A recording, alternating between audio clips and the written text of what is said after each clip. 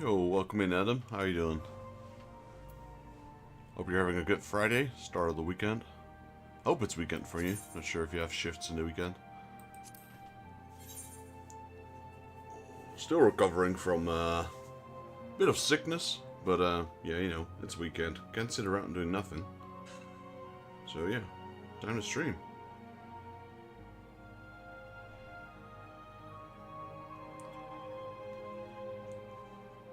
Doing alright, just gaming and lurking. Alright, I appreciate you. I appreciate you. So did you stream yesterday? Because I did intend to lurk, but you know, I was still recovering from a pretty bad condition myself, so in the end I fell asleep. My apologies. Oh, so you did stream. Okay, I see. You lost your voice. Ooh, that's not good. Because of what do you call it? Because of wow, I can't find the English word here. Is it because of a I was gonna say disease, but are you like ill? Is it because of illness? There we go. That's the word I was looking for. Or was it like just overused your voice? Nice.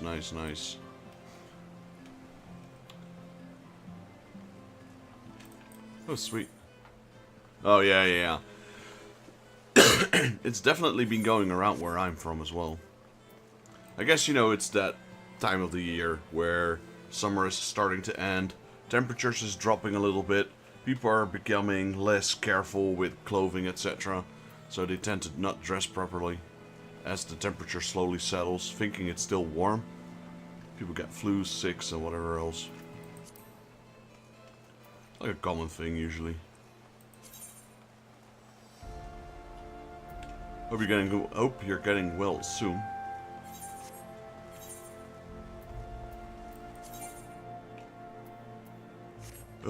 Trying to get my bearings here, so we can do high level dungeon. We can do the leveling one. Do that as a healer. Let's start with that one.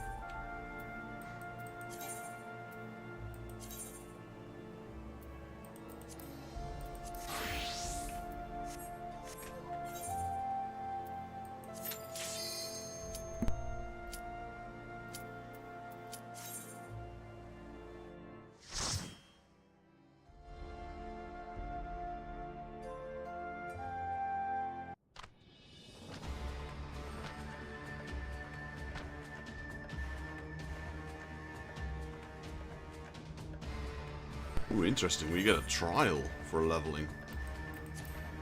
This is probably normal free, isn't it? Yeah, this is... wow. This is going to be a 2-button fight.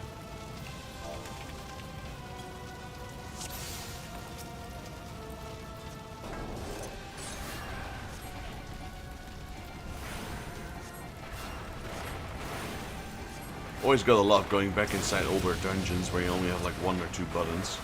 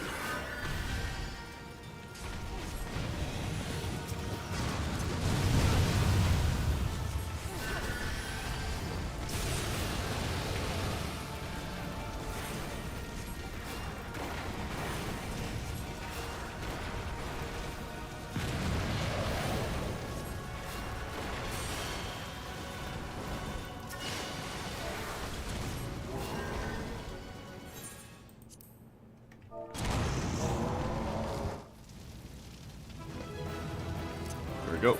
Dropping the promotion. Alright.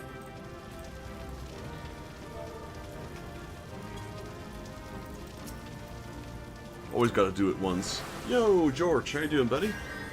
Yeah, we are doing the doing a leveling dungeon, and we got thrown in with a freed, which is kind of nice because that one is done in like just a matter of seconds, really.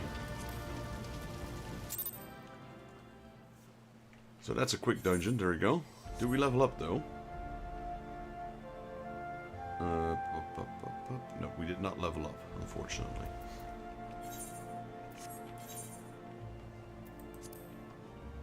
Yo, Robin, how you doing, buddy? Welcome in, guys. So yeah, a bit of an unscheduled stream. Normally I wouldn't stream on Friday. My new streaming schedule will most likely be on Wednesday and Saturday. But seeing as I didn't have any plans for tonight, might as well stream. Doing alright. Still recovering from the illness, but could be worse, I suppose. Just coughing every now and then. I gotta make sure my headache doesn't act up again. Because I've been coughing a lot, it tends to give me a headache. Rendezvous with Philomen and Limsalomins. Alright, before we do anything else, there's a few things I want to do. We go back to the Golden Saucer.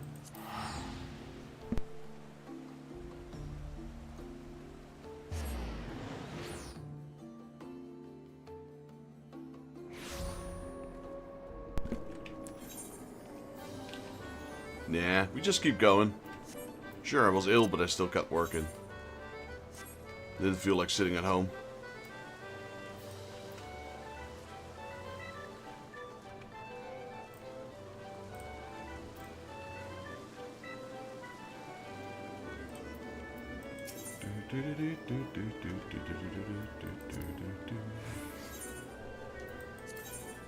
Alright, let's see. We got 3. We got 2 and 5. Okay, so that's not the jackpot, unfortunately. I'll go with this one. 306. I mean, that was the highest score we could get on this card, so I'll take it.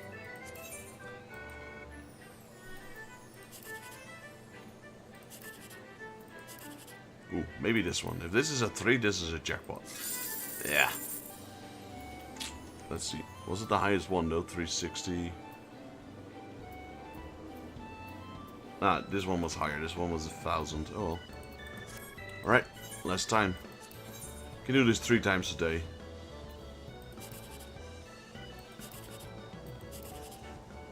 Okay, no jackpot. Let's go with this one.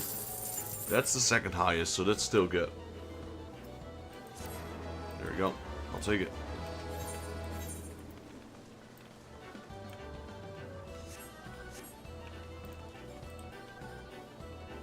Now, I want to go to Ulda.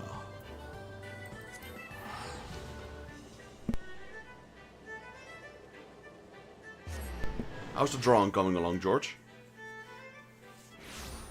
Also, are you at work, Robin? Yo, Charles. The Golden Saucer. I love it, man. Sorry I haven't played as much in the last few days, man. It's, just trying to juggle all my obligations into one.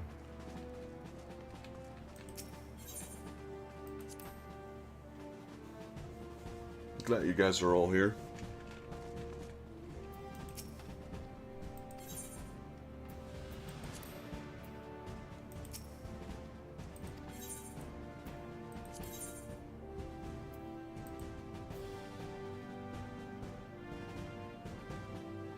I got sent to St. Louis by work, and I'm assuming that's not around the corner from the rest of your sentence.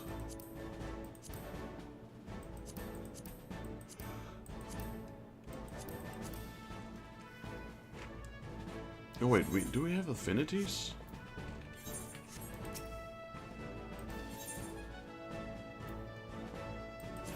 Wow.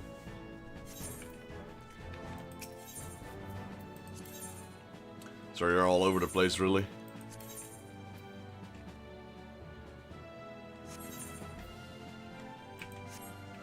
mean, at least you get to see some stuff. Hopefully you have some bit of a free time again as well to, you know, explore the place. Maybe find some cool stuff. Or is it just purely work? Like here for most of, like when a company sends you out here, where I'm from, it's usually like, okay, you go there for 2 weeks, but then the weekends you're off to do whatever you want. Sort of like that.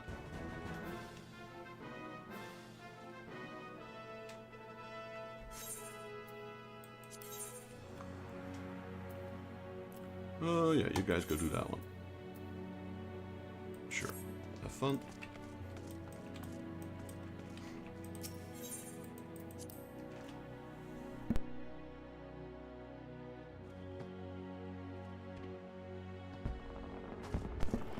Jeez. Don't overdo it, man. I'm not sure if you're in that kind of position where you could say, you know, I'm not sure if it's like mandatory or they're like, hey, you want to work this shift? And you can actually say no. I know some jobs don't have that, really. It's just you do this or find another job.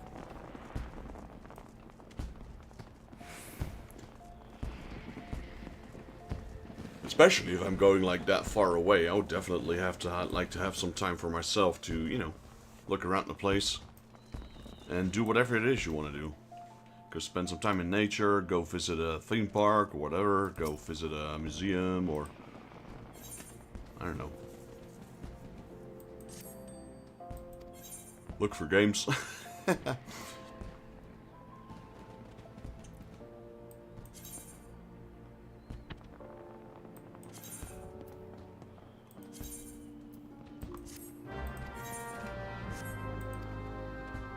Sadly, making small progress. Are you still in the sketching part, George?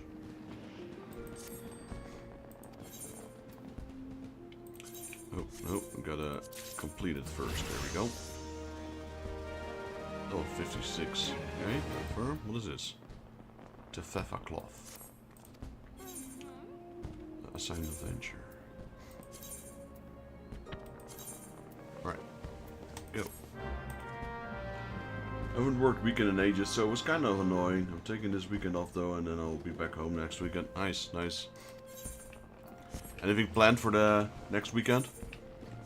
Was there anything you'd like to visit wherever you are? Or you don't really, like, just stay in the hotel or wherever it is you're staying? I'm assuming the company rents like a staying place for you to stay at. A hotel at least or something.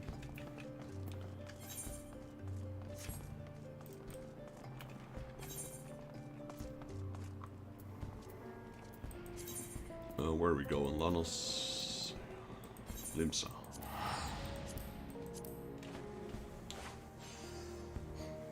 I mean, that would be the only thing for me to actually take on a job. For me personally, that is. Like, to each their own.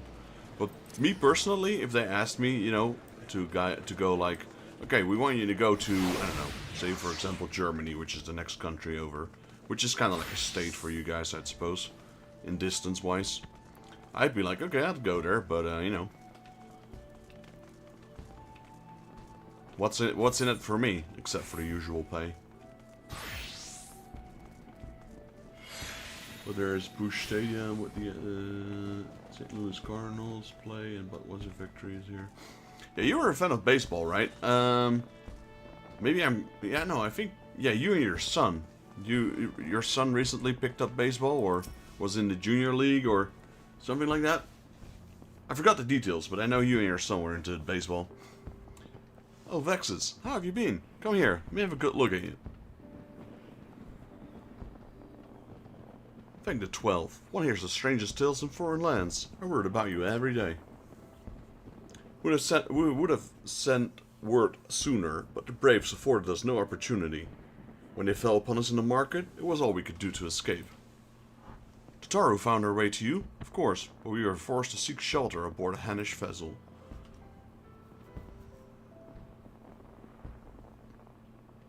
It pained us not to being here when you needed us most, but we made it we made the most of it, didn't we, Coltonet? Studied and trained from dusk till dawn, we did. He's actually got a nice looking armor. I don't know what about this guy though. We would have sent word sooner, but we knew not whom to trust. and with the vast distance. But those dark days are behind us at last. I shall be glad indeed to return home and speak with my daughter. Well, about that. We still haven't found your daughter. What do you mean she's missing? How can you let this happen? Forgive me. I'm sure you're doing everything in your power to find her. You know it. As Svenkrit must be, he watched over her from the very first, long before me, and he will watch over her to the last. I shall pray for her safe return, and busy myself in the meantime. For certainly there's much more to be done. The braves may have bloodied us, but the path remains, and we shall not be swayed from it. Aye, that's the spirit. To the Scions, and a long overdue reunion. Huzzah! Well, there you have it. To the Rising Stones. Mordona. Okay.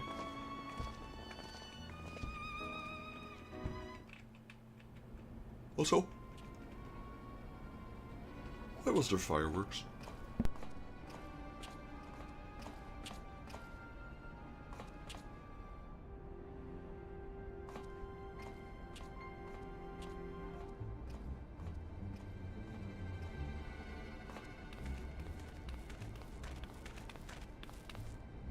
Well done, sir.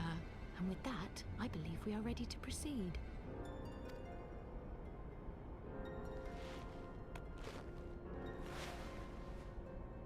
Let us be about our business, then. The next patrol may not be so credulous.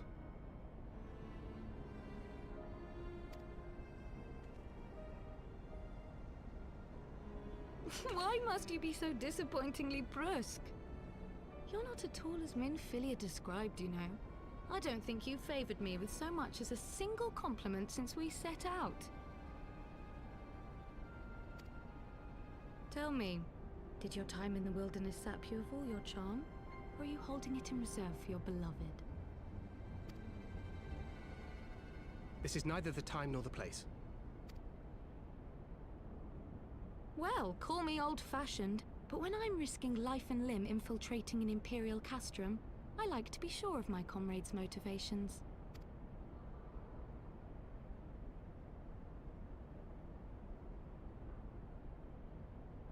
I see now where Alphino gets it from. Minfilia is dear to me. It is true. But not in the way you think. 15 years passed, when she was still but a child. There was an incident at a parade. A Gubu broke free of its fetters and ran amok through the streets of Uldar. Had I been more attentive, I could have prevented it. But I was distracted, and her father was killed. I feared she would never recover. But in the years that followed, she showed herself to be more resilient than I had ever imagined. And when she learned of her gift, she did not flinch from the responsibility, but sought to guide others on the path. She touched the hearts of all around her. Mine, Louisoix, every Scion's.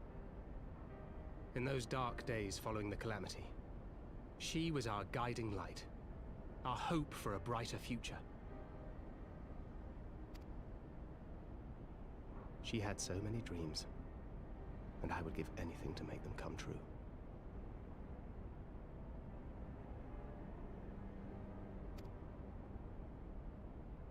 My apologies. I can see she means the world to you. I did not mean to pick at old scars. No harm done, I assure you. But fair is fair, my lady. What is Minfilia to you?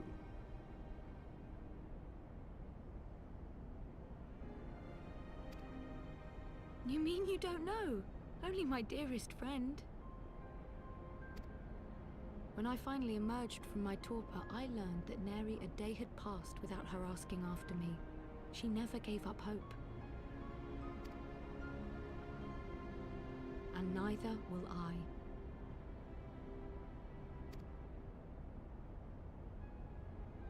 Then for Minfilia's sake, let us pray that these vestiges of Hydaelyn's intervention will lead us to her.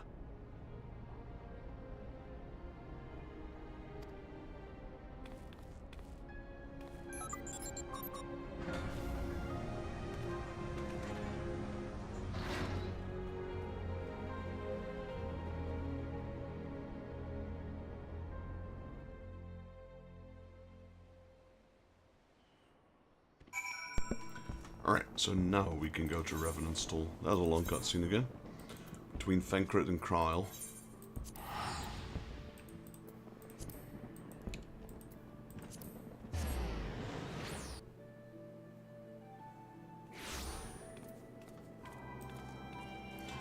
Alright, let's see. Oh, we got a new quest here. When the bow wakes.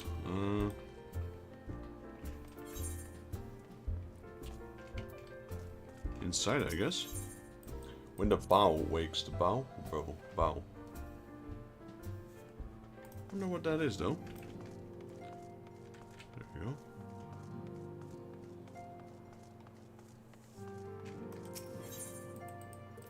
It's from that little white guy again.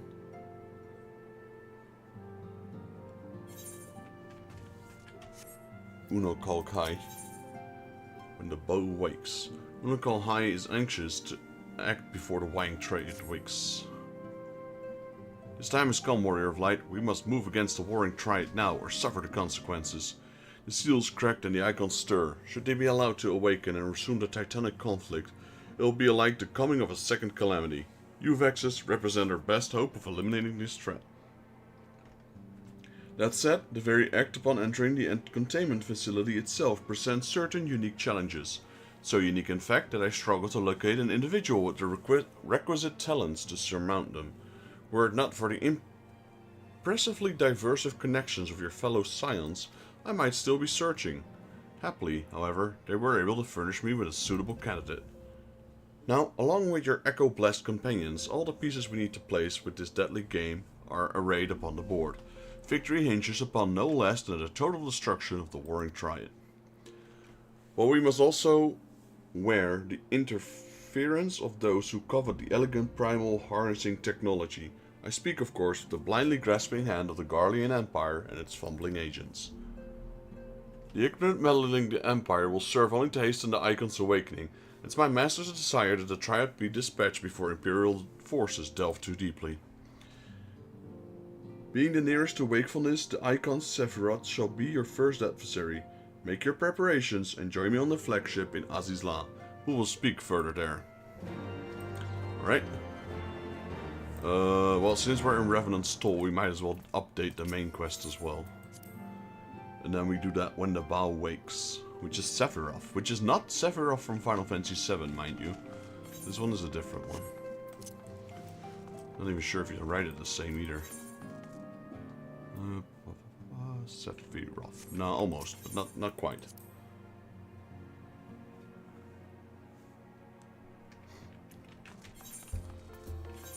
How are we doing on tombstones? 11, alright.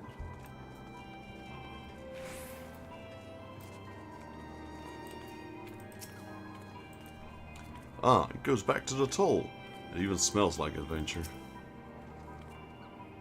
Feels good to be home again. To think that everyone's waiting for us just beyond those doors. Friends and family with whom we've shared so much. God's help me, but the older I get, the more sentimental I become.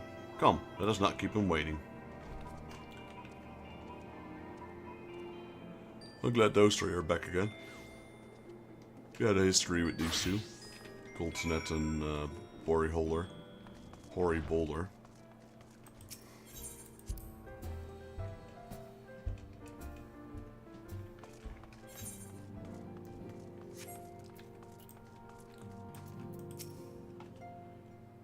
Elaine, Ephemil, it fills my heart with joy to see you both hale and hearty. What of Higuri? She is well, though abroad on a mission at present. I just wasn't the same without you. Welcome back, my lady. Alright, we got those. Then we got Artemis, I remember that guy.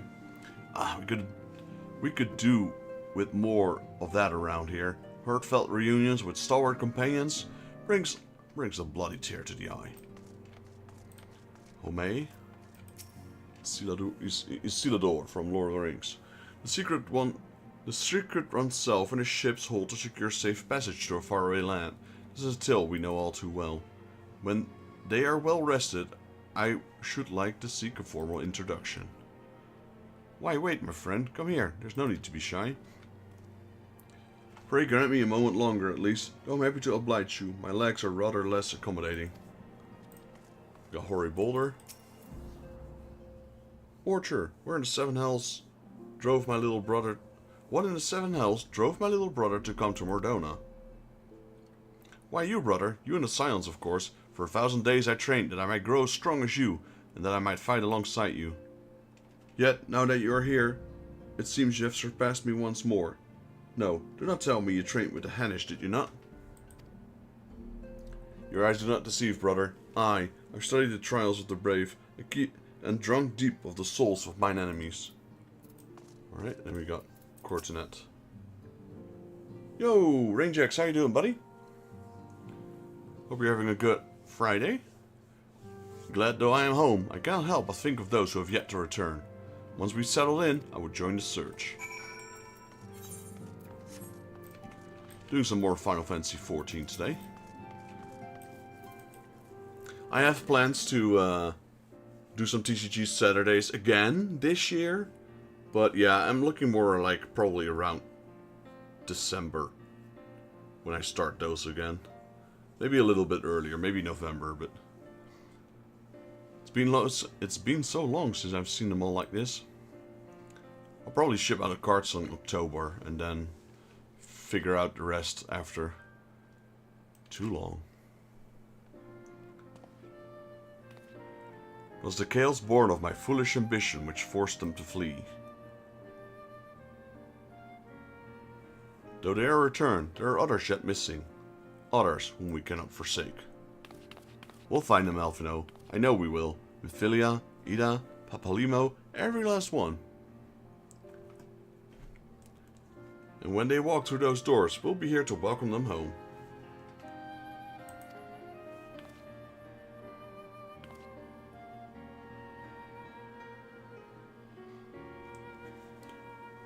PAX? PAX as in what exactly? What does that entail, Rangers? Me at the head of the queue, of course.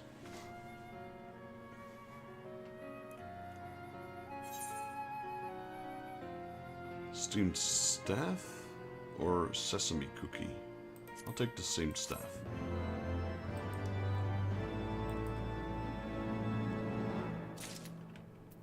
Alright, Elfido. The word of the mother. We got a Poro Rogo. Alphino is eager to return to the search for Minfilia. Oh, cool. Pokemon, ZNA, and Final Fantasy VII at PAX. Is that like a gaming convention? Thanker and Crown contacted us a short while ago. It would seem that their foray into Kestra Meridian bore fruit. They asked us to rendezvous with them, and they asked that we rendezvous with them in Ishtola and Idleshire, where they will share their findings. Rude though it is to deport without speaking to the guest of honor, I suspect she will forgive me if I return her with her daughter. Nice, nice, nice. I used to be a big fan of Gamescom, which is like almost the size of E3, but then in Europe. And it's pretty close to where I live, it's like a 3-hour drive. So that's pretty much the only game convention I joined in the past, like several years in a row, like at least 8 years in a row or so. That's some good memories there. I'd like to do more, but currently not really in a position to go back to those things because of personal, like, you know, busy life, work, girlfriend, friends, study. Back when I was going at those conventions, I had a lot less obligations, if you will. Yeah, conventions are great. I used to go to like Comic-Con and those kind of stuff. Comic-Con, game conventions, gadgets. Never went to a TCG convention. I did go to a Warhammer convention once. That was interesting.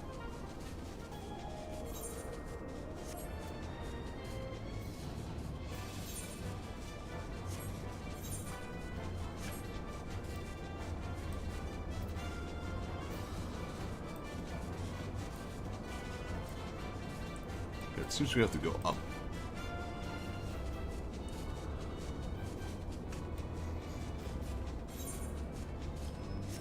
Imagine this. This thing is a ship.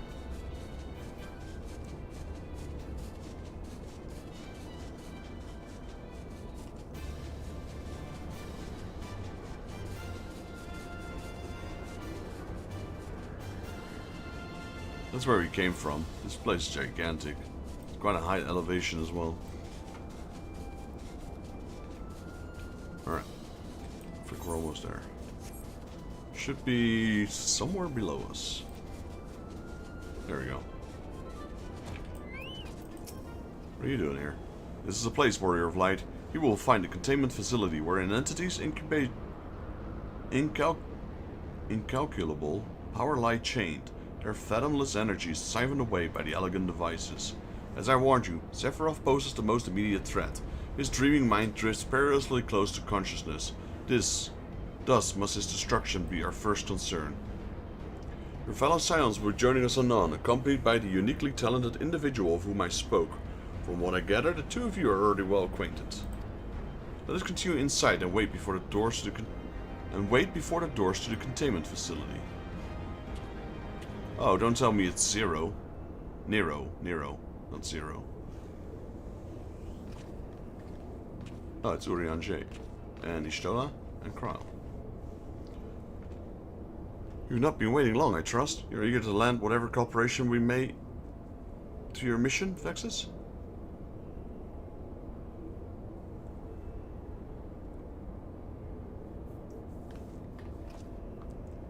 It is an honor to meet you at last. As I know of only one recorded Scion, you must be Archon Y'shtola, meaning your diminutive companion is Mistress Krile of the Students of Baldician, correct? Diminutive? Perhaps there's been some mistake. I assumed it was for my knowledge and not my stature that you requested my assistance. The mistake is mine. My apologies if I have given offense. Perhaps it would be best if we proceed directly to the matter of our objectives.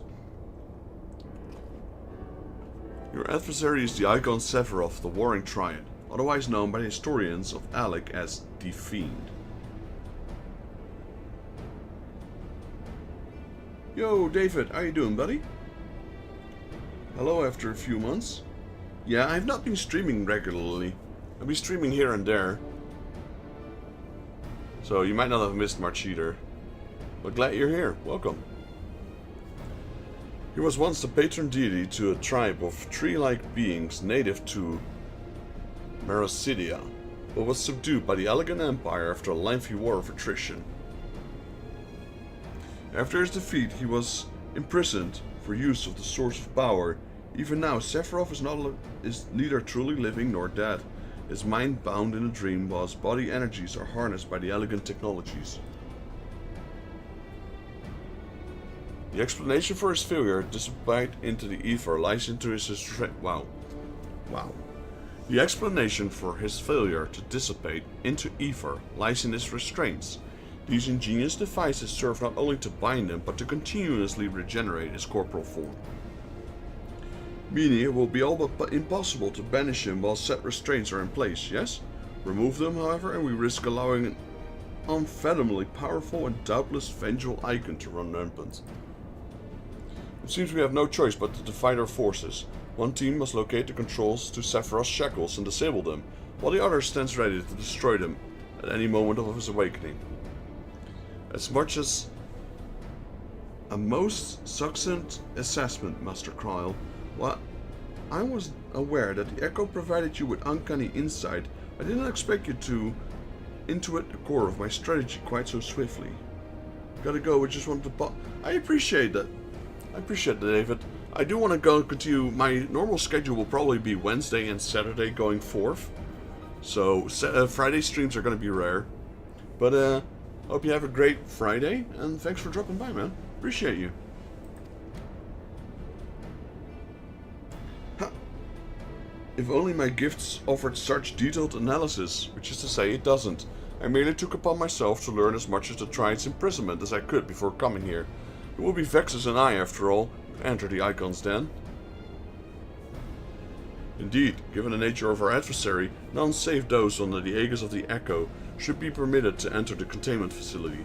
The risk of primal influence is too great. Well, that's that settled then. I will disable the restraints, and Vexus and his gifted adventurers will welcome Sephiroth back into the waking world. Better than the other way around, I'd say, considering our respective fields of expertise, and of course, my diminutive stature. But, right, it's time I had a little chat with the doorkeeper over there.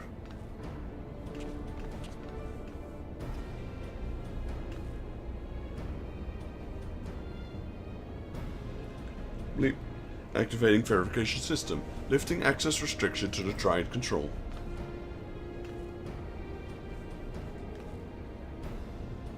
I had no idea the Baldician curriculum was so comprehensive.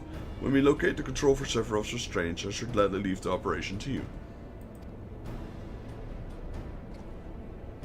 When we locate the controls, mayhaps my words were unclear. Only those blessed with the echo may safely enter the facility. Your concern for my sanity is touching, but unnecessary. Suffice it to say, I am in no danger of falling under the icon's sway. Bleep bleep. Warning. Verification system detected multiple unauthorized vessels entering restricted airspace. Security systems engaging intruders. The Garleans. Come, Eorzea. We must keep the Imperials occupied.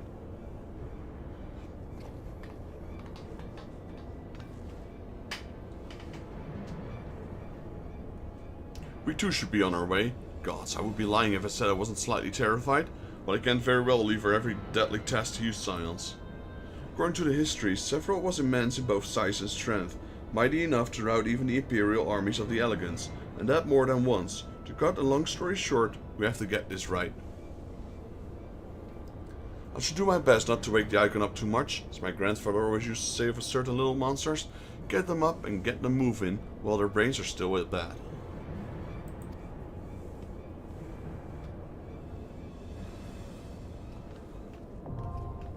There we go, Containment Bay S1T7 now accessible.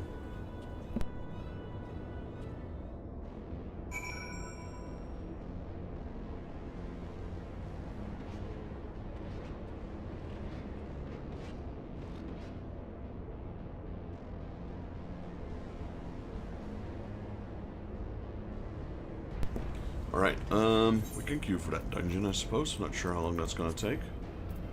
Containment Bay. This one was item level 142. This is item level 190. That's quite a big step up, I'd say.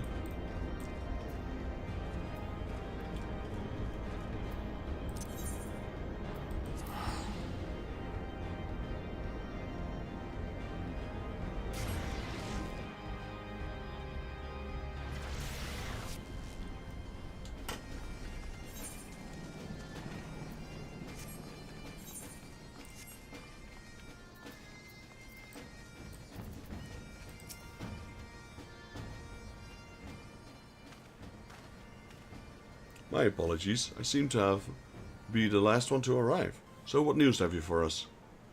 Well, as we postulated, there were indeed what appeared to be the remains of an unexplored disturbance in the ether and the scene of Ultima's weapon destruction, a ripple at odds with the presiding pattern. Though faint, the waveforms bore a strong resemblance to those observed following the destruction of the Isle of Vol, when I believe Hydaelyn shielded me with the blessing of light.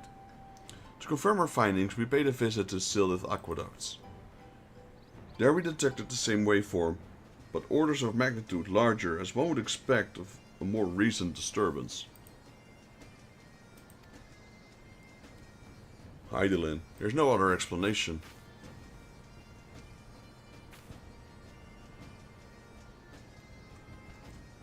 But there is more. When I studied the site where Y'shtola used flow, it appeared that not two, but three beings had been affected. Yet, unlike Y'shtola and Thancred, there was no trail to follow. Our unknown third party was simply there, and then not there. Now, recall your visions of the vast crystal floating in sealed ether. Though this is but a theory, studies of gifted subjects suggest that when communing with Hydaelyn, we briefly leave our bodies behind. So let us consider the fact: 1. Hydaelyn interceded, 2. A third being was caught in Y'shtola's flow and vanished without a trace, and 3. Hydaelyn may have the capacity to summon the conscience of gifted individuals to her side. You're implying, I take it, that Hydaelyn guided Minfilia into the compass of my magic, that she might summon her body and soul onto the ethereal sea? In which case, we must needs continue our search here for her blessing. The means to do so already exist. I speak of the Anti-Tower, a Charlian construction conceived to provide scholars with vantage points over the ethereal sea. Though I do not know where the entrance lies, we need only ask its last custodian, a contrary old crone who, for another blessing, refused to join the Exodus. Master Matoya was the keeper of the Anti-Tower? I had no idea. Then our course is clear. We must petition her aid once again.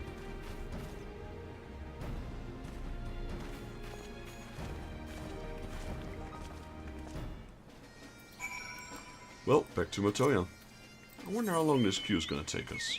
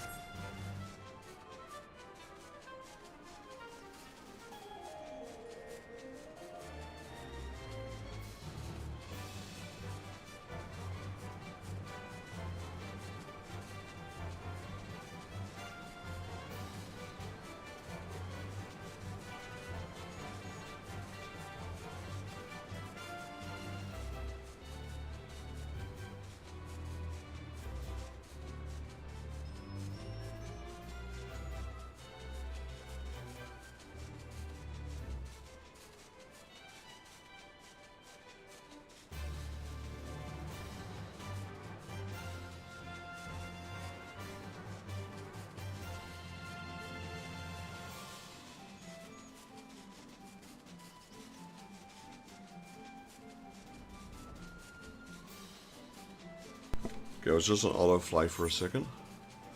Because I wanted to pick something up and I got it now, finally. I was looking for it.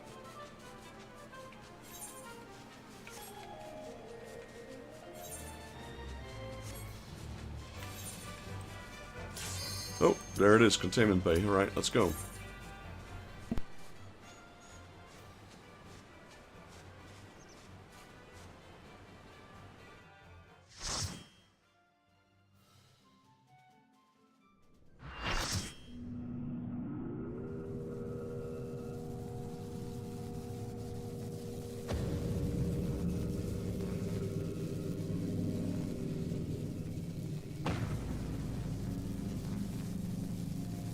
There he is, Sephiroth.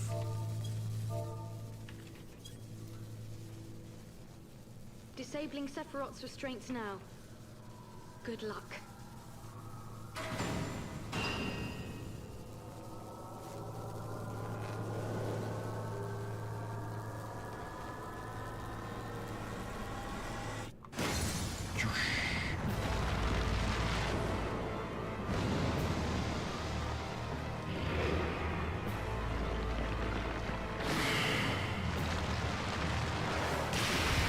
Dude's got 6 arms.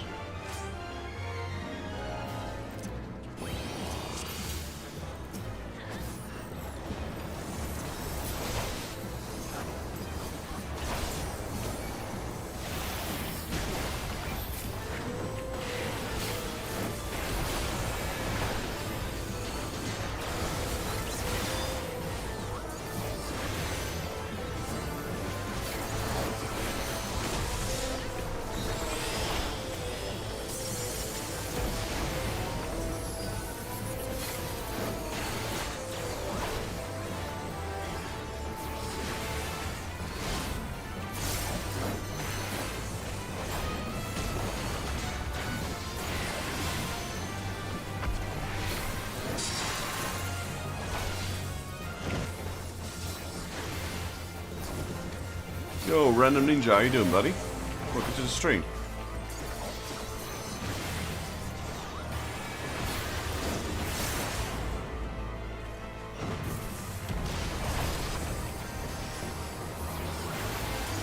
I'm surprised I got hit by that attack. I thought I was to the side.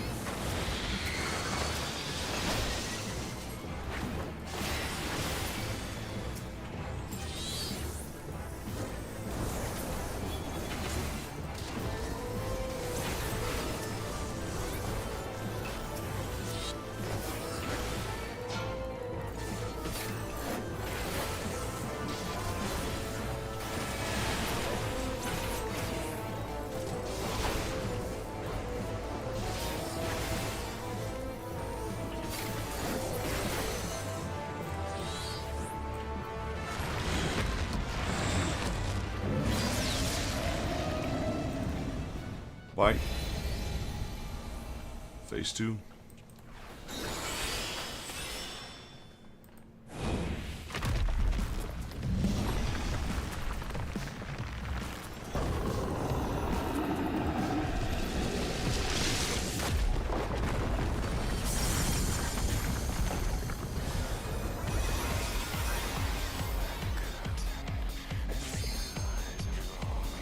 I love the theme song here.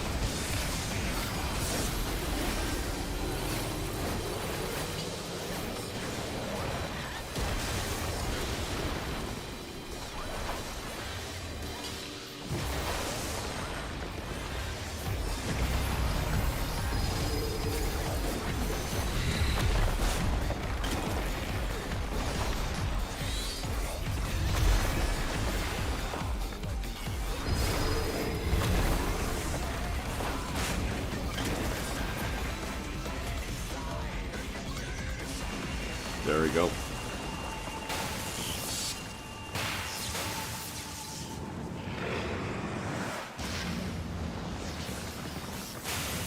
So yeah, definitely not the first enemy you think of when you say Sephiroth in Final Fantasy.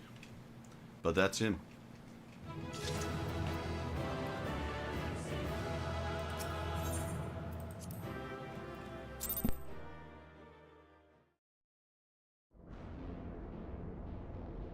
Alright, that was the first of the 3 warring triads.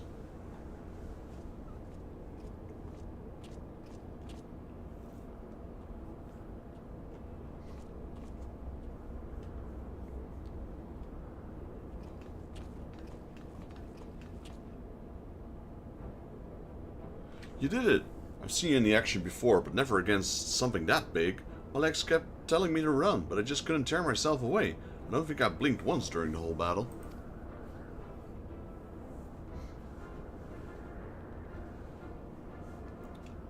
A hero, tried and true. If only I had possessed such strength.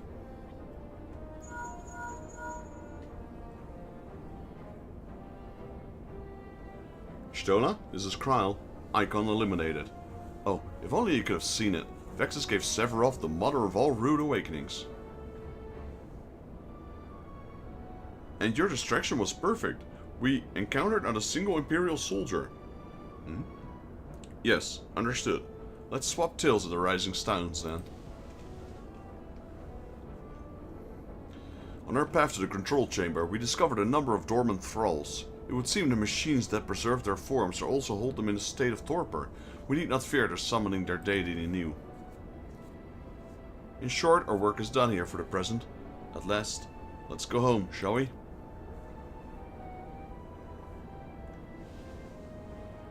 Alright, let's go home. We're being watched.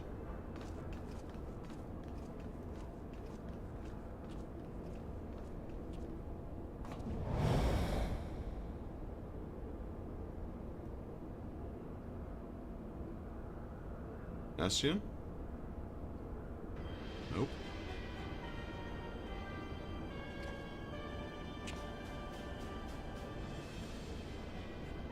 Regula von Hydros. Your senses are sharp, young one.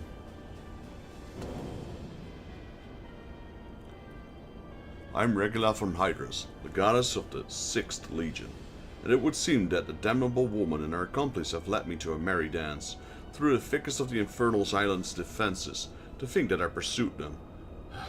I shall withdraw for now, my lesson learned. I doubt it, your guardians never learn. You covet the means to enslave primals, but in your headlong dash to control that which you do not understand, you show less wisdom than the very beast tribes that summoned them.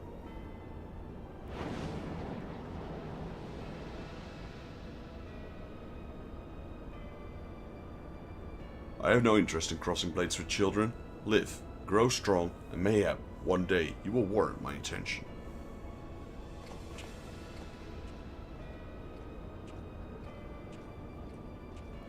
Regula von Hydros. Basically the commanding legion of the 6th. The commanding the commander of the 6th Legion. There we go, that's what I should have said.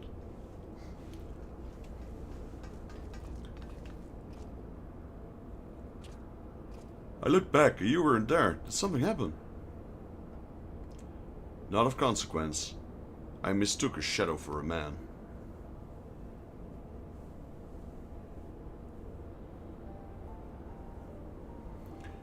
Just what are you hiding beneath that mask of yours? A longing for hope? An appetite for power? A lingering sense of regret? And do I detect a desire to test your strength against a certain hero? Is that what your gifts tell you?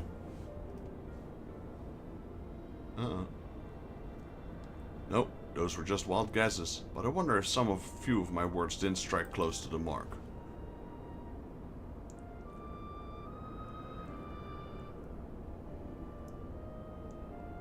Or mayhap more than a few. Be at ease, Unol Kahalai. I have no supernatural ability to read minds. The echo simply allows me to comprehend, regardless of language, that which a fellow being would have not known. You need not mask your heart. You do not need to mask your heart as you do your countenance. That was a performance then? A ruse to uncover my true nature? I see. I shall have to keep my wits about me.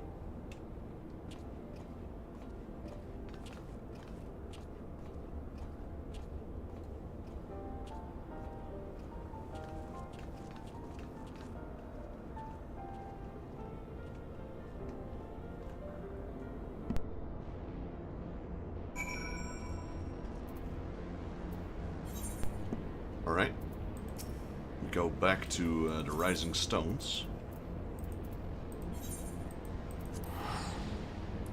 To turn in when the bow wakes. Probably get a new one straight after.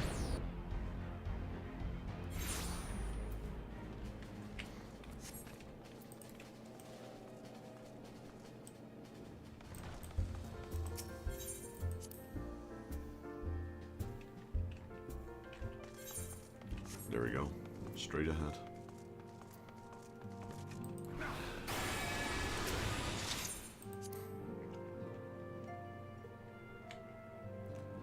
Alright, Unol Call High.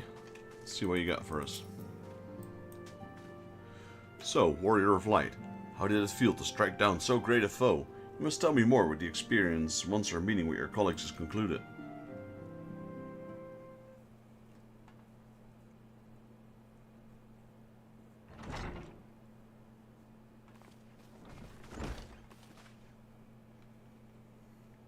Through thine all-surpassing skill at arms, do we now take our first step in ridding the stars of the warring triad's baleful presence, and in such wise do we lessen the burden bequeathed unto us by the vainglory of Alec.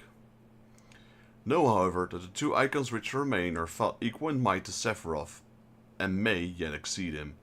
Ere thou proceed, I would console thee to marshal thy strength, and give careful thought to thy preparation. Assuming the Garleans afforded us luxury of time, even now the grasp for the means to dominate primals, blind to the technology potential for calamity. My master taught me that The entity known as Sephiroth was the world's first sacred tree, elevated to godhood by the belief of its worshippers. There is no power more fearsome than that born of unconditional faith and unbending ideal. I know what it is with my English today, but displaying your master found in you a willing student. Tell me, was it he who taught you the elegant technologies, potential for calamity, or are those your own words? It was but a figure of speech, nothing more. When last we met, I thought I caught a glimpse of the boy behind the mask, but it would seem your defenses are firmly back in place. Must you persist with this infuriating fill of secrecy? I for one would very much like to know who this master of yours, amongst other things, is. As long as our purposes align, what matter my affiliation? It matters a great deal. I did not ask out of idle curiosity. If we are to fight as comrades, we need to be able to trust each other. On which note, I should apologize for my earlier trickery. It was merely an attempt to get to the heart of the enigmatic companion. Truth be told, I was rather glad you reacted as you did. No person of your age has any business being calm and aloof all the time, much as you might wish to be. Anyway, we had best be off. Do send word if there are any further developments. I reckon we might be able to pick up a new quest straight away.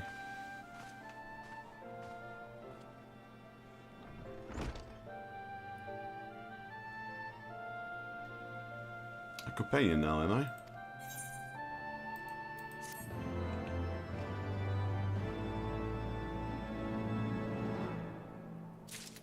Yep, new quest. Oh, we got both. So I'm assuming these are both the trials. A fiendish likeness.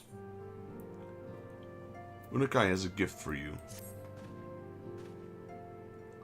I have something for you, Warrior of Light. During our expedition to banish Sephiroth, I came across a certain relic, and I believe it would be best to put to use in your own hands.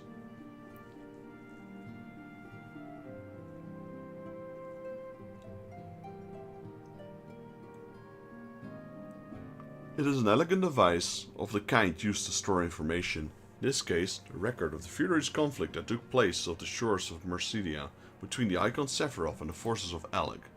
Should you present this tombstone to the verification node outside the Triad Control, the node system will analyze the various aspects of the conflict and create for you a false icon against which you can train. Consider it a sort of mock battle that presumes Sephiroth, who has broken free of his shackles.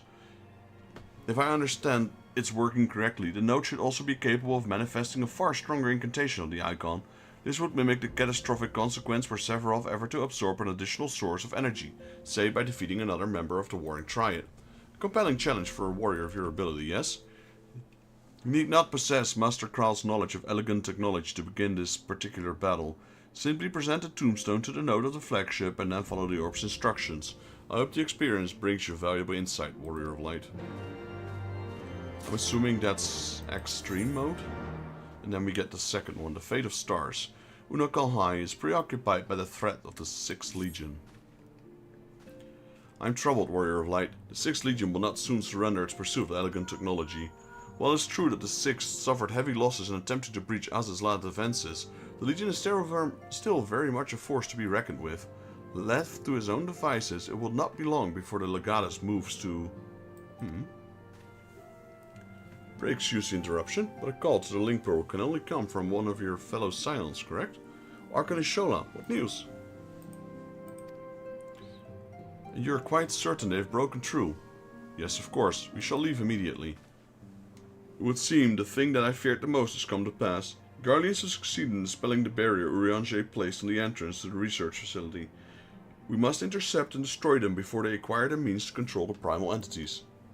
Arcanist Shola requests that we assemble at the scene of the intrusion. Pray depart at once. I will join whenever I have informed the other Scions of this development. Okay, so both was to Azizla, I'm assuming.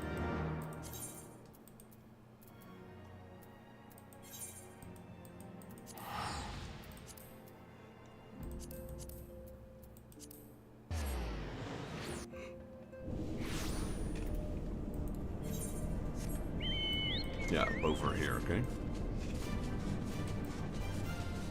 Gotta fly all the way up again.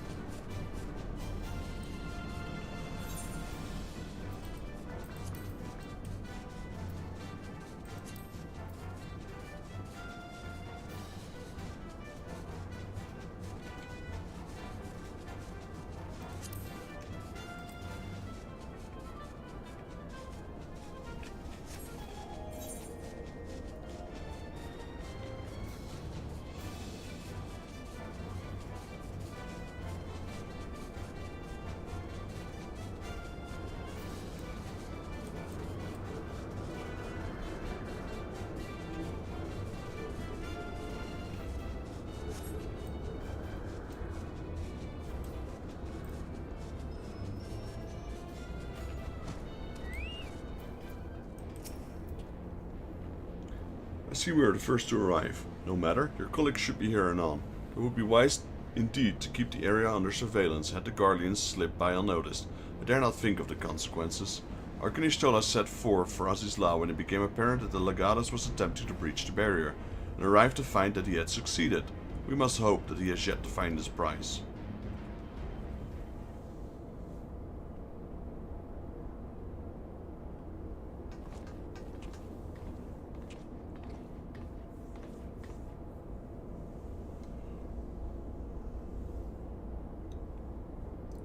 Well met, Unakolhai, and thank you for answering my summons so swiftly, Vexus. We shall all be glad of your presence should we meet with the 6th Legion. As seems all but certain. As you may be aware, the facility houses some of Elegant's most advanced technologies. Accordingly, Urianger sought to deny the Empire easy ingress by weaving a ward of singular potency. Not singular enough, though, it would seem. I would be surprised if the Legatus had not reached the core laboratories already. It's passing strange. I wove the ward in accordance with the most closely guarded teachings of the Archmagus of the Charlian. None was left to chance. Not. It is well known that the children of Garlemald have no talent for arcane manipulation, nor have the Empire more than a cursory knowledge of sorcery. That they should succeed in unraveling a complex of skein magecraft, and with such surprising swiftness, it is passing strange. That is, Urianger, that it is. But it's a mystery for another time. Arcanishon has the right of it. Before all else, we must move to safeguard the knowledge which embedded the elegance to harness the primal energies. Of particular concern is the Genesis expression, an ferrochemical formula that allowed the scholars of yore to create substances from nothingness. I know of no such formula. Whence came you by this information? From your enigmatic master, perchance? He did furnish me with the morsels, yes, and knowing exactly which prize the Legatus now seeks enables us to predict his position. Did you not see? We have been gifted the perfect opportunity to remove the head of an entire legion. I didn't think you quite so bloodthirsty, Unokalhai. Surely safeguarding secrets should take precedence over slaying Legatuses. Krill's sentiments reflect my own. Yet the two objectives need not mutually exclusive. What say you, Urianger? Urianger? Ah, forgive me. My thoughts were bound in idle imaginings. In answer to thy question, my lady, I'm content to be led by thee in this matter. Alright.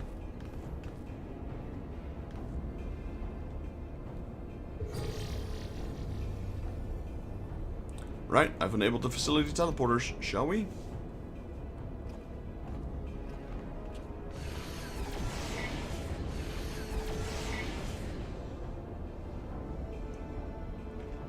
You dwell in the matter of the barrier. I do.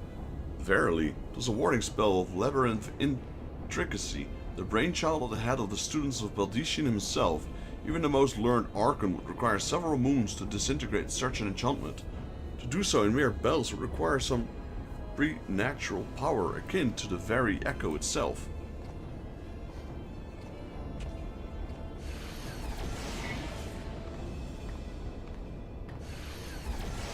Alright, now what? New dungeon? No.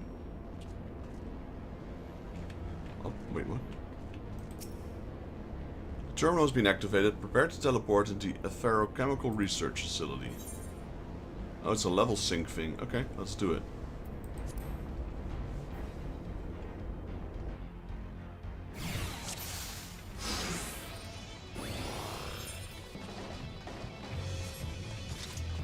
Garlean strike for the heart of the facility. And the Legatus spearheads their charge. We must be swift in our pursuit.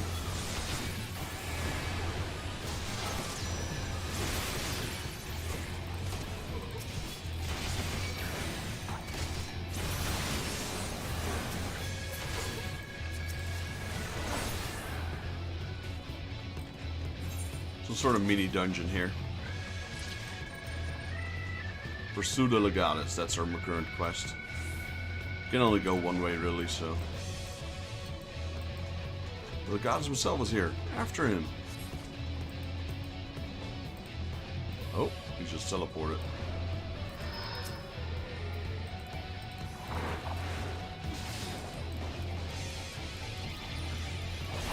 I should content with this foe. Press onward, my comrades. Oh, man. I was gonna kill him, but he turned immune.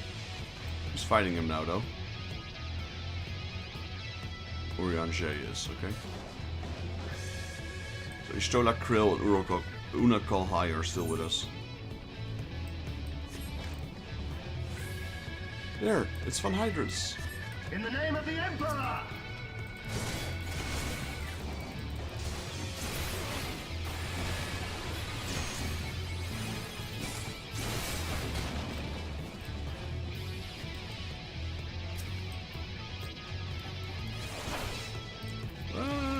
Come on, kill it.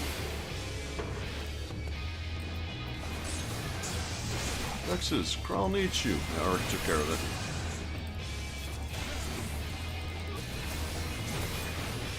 This is Kral. Guess it's just me and Ishtola now then. Go, I'll stand guard over Mr. Kral. You must keep the Legatus from his prize. Leave her in your care, Dan. You best keep her safe, Unakal High. Right, just me and Ishtola.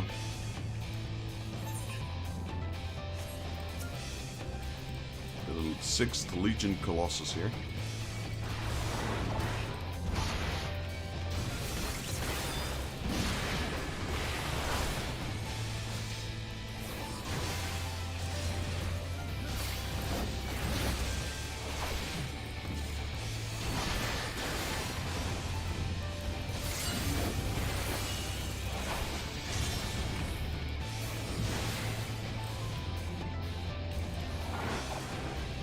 I could have killed him, but he was immune.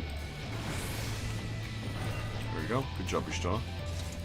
Central laboratory should be ahead. Let's hurry along, shall we?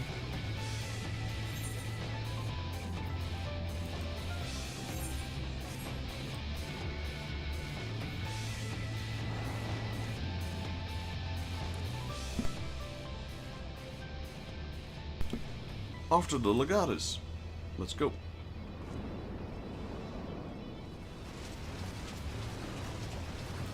I guess I'm going after him and she's going to hold them down. And still they come.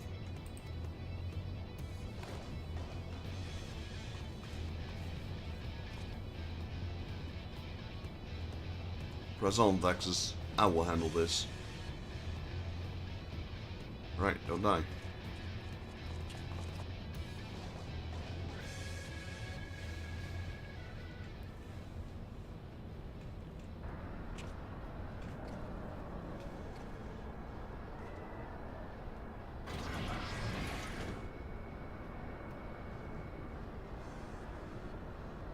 I've exposed the opponents to their work, now to extract the marrow.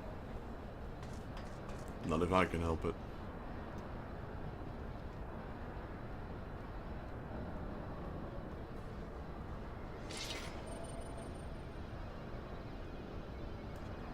Even in the moment of my triumph, you persist in your misguided crusade.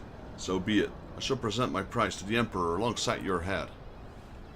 Does he have an axe? Got a great sword. Kinda looks like a gun lance.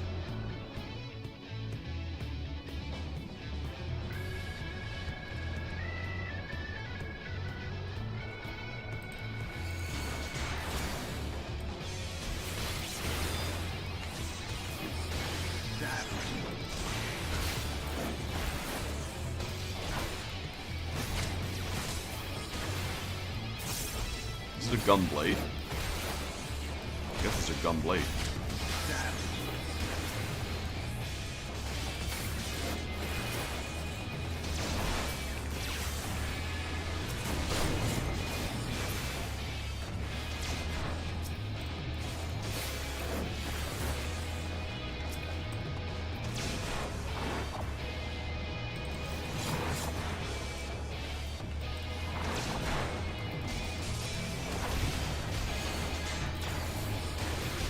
Can you withstand this? There is nowhere to run!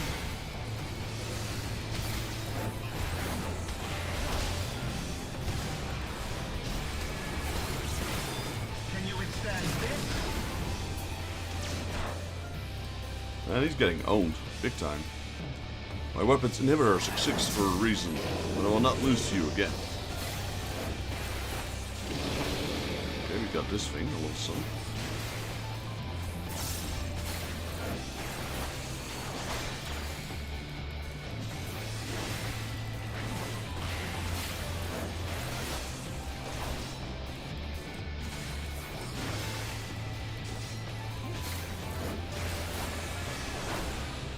Enough! Magitech enhances my blade work tenfold. You cannot hope to win.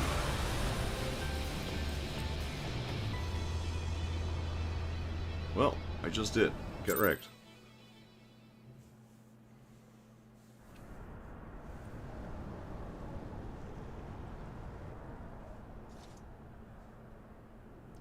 Texas.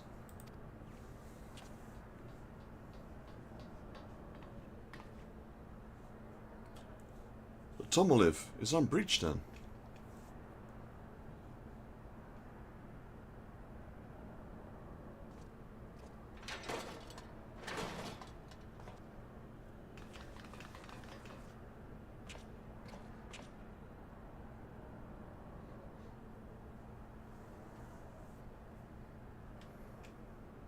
Cryle.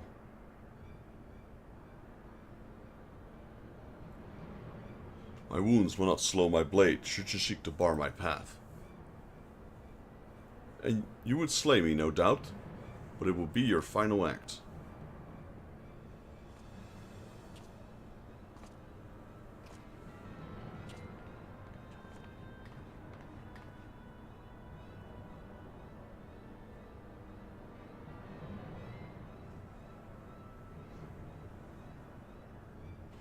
What madness afflicts your Eorzean fools? The Emperor but decides a means to shackle the icons and destructive appetites. Why do you rail against your own salvation? It is not for man to wield such power. The primal's energy your Emperor seeks to contain would be as kindling waiting for a spark. Forget not the White Raven, Legatus. Like thee, he presumed to wield the power of Alec and invited a calamity in so doing. This star's fate is too important to be decided by one man, a warmongering savage least of all. Have care, boy. You speak of my Emperor.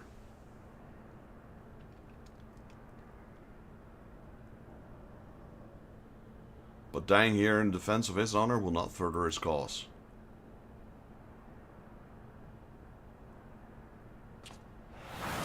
Flesh bomb.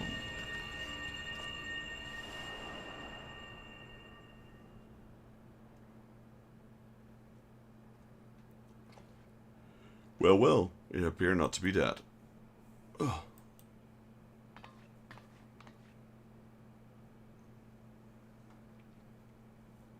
Cryle. I may have cracked a rib or two, but I'll be fine, honestly. Our foes gave no quarter. Had Unokal High stinted in his defense of thee, thou mayest be certain thy hurts would be far worse.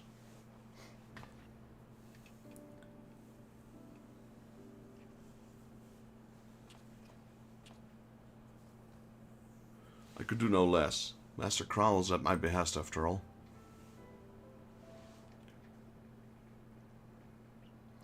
The secrets of Alec are safe for the present, though it's doubtful the Legatus will return to Garlemald till the prize he coveted lies in his grasp. Then we must redouble our efforts to protect this place. Kral now will place additional seals upon the tomolith.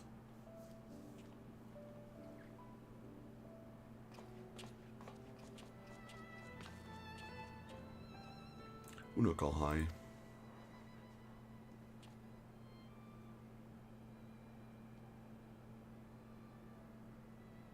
I appreciate you staying by my side. Thank you.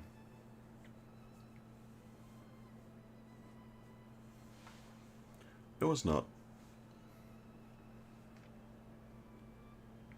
Oh please, it was a good deal more than that, and you know it. Now let me help you. When a woman thanks you for saving her life, the customary response is, "You're welcome."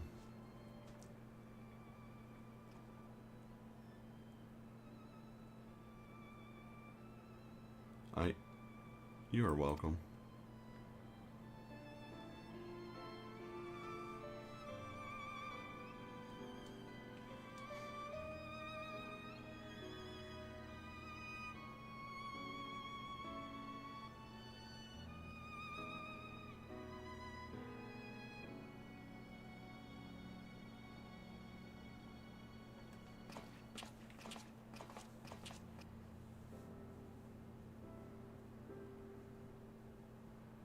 I was expected to jump straight into a second trial, but it turns out we just got this sort of mini dungeon.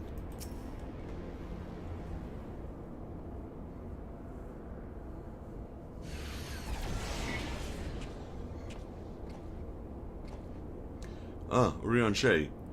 Are the new wards already in place? My colleagues yet toil upon their enchantments. I came onto thee in secret, that I might question thee outside this hearing. Question me?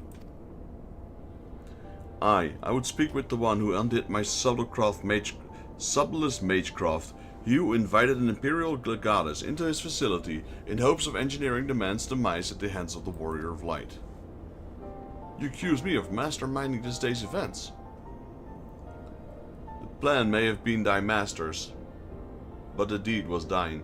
Thou didst lure the legatus of the Sixth Legion into a trap from which he was not intended to emerge. It is plain to me now that thy seeming opportunism in proposing his elimination was feigned, and that his death was the object of the plan from the first. And you have proof of this. Thine own words betrayed thee. Thou didst speak of the Emperor's desire to claim the Genesis expression, the existence of which even the learned Mistress Kral was ignorant. Whence did the legatus come by such definitive knowledge? And then there's the matter of mine unrivaled ward. None, save one possessed of an otherworldly gift, could have so swiftly effected its dissolution. Know thee of another blessed with such? Assuming these accusations have merit, what then? Full many times and oft did the pursuit of truth lead men down the darker paths. I take no issue with the purpose, 'tis but my method I would call into question. In the Garlean Empire we have a common foe. Had thou deigned to share his intentions with Vexus or Mistress Kral, it's like that we would have closed the trap with less risk to life, and more success. I sought to use the most dangerous secrets of Alec as bait. Who among you would agree to such a reckless plan? None, and with good cause. Irrespective, thou wert remiss in thy duty to thy comrades. I note with some disappointment that in the matters concerning the primals and those who could control them, the cold rationality upon which thou so pridest thyself is conspicuous by its absence. Know that the salvation of this star is an end too vast for any of us to accomplish alone. Should thou fault trust in thy allies, I foresee actions precipitating some terrible misfortune. Indeed. My sincerest apologies, Vexus. Eorzea is correct in his suspicion. It was I who orchestrated this encounter with the Empire. I would ask that thou forgive Unokal High in this transgression, and keep mention of it from Mistress Kral. Would be a pity for one foolish decision to wither their budding camaraderie ever had a chance to bloom. Right. Speak a different language. It doesn't work on Kral, actually. There you are, you rotten idler. When Y'shtola realized we were struggling with the wards alone, she was absolutely livid. Ah, never mind the warring triads. I've awoken Archon Y'shtola's temperous wrath. In supplicant mood shall I return at once, and there atone for my indolence.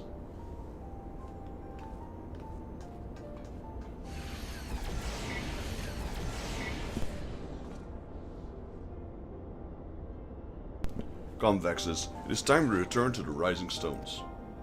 No, come on, I want to do the next one.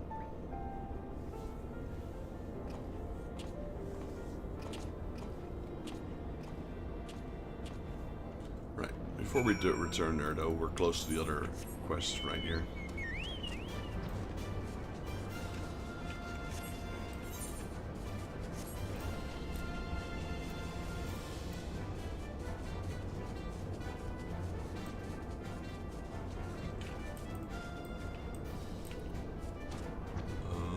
It's down, okay. In here then. There it is, the verification note. Bleep. Activating verification systems. Combat simulation request acknowledged. Awaiting tombstone data. Elegant tombstone of theology. Through its appearance to be not more than a simple stone, Garlean Ironworks engineers insist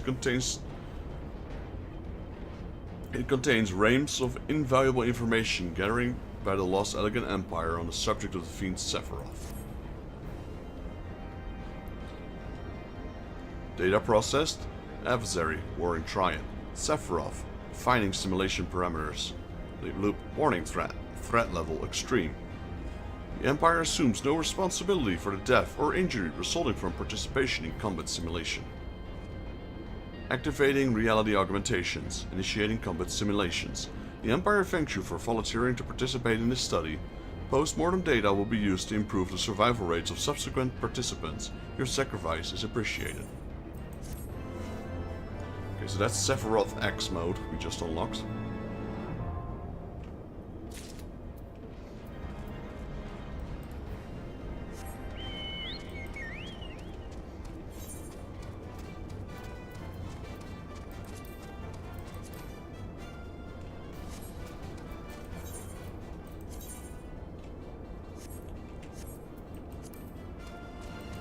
See if I can get someone to help me out. Let's see if Arla wants to help me again.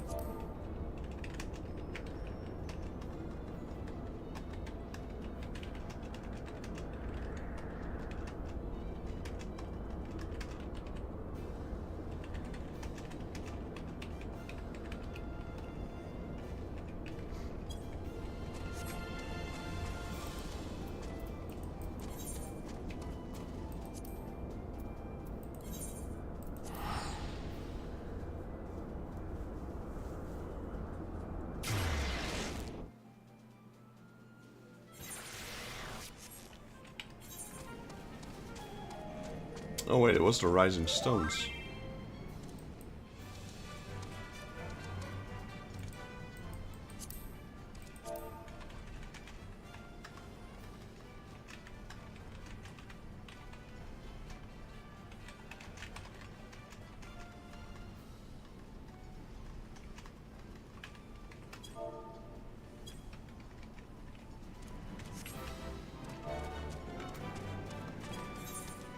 How does that reply work?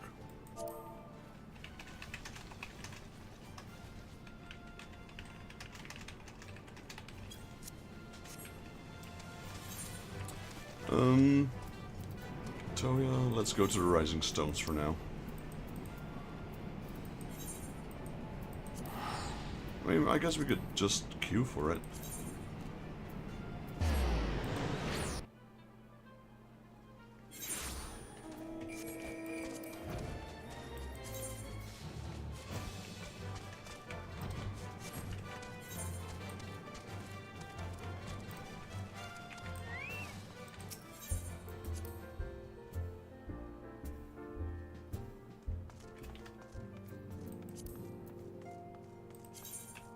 I kind of wonder, I saw Twin Drax online, I haven't seen him in a while. This guy was super grind. I remember him. He was doing all the, he was playing for a very long time on a free trial account. And I think he did like all the relic weapons for every single class. That's crazy. Once again, I must apologize for acting without your consent of the council. As a gesture of repentance on a good sign of faith, allow me to share something of myself with you. As Eorzea suggested, I possess the gift of the Echo, though it is of a nature different from yours. Regardless, I would use my gift for the self-same purpose. The salvation of this star, and nothing poses a greater threat in the world than the proliferations of primal harnessing technology. This I only know too well. What I'm about to divulge concerns the fate of another star entirely. On the other world, a magic was devised that allowed a realm's champions to use a stone known as Auracite, containing the primal power of primals. So armed, these heroic souls conquered god after god, oblivious to their weapons' fatal imperfections. Its propensity to bleed primal energies, and with each victory the heroes changed, transforming at last into the fiends of endless appetite. Insatiable in their hunger for ether, they ultimately went to war over the star's ever-dwindling life force. And fought until there was nothing left. Thus, as Eorzea so astutely observed, when I'm faced with those who rush to embrace power unchecked, I lose all semblance of rationality. Know that my master too cares deeply about the fate of this star. I am his service. I am his servant, his instrument, sent here to ensure that the same tragedy does not consume this world.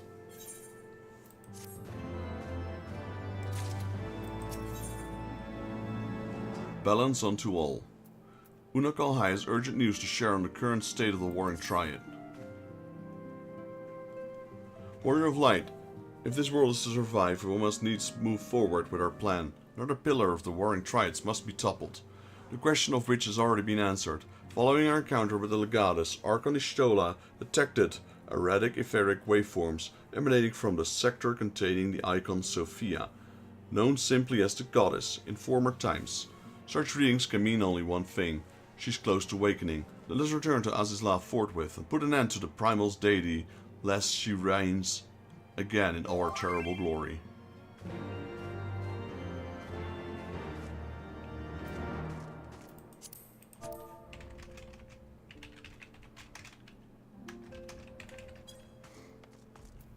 Rendezvous with Unokahai at the flagship. Okay, guess we're going back.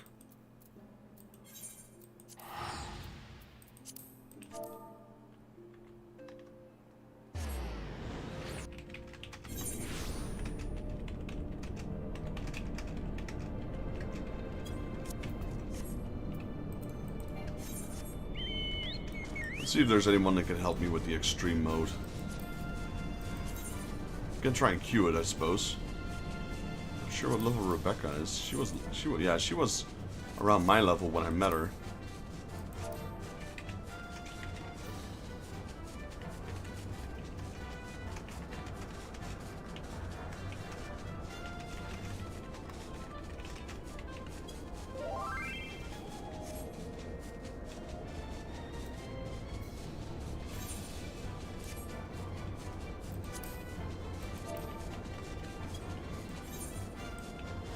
So we're flying. I think that's the same node where we just turned in that hard mode for, or extreme mode for Sephiroth.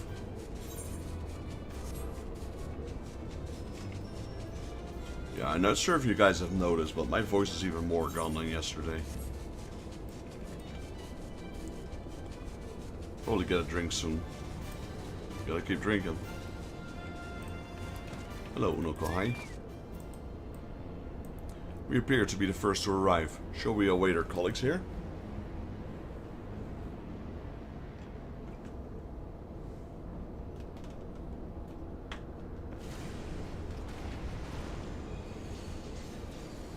Could the 6th Legion have returned?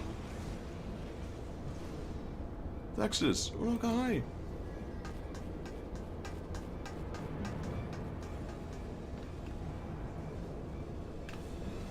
We're under attack. Ishtola and Eorzea have engaged a foe not too far from here.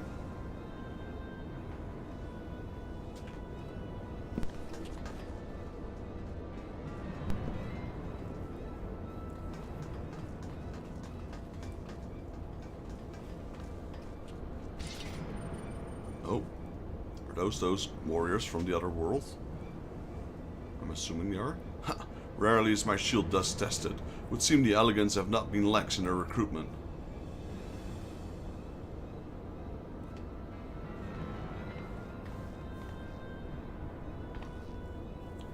Think you so? Mayhap you are merely withered while you lay idly. Whilst you lay idle. Still your tongues. You've stalled them long enough.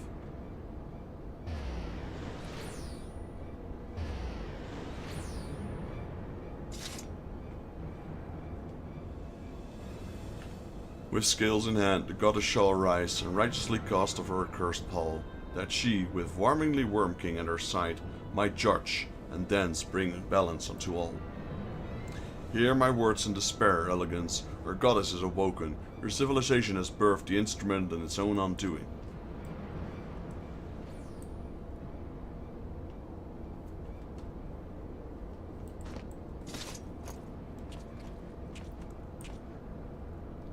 It is well that you're here, Vexus. Should like to know what our assailants were saying. You understand their words, do you not?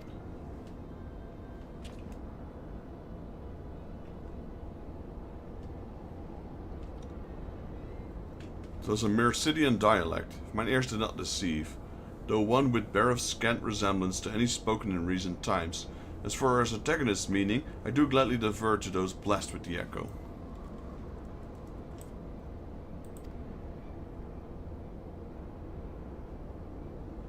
The one with the shield seemed to think that we were elegants. He recited what sounded like a verse of prophecy, then claimed that their goddess is awoken. Is that about right, Vexus? Yeah, sounds about right.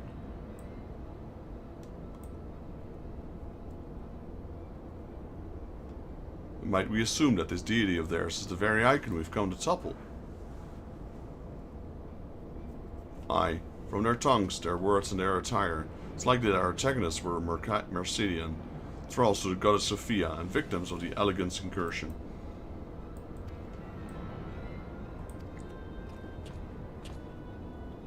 You suggest that Sophia's servants have been liberated from their containments, and we have no choice but to accept the word of her awakening as truth. Gods helps us. Gods help us. The warring triad have proven formidable enough when we've roused them with the fraction of their true strength. Should Sophia break free at the peak of her power, Vexus and her friends won't stand a chance. I wouldn't count on it. We've been doing pretty well so far. Let us be about it then. Vexus, Kral, Unukalhai, 3 of you will make directly for Sophia's containment facility. Eorzea and I will do what we can to occupy the icon's thralls.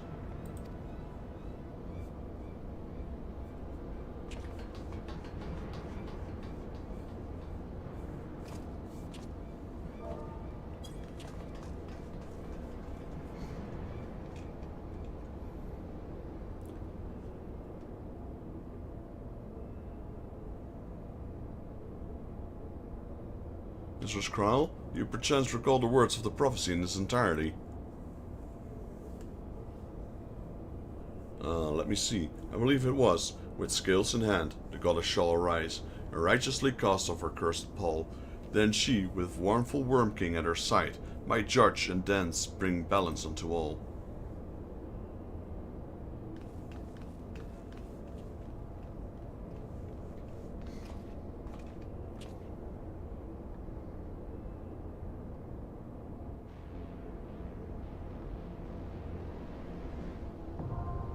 Containment Bay P1T6 now accessible.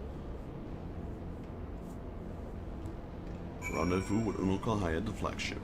Alright, let's queue for that one. We'll queue for that one and the hard mode one, or the extreme one. So this one and that one. Whatever's first, we'll see.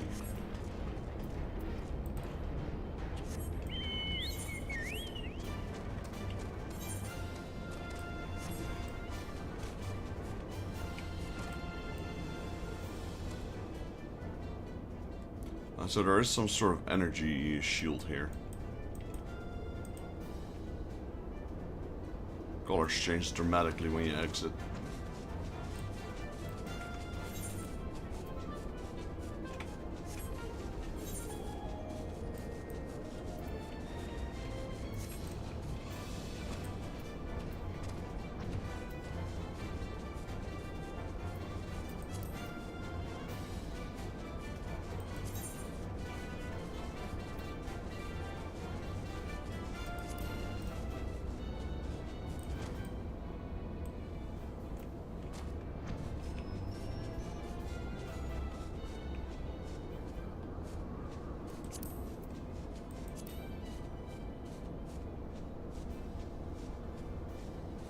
egg.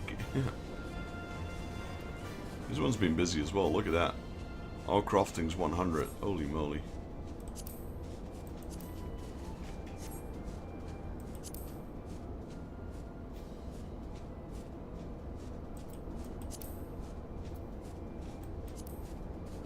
Okay, so the search info does only work if they're in the same realm. Players on another world. Yeah, that's basically it.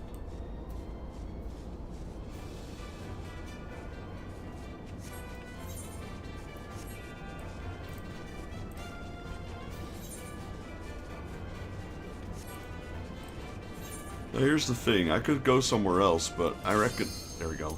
That's what I was thinking. It's gonna pop any moment, I reckon.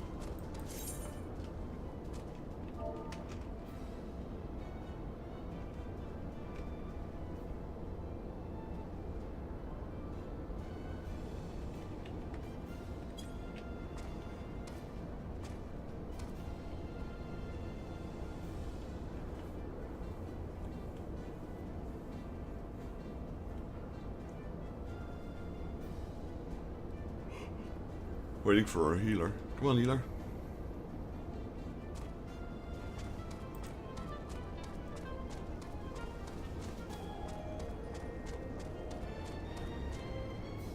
There we go.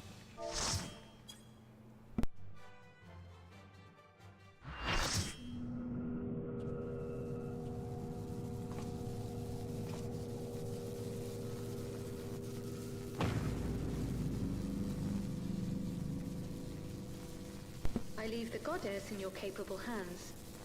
Just watch out for her worshippers.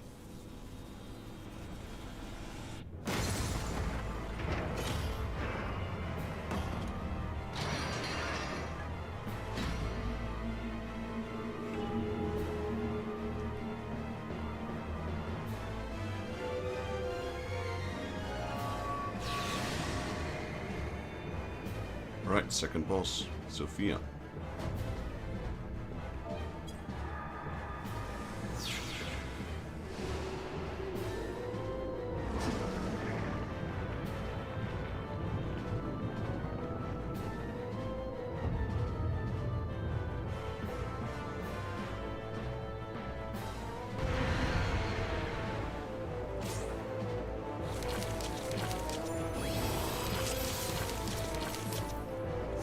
The unenlightened come.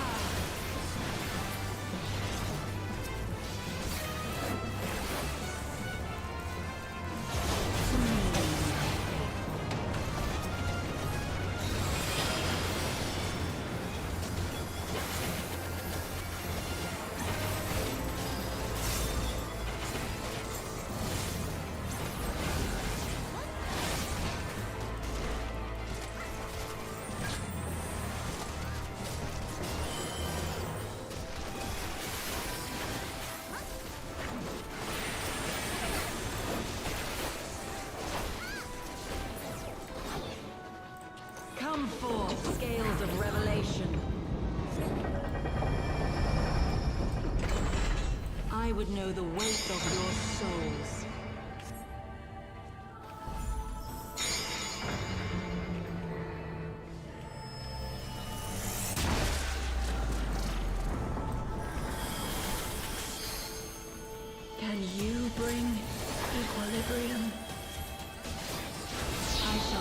back the balance.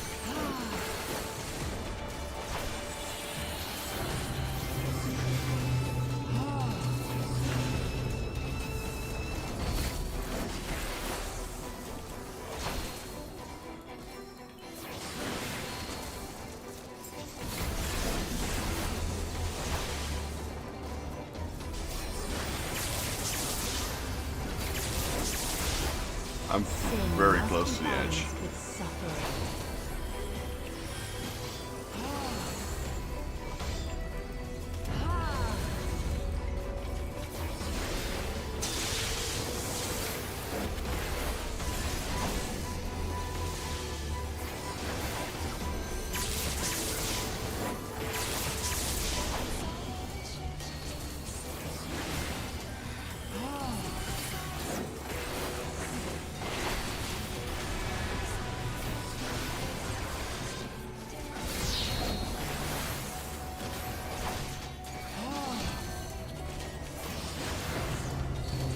Daughter, be the bearer of my wisdom.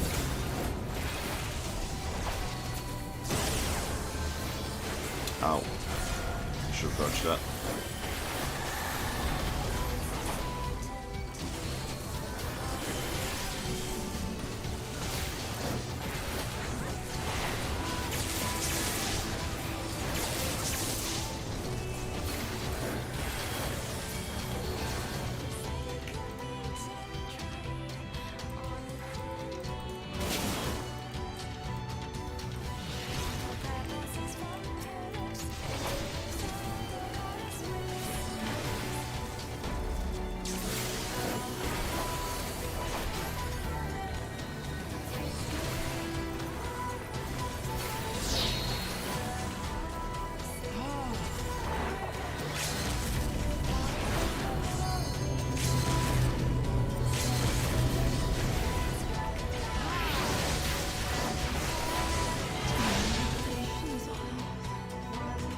That was a clean fight.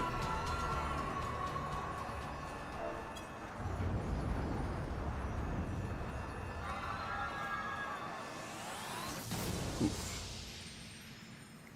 Into tiny, itsy bitsy tiny fireflies, or fireflies in Final Fantasy X.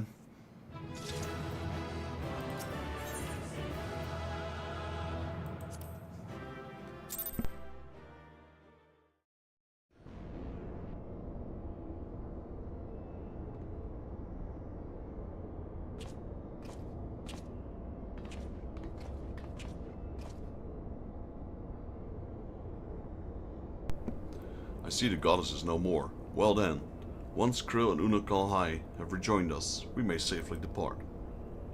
One thing yet puzzles me, however, how did Sophia's servants come to wake from their slumber? I believe we have an answer to that.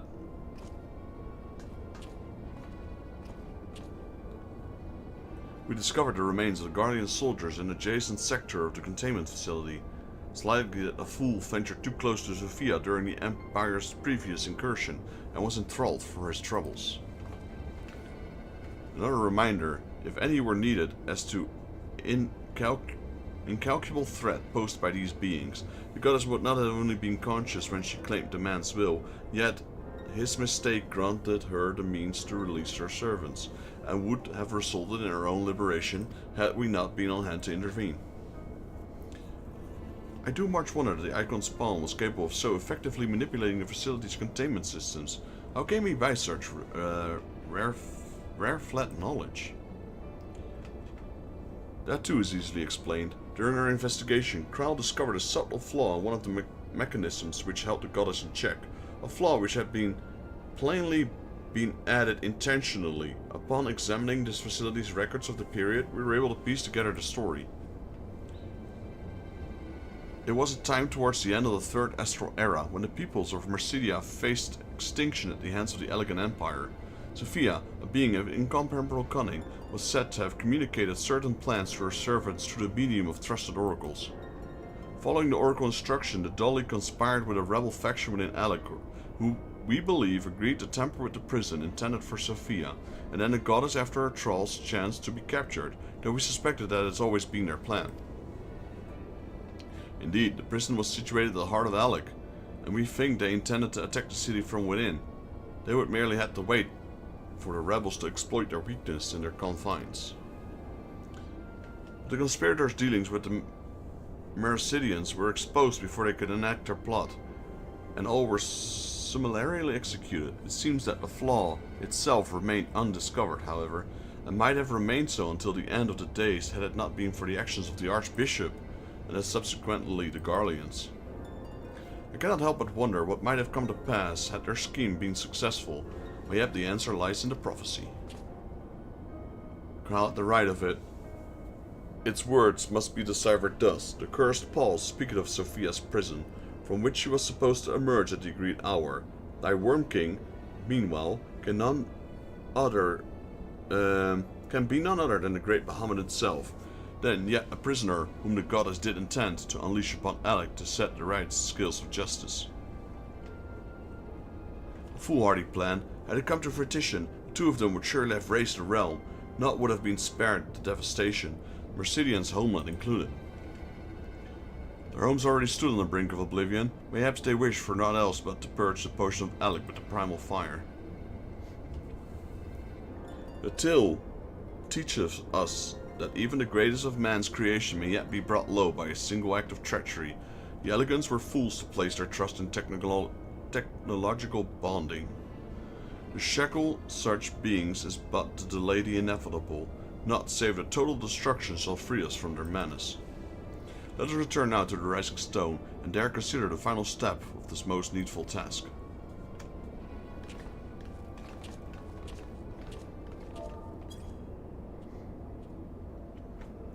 The threat posed by this facility is far greater than you imagine, Eorzea, and one not limited to the icons themselves. Sophia's remaining servants must be put down.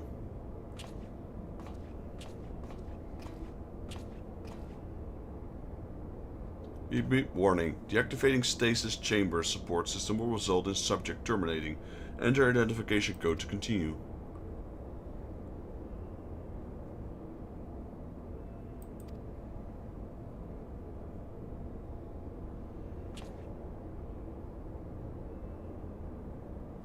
I wonder if he's a Mercidian or an Alec. Identification code accepted. Subject terminated.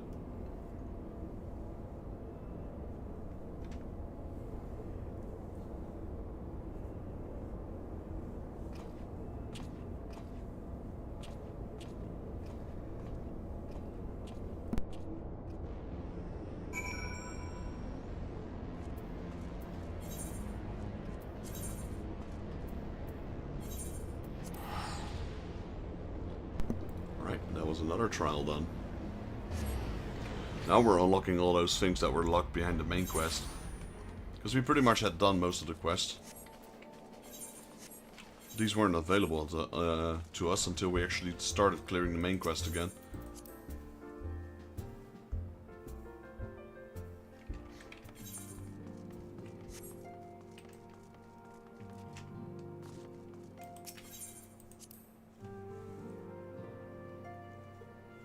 So I believe these are completely optional. Is all amiss, Warrior of Light? Archnish Tola mentioned that there was the matter which she wished to discuss.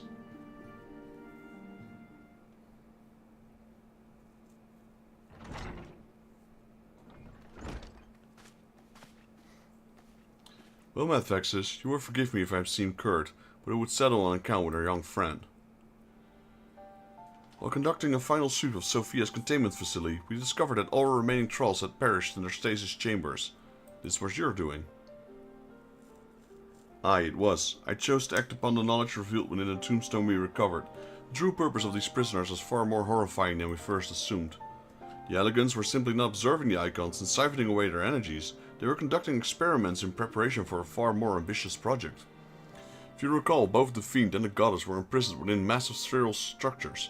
These spheres were the prototypes which paved the way for the successful construction of an artificial celestial body. You speak of Dalamud. Aye, the Icon's cages are unmistakably of the same design as the Red Moon. To be plain, the research facility contains the seed of 3 calamities which might feasibly be visited upon a chosen target. Eliminating one of the necessitated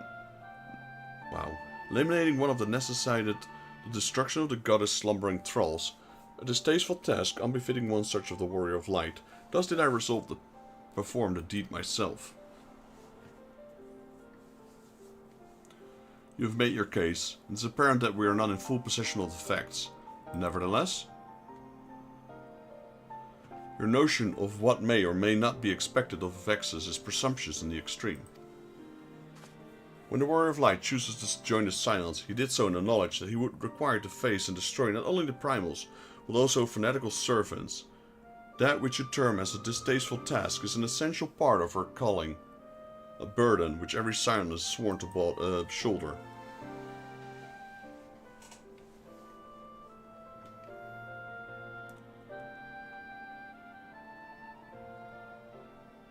I see. It would seem I misjudged the depth of your resolve.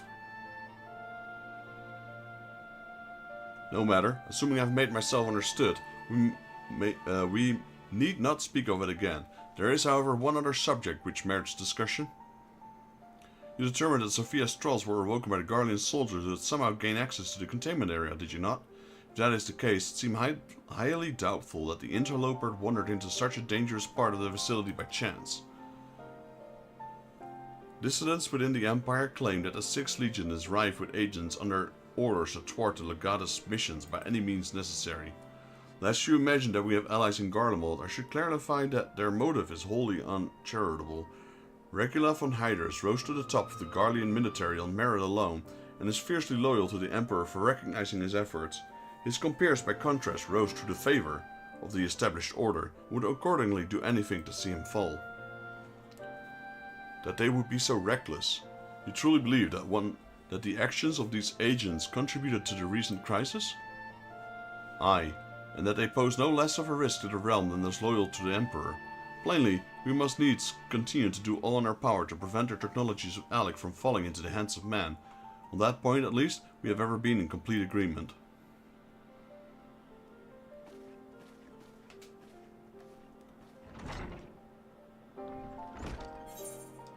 Alright, complete.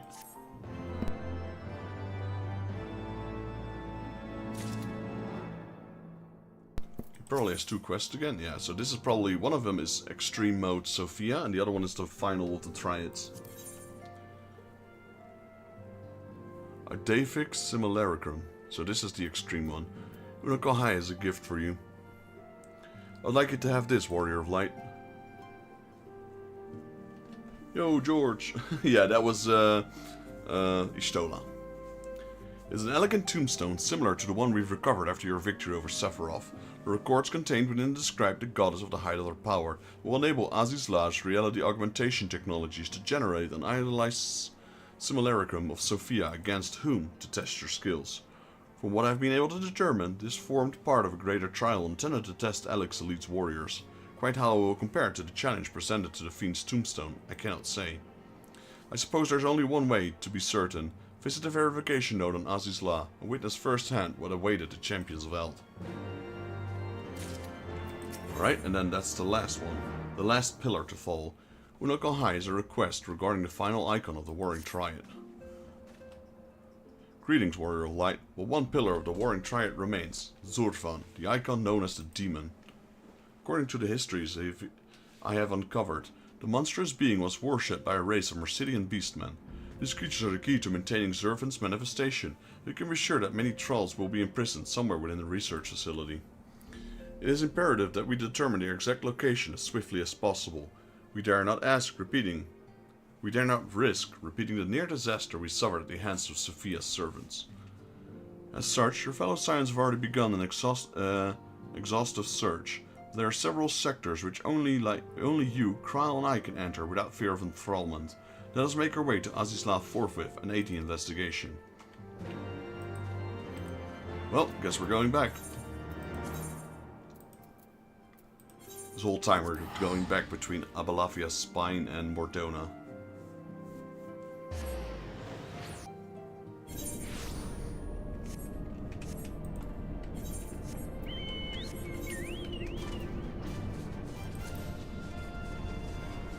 Kind of curious, as this was item level 190. About this one. 220, so this one is technically already stronger. So this one's going to be even more stronger.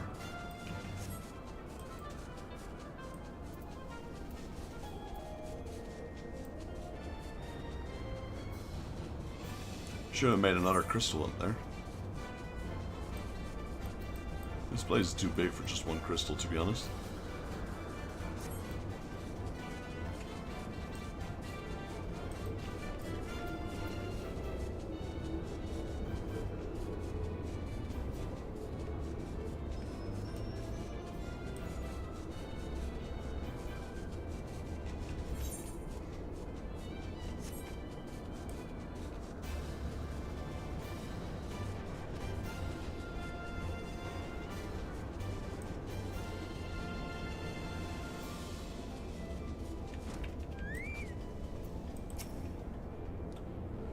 Activating verification system. Enlistment program request acknowledged. Awaiting tombstone data.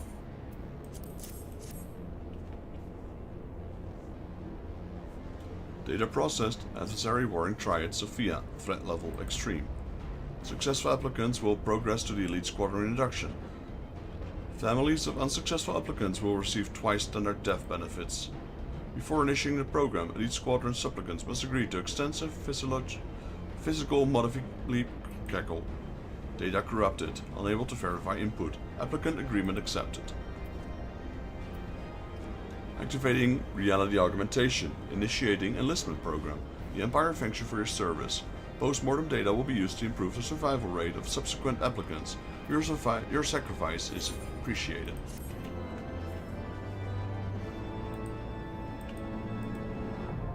There we go. That's the second extreme.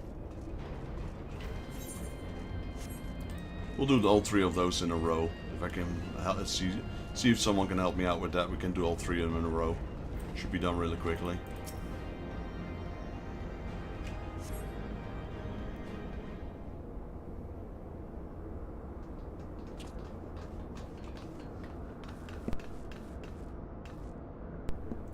Thexus, it's good we caught you. The facility has been swarmed by Imperial troops. By their standard did we judge the soldiers of the 6th. Aye, once more doth Regalia von Hydra stretch from forth his hand to seize forbidden fruits of Alec, and once more and once more have our meticulous wards been swept aside like many cobwebs. Your meddlesome wards were destroyed from within by the pulsating energies of an icon.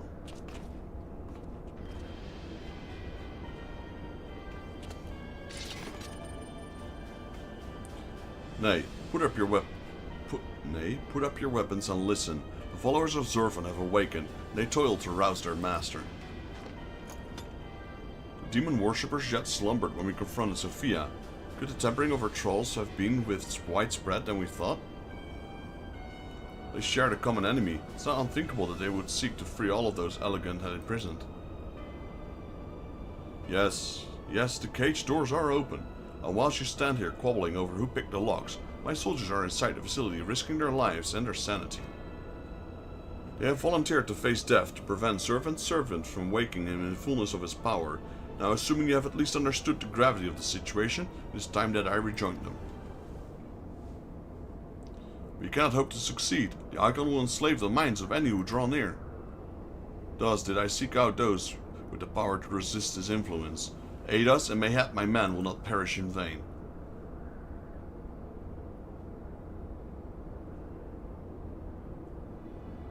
You propose an alliance. I've delved into the depths of this place and found its technology wanting. Mechanisms have failed to hold their prisons, and such broken artifacts are unfit to bring before the Emperor. Twice have you bested me in combat. Will you now lend me that strength and stand against our mutual foe? It was in opposing your reckless schemes that Israel was lost to us. You expect us to simply forget all that has come before? I expect you to put aside your emotions and use your better judgment, but of course I'm dealing with savages. I will not stand here and justify the deaths of an Ice Maiden. We pursued our ideals and you pursued yours. Such was the result. Mayhap you might consider another point.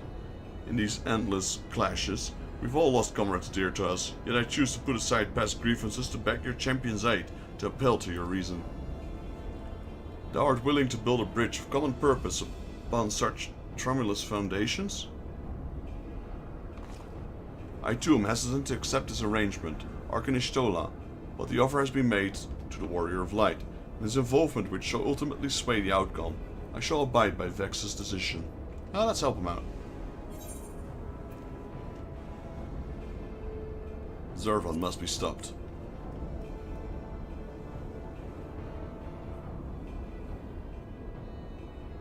Then for better or for worse, we shall fight at your side. Mrs. Krell and I are also resistant to primal influence. We shall aid you where we can. And let us be on our way. We're gonna get one of those mini dungeons again? I guess we are. Our companions have already passed through the research facility. We should not lag behind.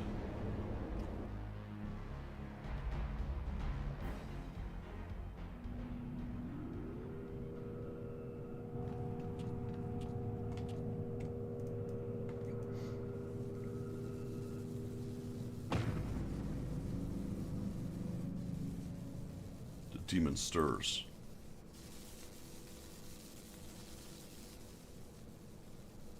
Like a suckling babe, he feedeth upon the ether siphoned unto him by his thralls. We must needs deprive him of the sustenance.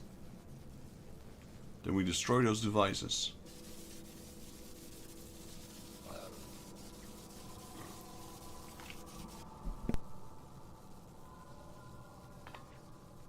Hold! Witness your soldiers. They're already enthralled.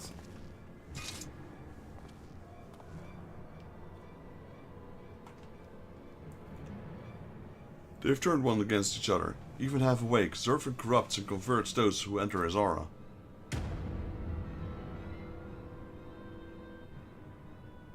Three of us then. Vexus, Unokahai, we rush in together and each disable a generator.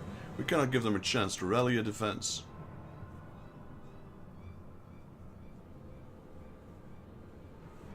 There are 4 mechanisms by my count. If I can avoid the icon's miasma, my blade will make short work of the last one. We, all of us, have pledged our lives to. Keep your lives, I would rather tend you to my fallen. Some may yet survive, while our minds intact.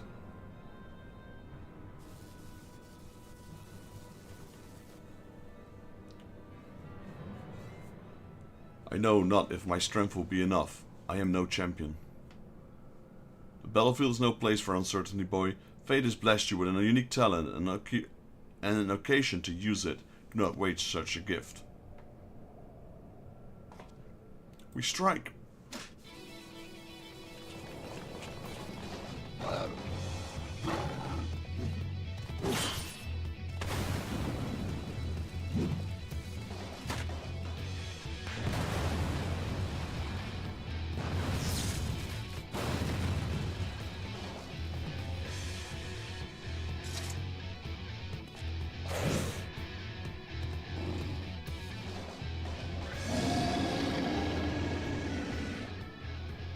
Gods, Zervan is...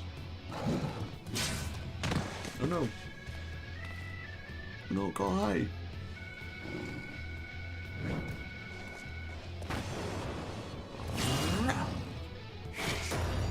Damn, that guy's strong. Kabooey!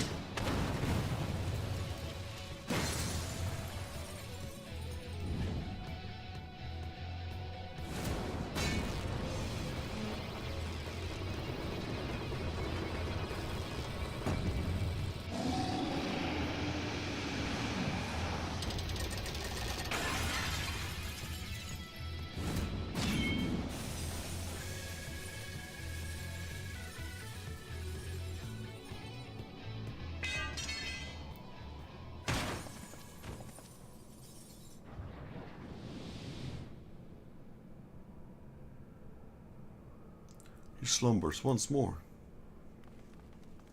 He's not doing too well. You saved me. Why? I told you, boy, yours is a gift too precious to waste. A gift the Emperor may one day have need in his war upon these untamable icons. Emperor Varus, he raised me up from the ranks, stood against my detractors. I gladly give my life in his service. You must finish this. Slay those leeches upon the star. Slay those leeches upon our star. Kill them all. Kill Zervan.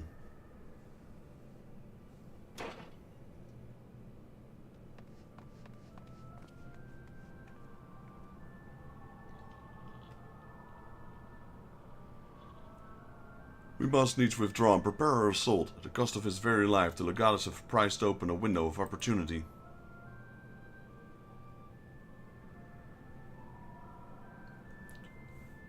That's why I decided to take him with me.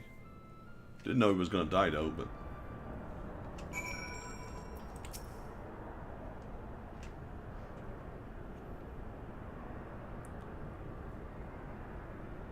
He's dead. Had I only been stronger. Enough of that. There'll be time for regrets after we rid the world of Zervan. Crown's the right of it. The demon has fallen back into torpor for now, but we must act swiftly if Regula's death is to have any meaning. Regula. The survivors speak of an army of thralls loose in the facility. We must assume that the followers continue their effort to awaken the icon. Let us then concentrate upon diverting them from their task. Master Crown and Master Uno Kalhai, prithee secure the controls to Zervan's shackles and limit the restoration of his might. Arkanishtola and I shall forge ahead and strike down those thralls we should, as would seek to harry you. Warrior of Light, thine is, as ever, the most perilous duty. Gather to thee thy trusted companions and extinguish from this realm the fires of the demon himself.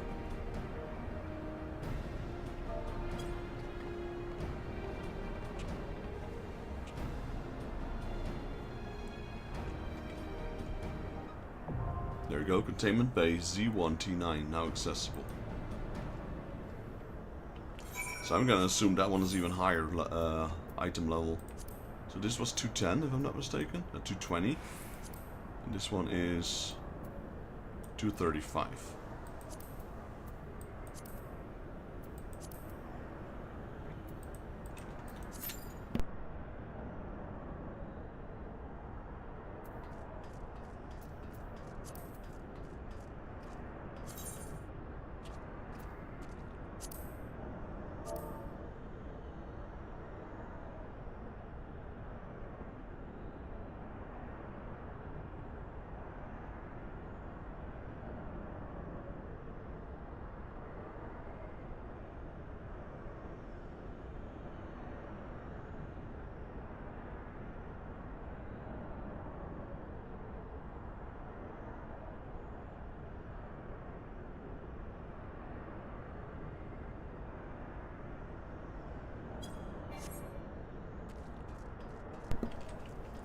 Alright. Here's the Legatus.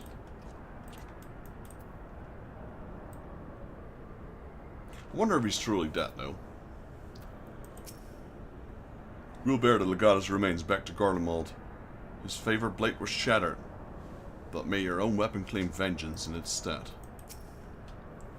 When I volunteered for this mission, it was in the knowledge that my death would serve a greater purpose. We fell too quickly. Too quickly.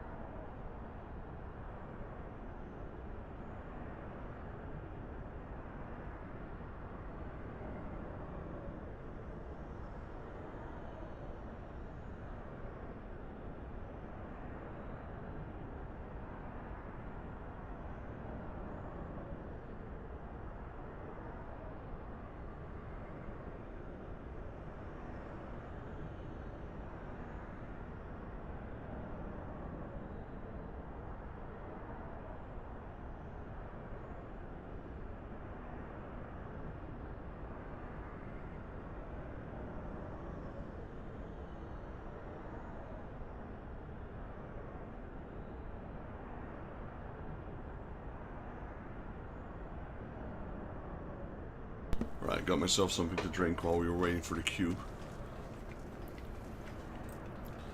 I kept a close eye on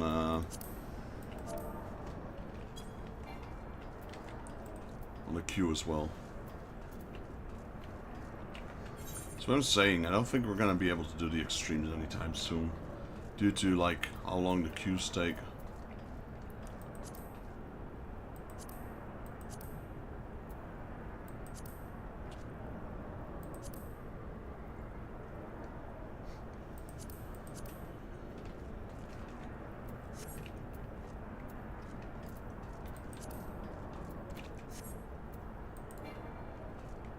Guess we can leave this area at least.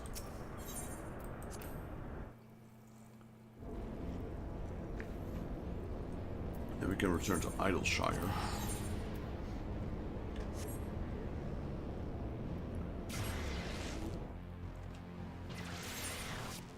How much tombstones do we have? 1,350.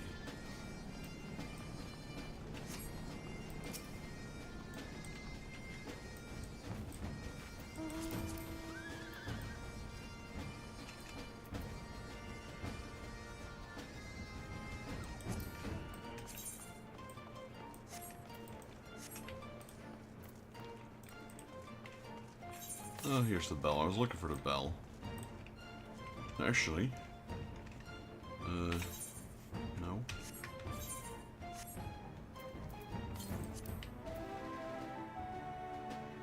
Control Shift I, that's it, there you go. So we got these.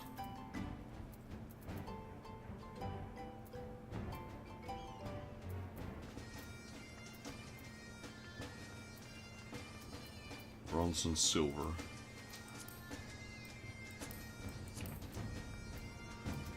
We got some food here as well.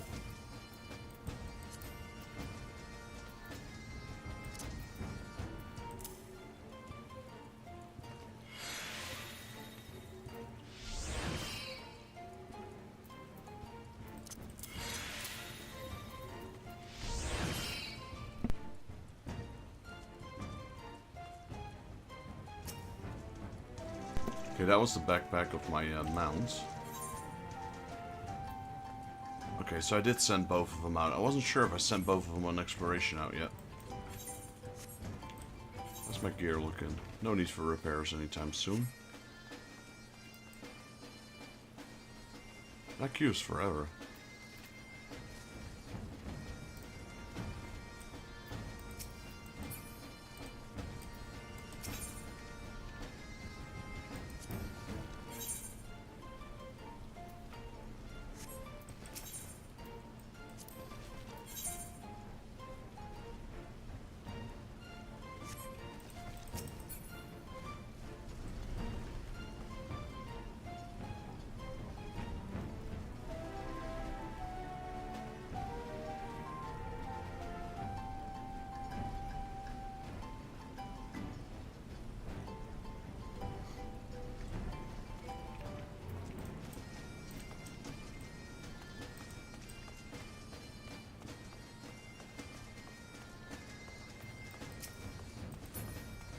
So here's the thing, you know, we can do things in between while waiting for the queue, but my luck is always the moment I teleport away, we're gonna get that queue.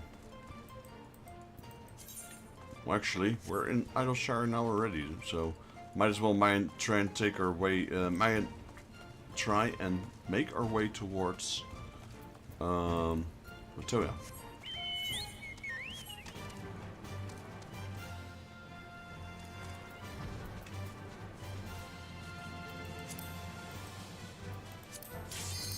Oh, see?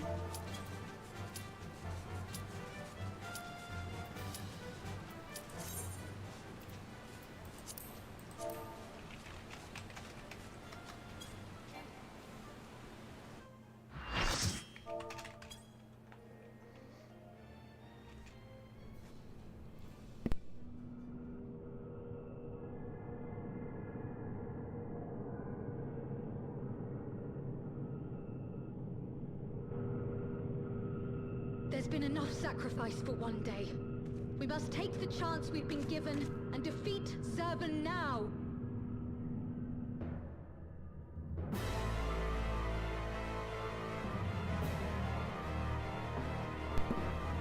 Epic music cue.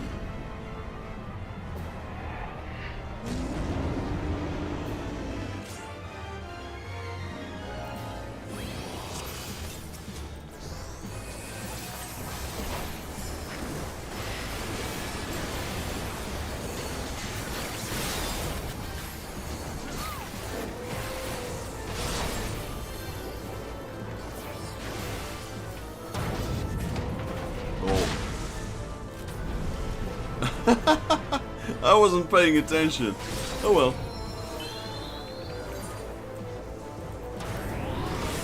You guys didn't see that. That didn't count.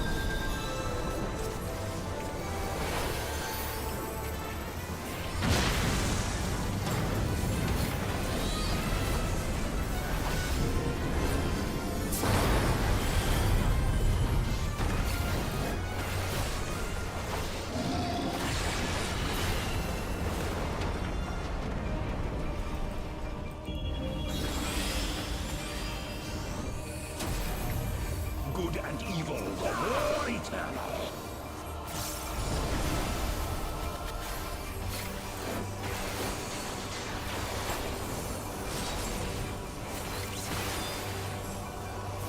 My doubt is fled.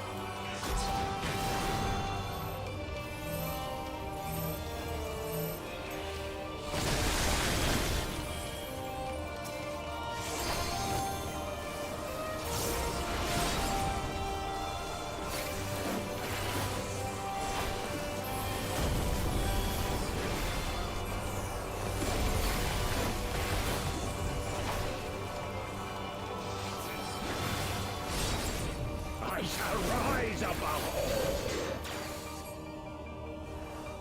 Bear witness to my will.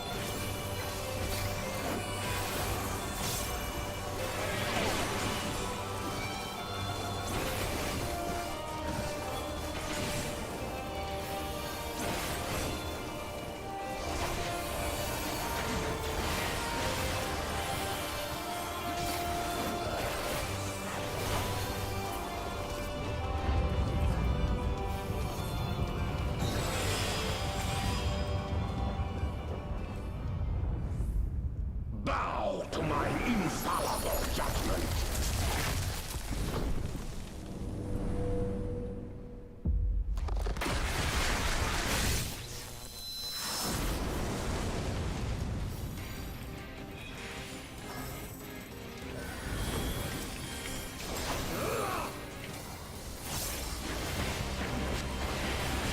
Suffer in endless torment.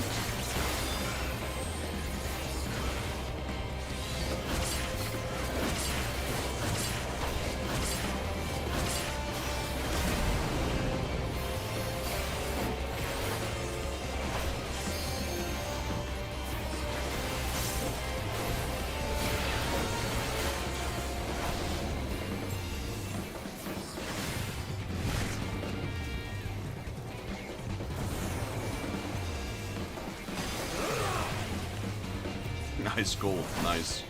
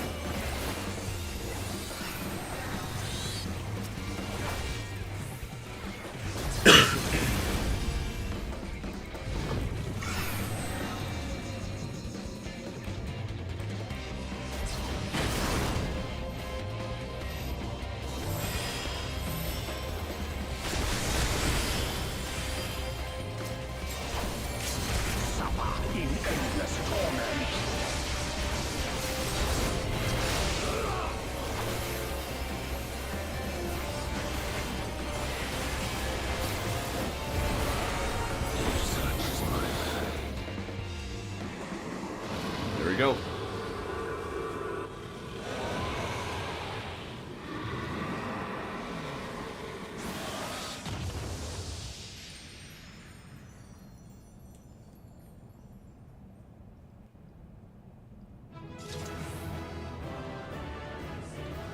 See if I can give him accommodation before he leaves. There we go. You get one. And that was the last of the 3 triads. So those are the 3 higher trials in Heaven's Ward.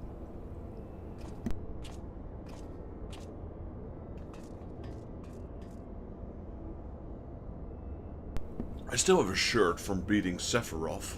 I'm not sure if I had the one from Sophia. I think I beat Sephiroth t-shirt back from Gamescom. Incredible as always, Vexus. Hopefully that will be the last of our world. Hopefully that will be the last of world series of the likes of Zervan. Every one of his trolls has been slain as far as we can determine. Our victory over the Warring Triad is complete. An impossible feat had we not been blessed with your cooperation. Let us not forget the efforts of Regula von Hydrus and his men. Without their noble sacrifice, the demon would have awoken far sooner and possessed of far more formidable energies. The bodies of the fallen now accompany the survivors on the return journey to Garlemald. It is known that the Imperials recognize no god, yet they would honor the dead in their own fashion. And when next we meet, our fleeting alliance will surely be forgotten. It was an interesting exchange, nonetheless.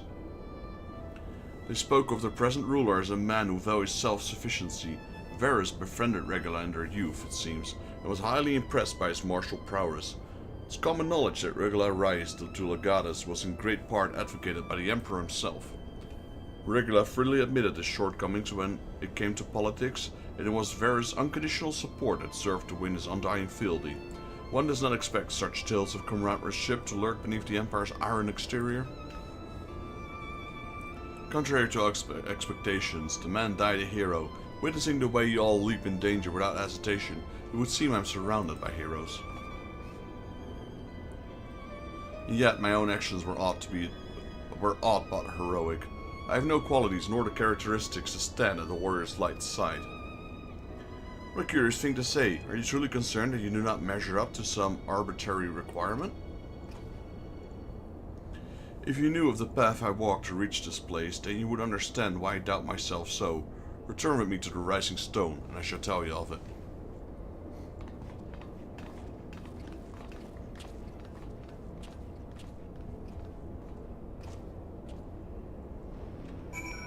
Alright, back to the Rising Stone. I'm gonna bet it will give me another quest to go back here for Extreme Zarvas.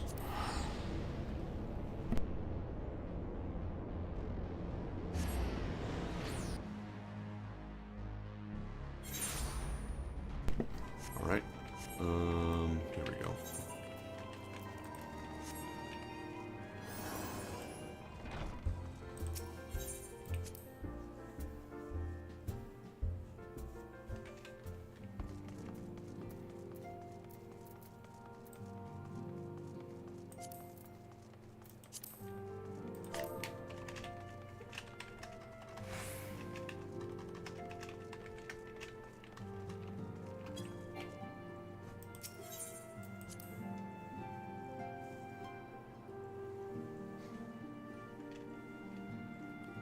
Alright. Unokal High, let's see. With your victory over Zarvin, the warring triad is finally defeated. I am afraid, however, that my own efforts have been more than a hindrance to help, and you and your fellow Scions deserve to hear the reason behind my actions. Alright, here comes the truth.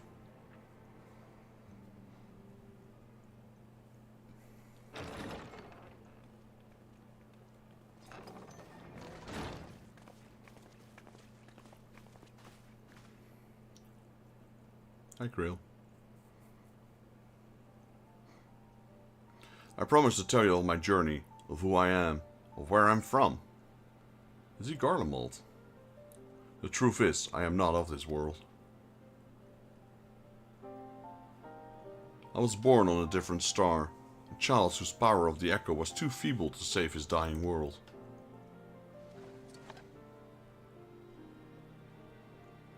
A child who, unlike you, never became a warrior of light. When all I knew stood on the brink of destruction, I was yet half grown. Had I been born but a handful of years earlier, history may have rewritten a different tale. The seed of the other heroes that had yet to fully sprout may not have withered and perished. The star I failed to save is known to you now as the Void.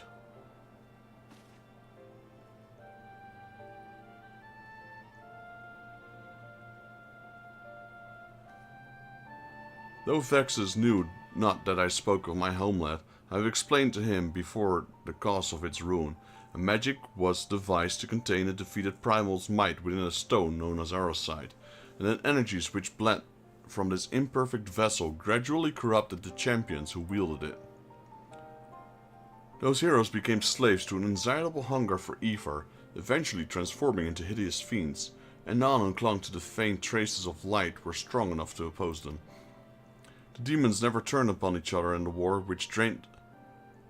The demons next turned upon each other in the war which drained the land's ether in even greater amounts, until one day the star was suddenly swallowed in a flood of darkness, the entire world unmade in an instant. The void scent you encountered here in this realm are twisted remnants of once mortal beings who gnaw on what modes of life force remain.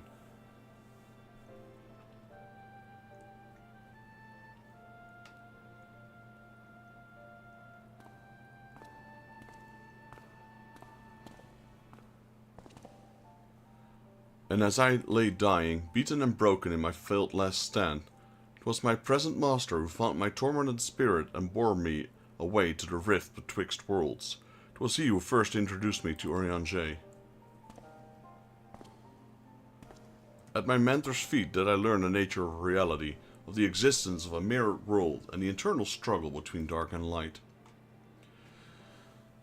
Sudden and overwhelming superiority for either side will shatter the balance, and the world in question will be returned to the void by a calamity beyond imagining.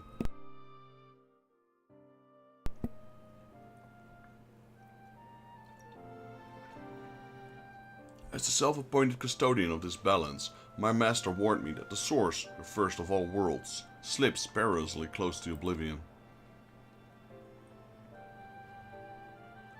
In what spirit did the master proffer such a warning? A benevolent gesture or veiled threat?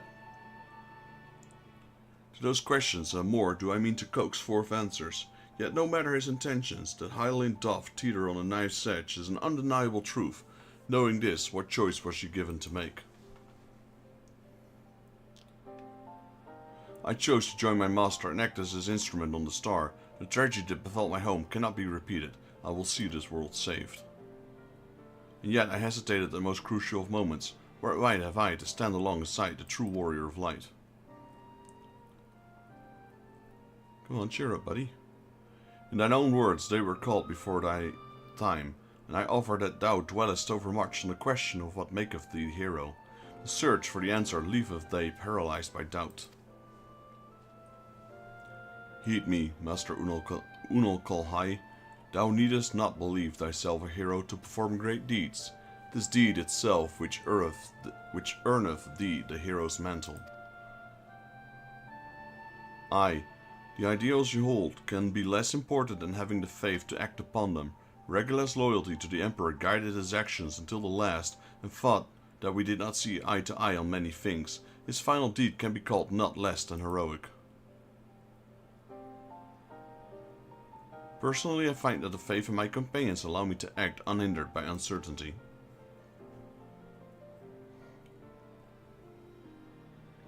I know that, should I ever falter, Vexus and the others will be there to support me, or steer me back into the right path I needed.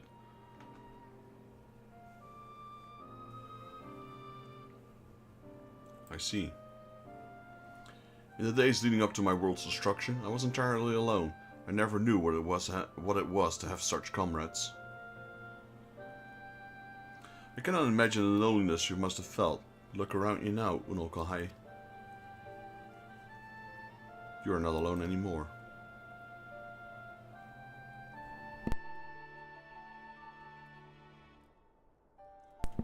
He kinda looks like a younger version of Sid in a way.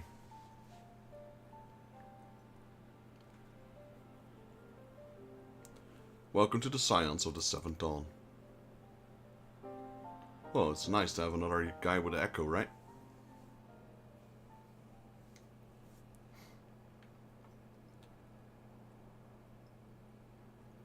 I will fulfill my promise to save the world, and when I stumble, I shall be glad to have your hands there to steady me. My apologies. This is difficult for me. For so long have I spoken from behind a mask. Goes back to wearing a mask. There we go. We should all feel comfortable speaking without such concealments. I should hope you appreciate the irony of that statement, Orianjay.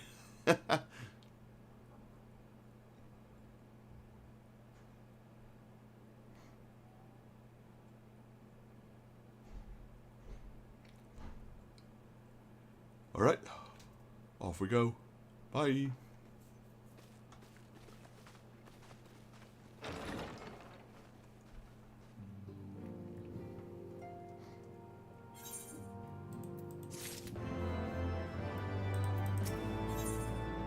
A demonic duplicate.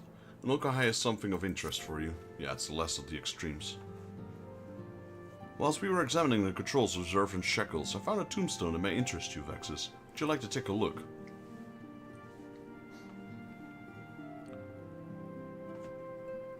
The information contained within the device appears to have been used as a generate to stimulate battle of grueling difficulty. Challengers would be pit against the Simulacrum of Zervan, the power of which has been enhanced to the icon's highest conceivable magnitude. It is described as the final trial for the most elite of Alex warriors, intended to distinguish its truly exceptional among them. I have witnessed no champion more exceptional than the Warrior of Light. Are you not curious to see just how powerful Zervan may have been? I urge you to visit the verification note and undertake the ultimate test of the elegant elite.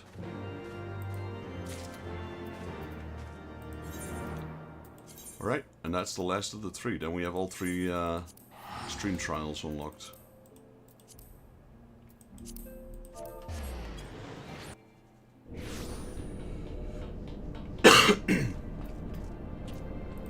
Right, let's get out of here. All the way up there.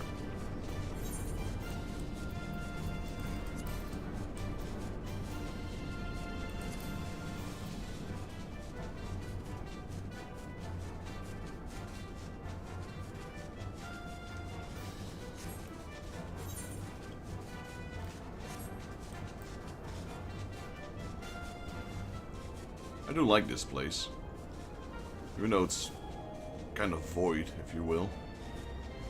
There's still plenty of stuff to look around at, especially this giant glowing robot battleship.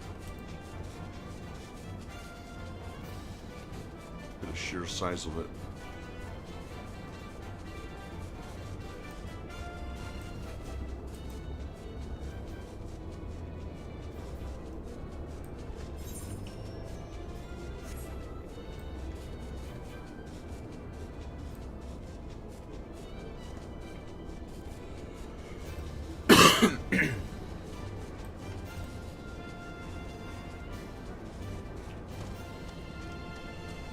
Alright, final one.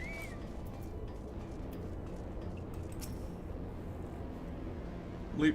Authenticating verification system. Elimination trial request acknowledged. Awaiting tombstone data.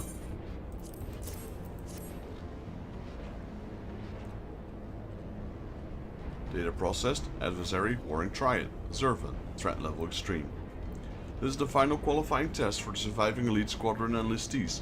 Participation is only permitted to candidates who agreed to unrestricted biopsy procedures following the trial. Specifically, enlistees who successfully complete the program will be certified as genetically superior and must be submitted to cell harvesting for subsequent cloning initiatives. Elimination trial survival rates are currently calculated at 1.9%.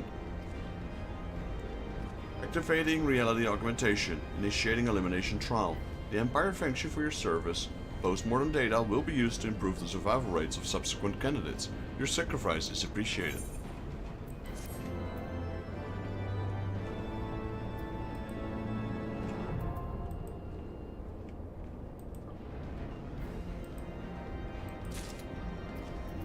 Alright. I guess we can speak with the Matoya now. Let's go to Idleshire.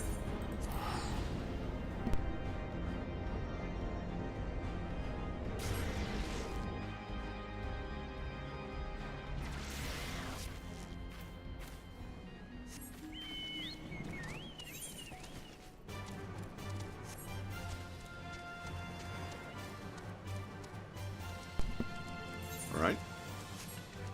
To Matoya.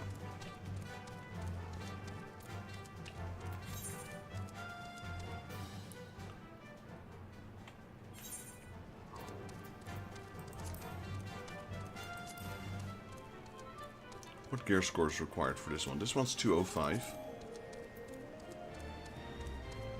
235. 250. Seeing as my max gear score, so the max gear score you could have in Heavensward was 270. So 250 kind of shows you how high that dungeon just was.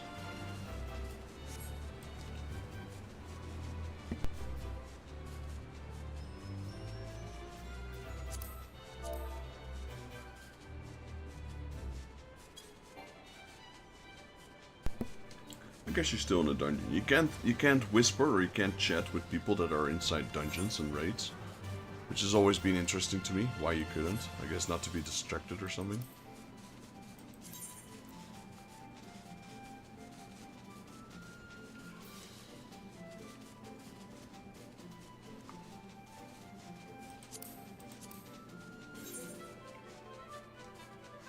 So he's lower level than me. Time wears you down, but solitude eats away you, Arbert.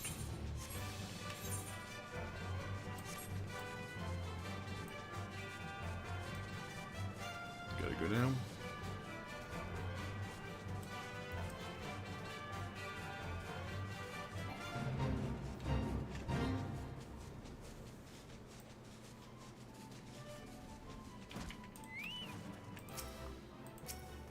Okay, so apparently there's more events that will make you come back here after you reach 100. I don't know how that works exactly.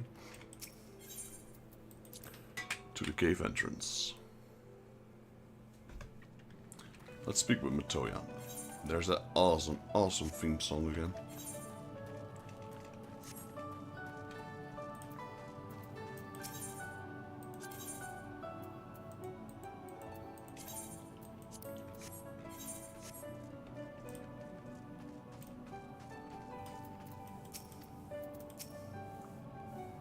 Oh yeah, I like that. There's still, Let's sweeping love. They still speak backwards. That used to be a thing in the original Final Fantasy 1. So Matoya is based off Matoya's, obviously Matoya from Matoya's Cavern. And that used to be present in the very first Final Fantasy ever. So it's kind of cool that they still have, you know, a reference to that.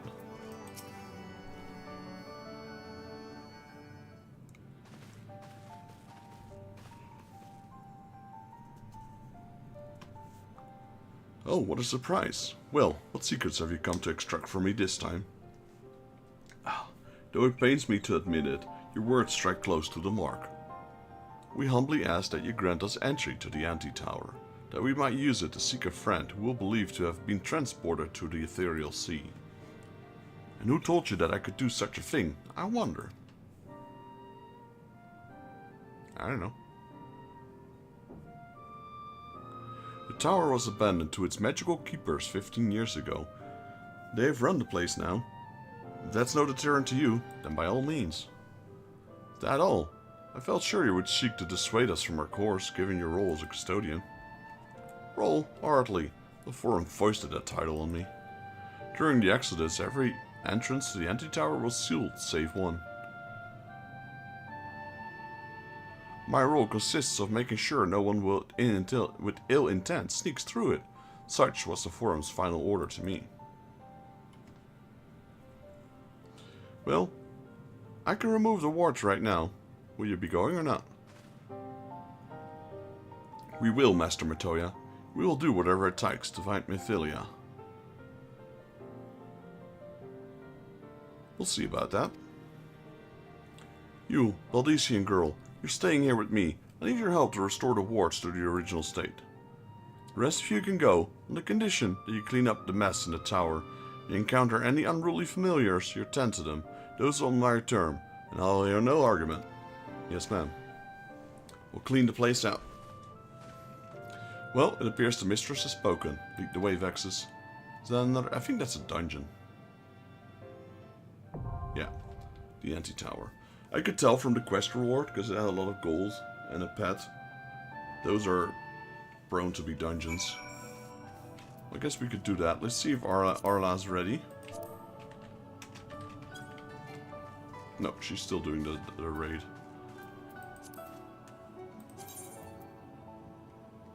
We'll do the dungeon for now, and then we can look if someone else wants to help me. Maybe she'll be done by then. Alright, the anti-tower. Where is it? Here we go.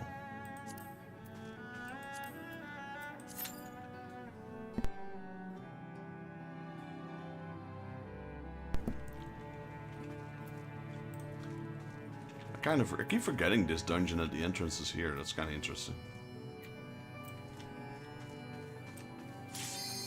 There we go, the anti-tower.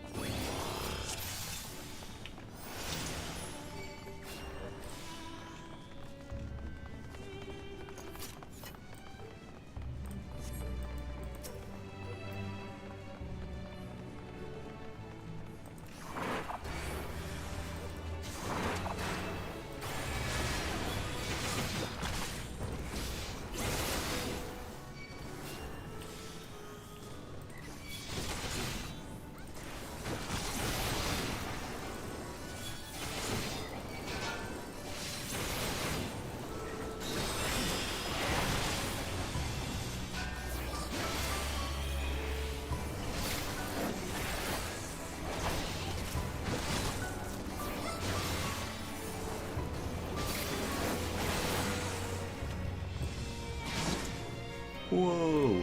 Fly away!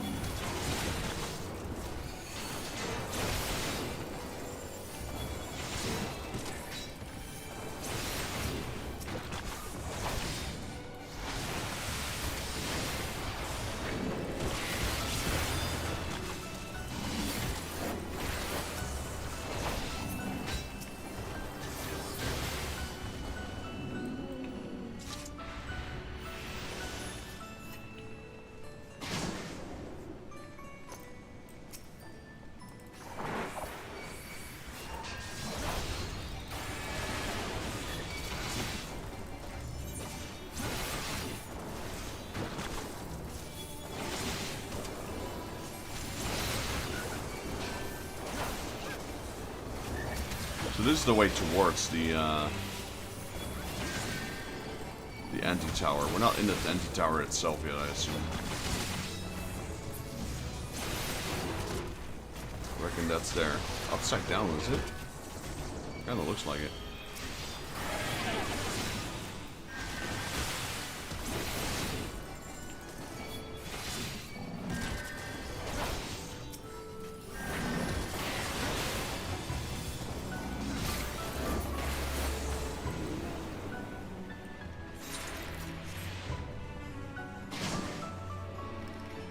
Okay, there's the first boss. Zurorogo.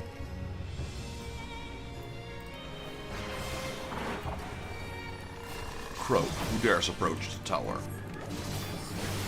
One with ears to listen? How wonderful.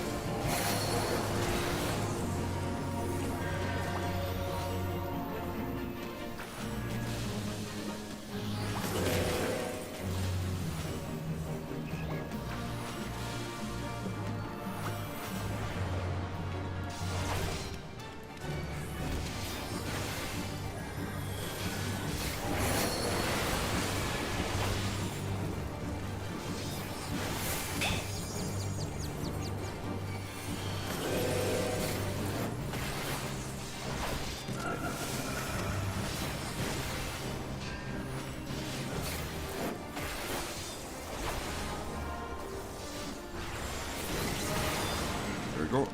Lord Croak is gone.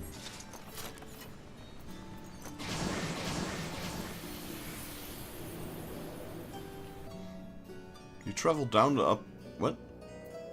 You travel down the up staircase. Interesting. You travel down up the staircase.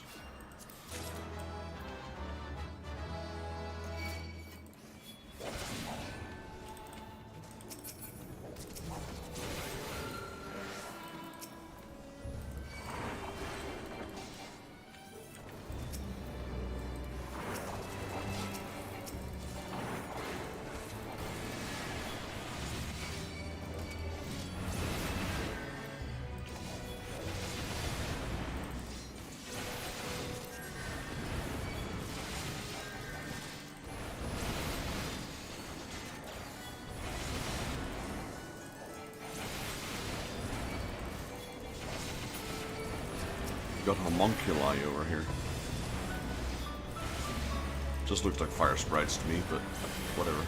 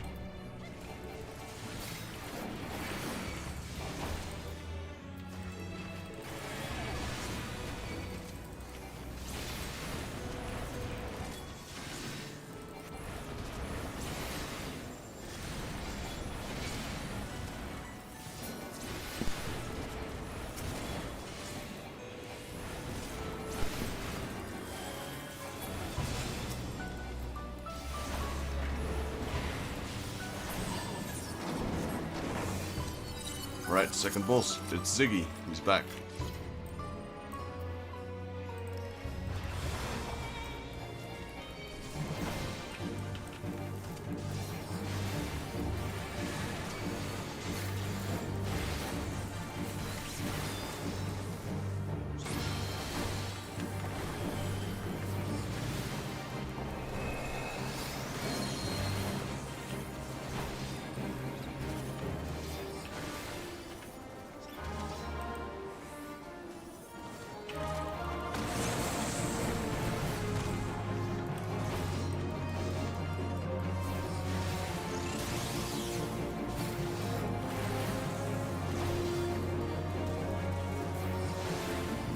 Go beyond the rock.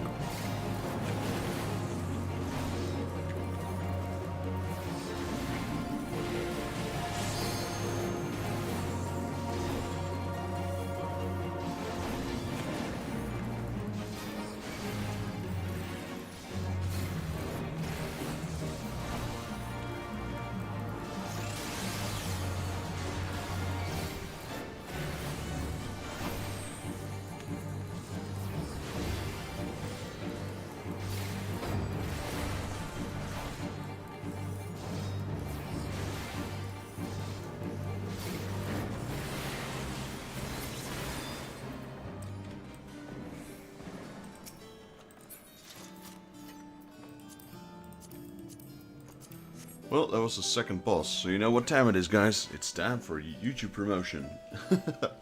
Just gonna post it here. There we go.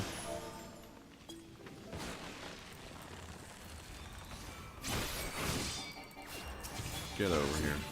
Hey, how did I miss that?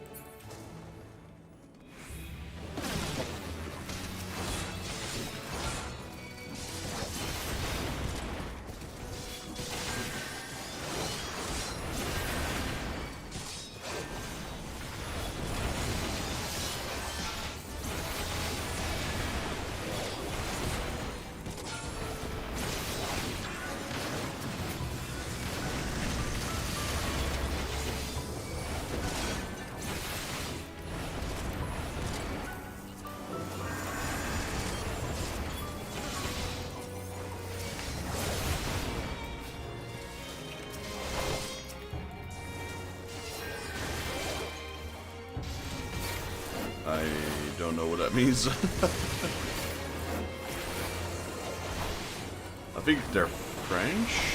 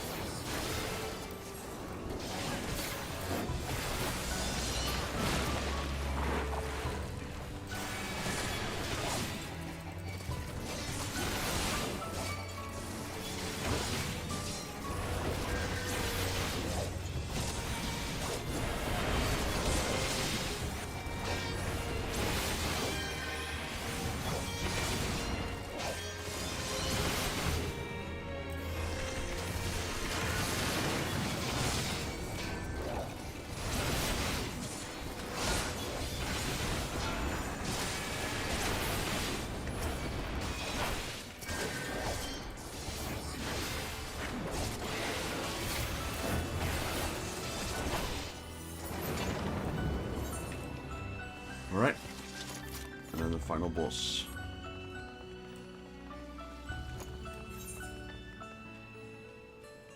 Is this the book? I forgot, actually. Ah. It's Calcabrina. Terrible dolls, terrible dolls. Yep, yep, ho ho. This is Final Fantasy II, I think. Calcabrina.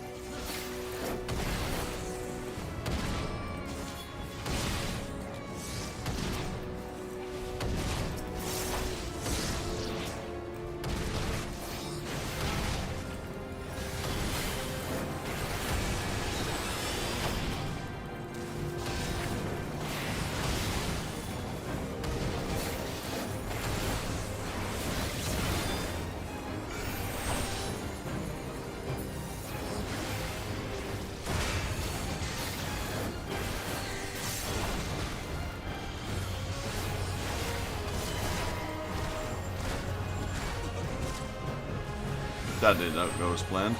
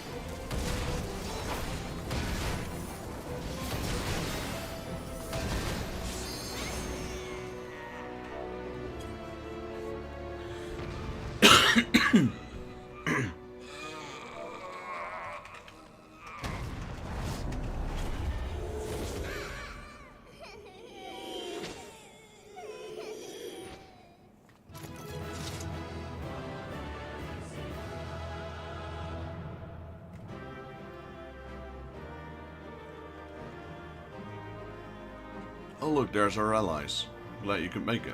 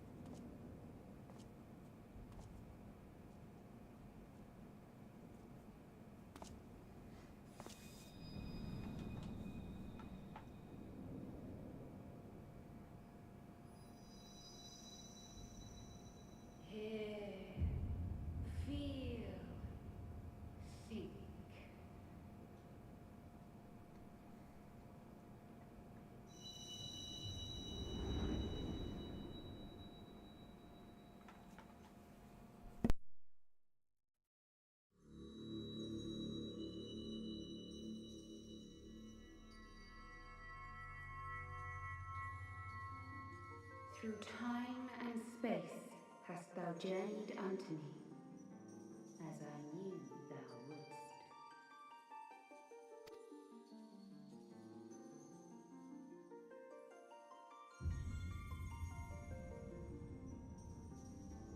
We are the word of the Mother. We, who were once called Minfilia.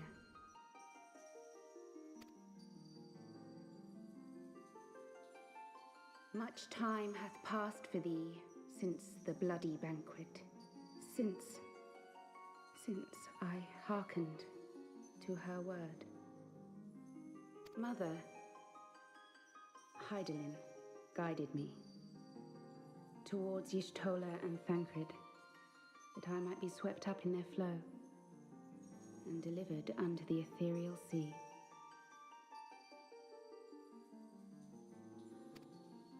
There, adrift and alone, her voice silent once more, I prayed for those we have lost, for those we can yet save. To her I would make an offering. We speak now with one voice, one will, one word. Unto thee we bequeath the most precious of gifts, the truth which lieth at the heart of this world. Thus do we beseech thee once more. Hear, feel, think.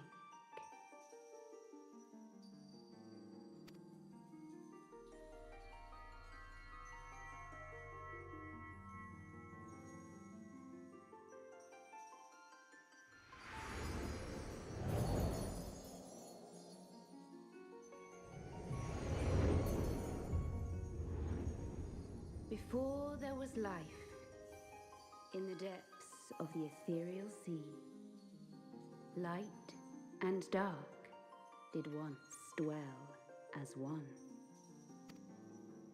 But the darkness coveted power, and the balance was broken. Thus was I forced to banish him unto the distant heavens, to forever remain apart, a moon bound. In sundering the star did we cry out, and the barriers twixt planes chanced to falter. Across 10 and 3 were we then divided, reflections of the source, each possessed of a shard. Zodiac longeth to be made whole. For his restoration, for his resurrection, his servants labor without cease. They seek to tear down the barriers which surround the source.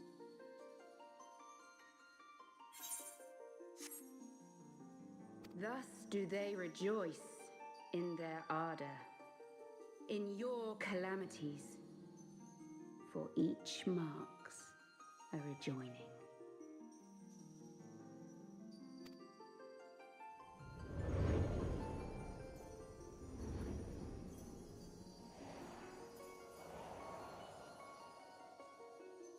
Seven times have they succeeded. 7 times hath the darkness grown stronger. 7 times have I failed.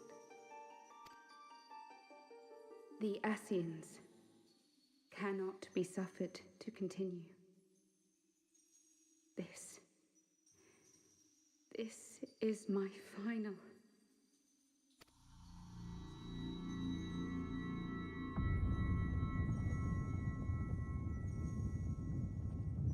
The crystal's power is all but spent. With what remains, I will return you to the shore of the ethereal sea.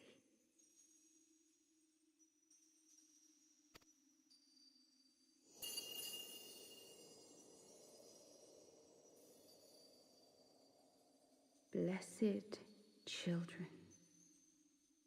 go forth and seek. Seek.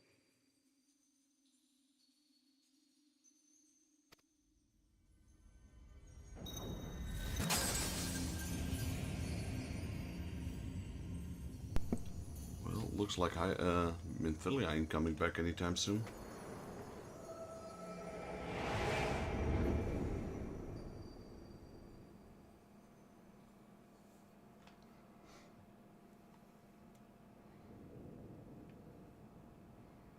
You've had another vision, haven't you?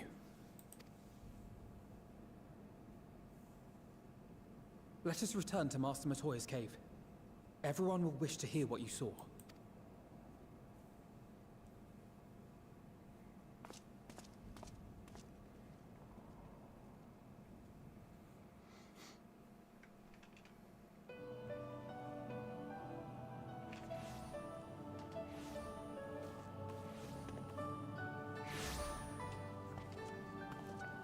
Still in one piece, are we?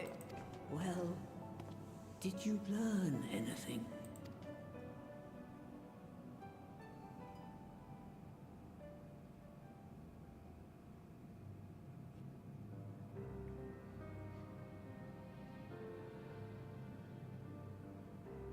The word of the mother? I'm not sure I understand. Nor am I. Cryle?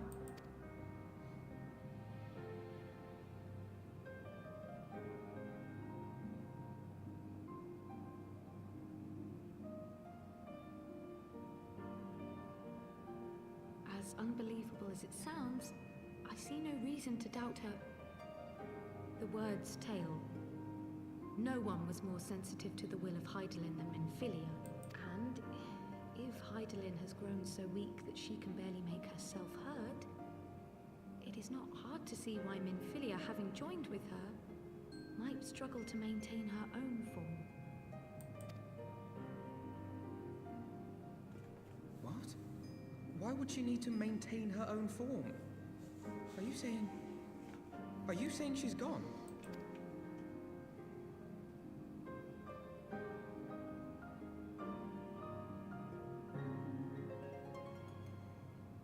But that cannot be! Not now. Not after all we have accomplished. We were meant to usher in the dawn's light together. She threw herself on the fire to fuel your dawn's light, boy. You'll just have to usher it in on your own. Must you be so ungentle?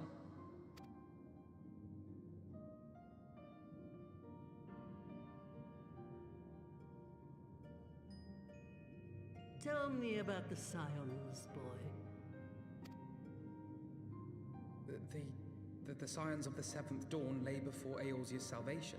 Whenever the realm is threatened, be it by primal, Ascian, Garlean, or any other, we take up arms in her defense, that all in Eorzea may live to see a brighter tomorrow. And that's very noble of you. But in chasing after these lofty goals of yours, you seem to have lost sight of some basic truths. To win a war, you must be willing to do whatever it takes. To fight, to kill, and if necessary, to die. The path you've chosen is paved with the dead. Walk it with your eyes open, or not at all.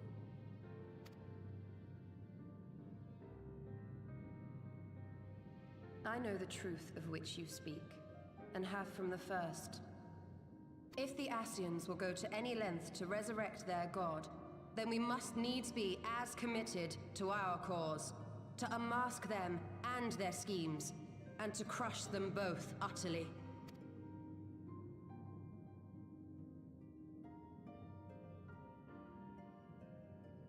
Come, there is much to be done.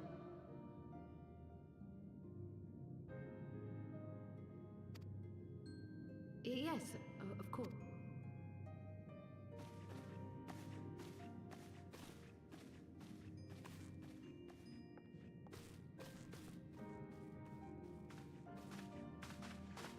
Tancred, wait!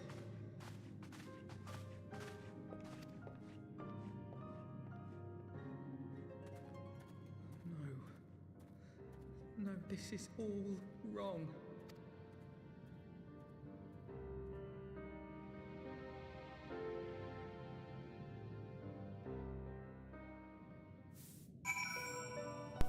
Alright, let's speak with Olfie now. I don't think Miphilia's coming back. She's not coming back, is she? Or maybe she is, because, you know, she's merged with the crystal, but the crystal's too weak to manifest her current separate body. So maybe when we restore the crystal, she'll be coming back. I don't know, that's the part of the story I haven't reached. So this is pretty much all I know about Miphilia so far. She's not coming back, is she? She did what she thought was best. I know that. I do. To give all for her beliefs was ever her way. So will we, as we must. What greater calling could there be to stand against the darkness as defenders of light? And yet, where does it end? The sacrifice. The loss.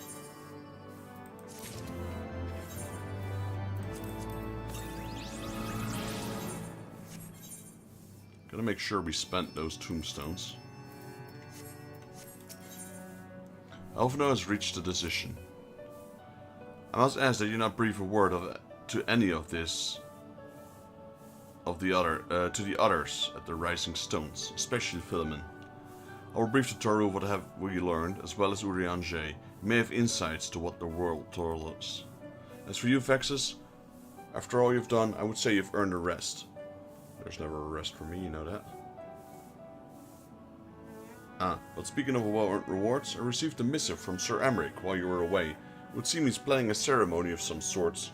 Would like you to attend. He did not divulge the details, preferring instead to explain in person. Mayhap you should pay him a visit.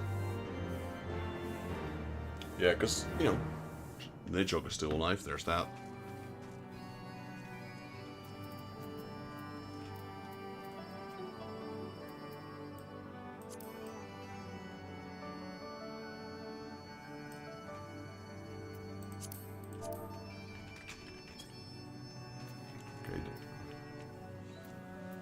See if there's anyone online that can help me now with the oh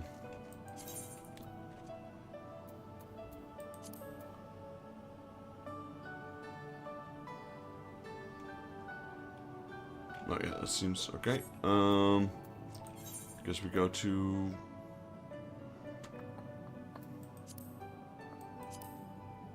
let's go to Mordona first.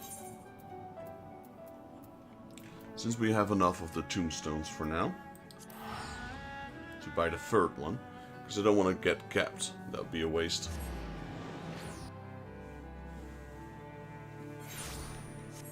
We'd lose some tombstones.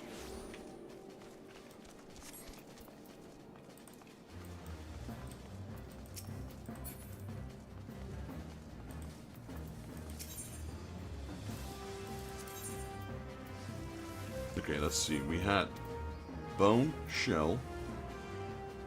Let's get 10 ores.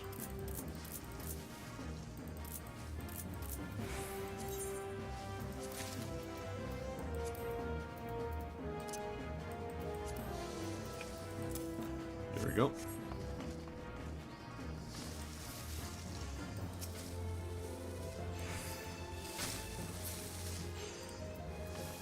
Then let's go to Ishgard. That's Idleshire.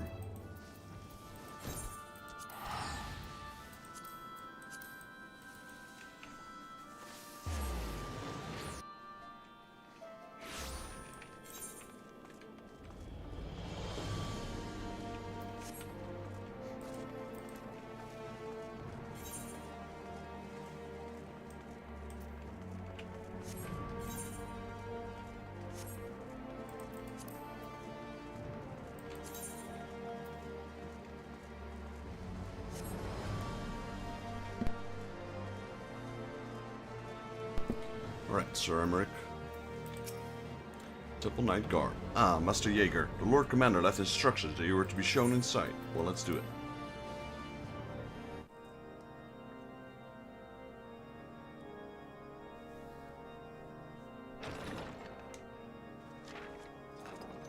pleasure to see you again, my friend. I take it you received our invitation. Good, good. You of all people should be present.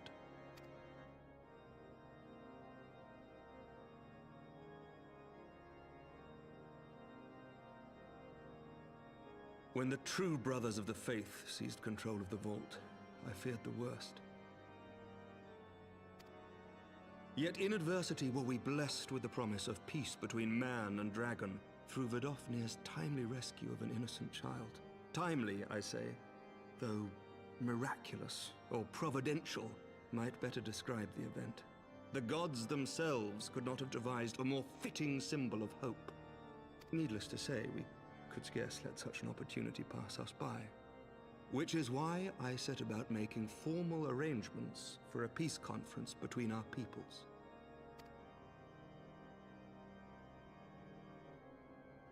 You and yours have done more to bring us together than any, and it is only right that you attend.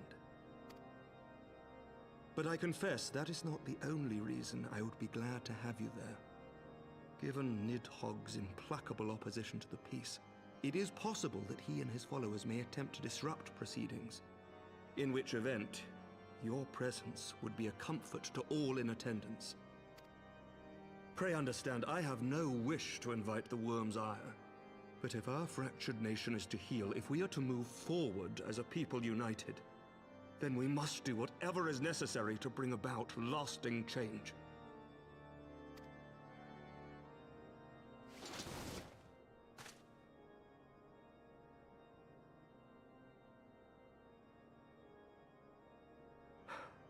Tis nothing. 'Tis nothing. Lucia cautioned me against giving vent to my passions, lest my wounds reopen. It has not been easy reaching out to our opponents in Ishgard, many of whom sympathized with the actions of the true brothers. But in so doing, we have limited the influence of the Zealots. The people are ready, my friend. This conference must go ahead.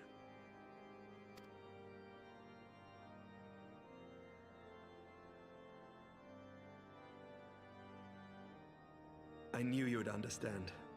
The conference will take place on the border of Ishgardian and Dravanian territory in Falcon's Nest. Lucia is there seeing to the final preparations even as we speak. Pray join her at your earliest convenience.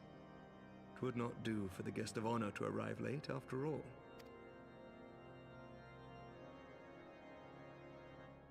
Oh, and one more thing. A drink. We should make time for one. Once the conference is concluded, I mean. By my reckoning, 'tis long overdue.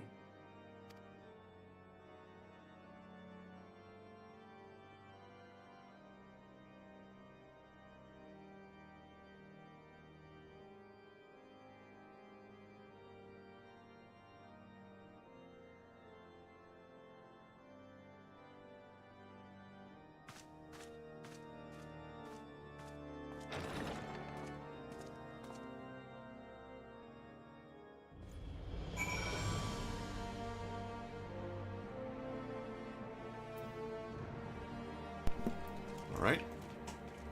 To Falcon's Nest then, I guess.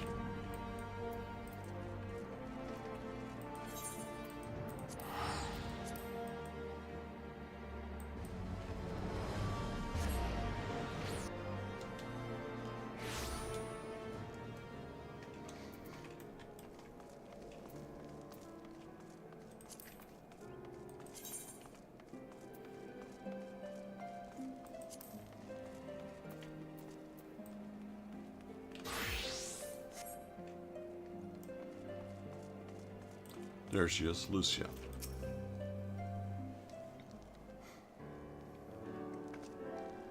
Lord Commander said you would come, Vexus.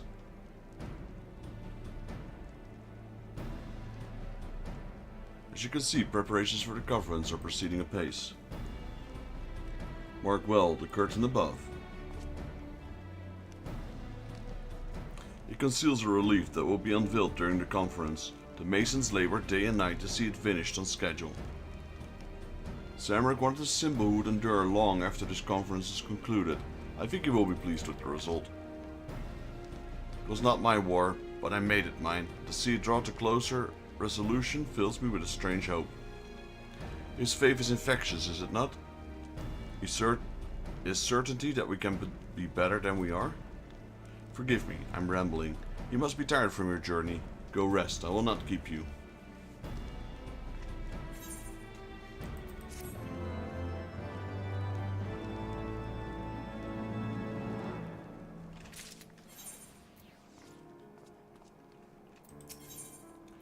Staunch conviction.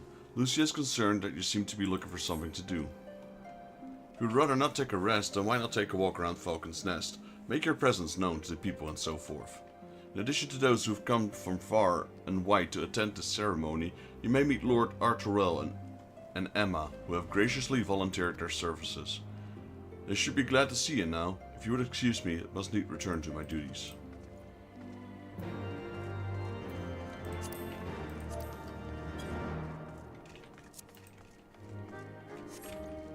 Alright, we got a lowborn youth.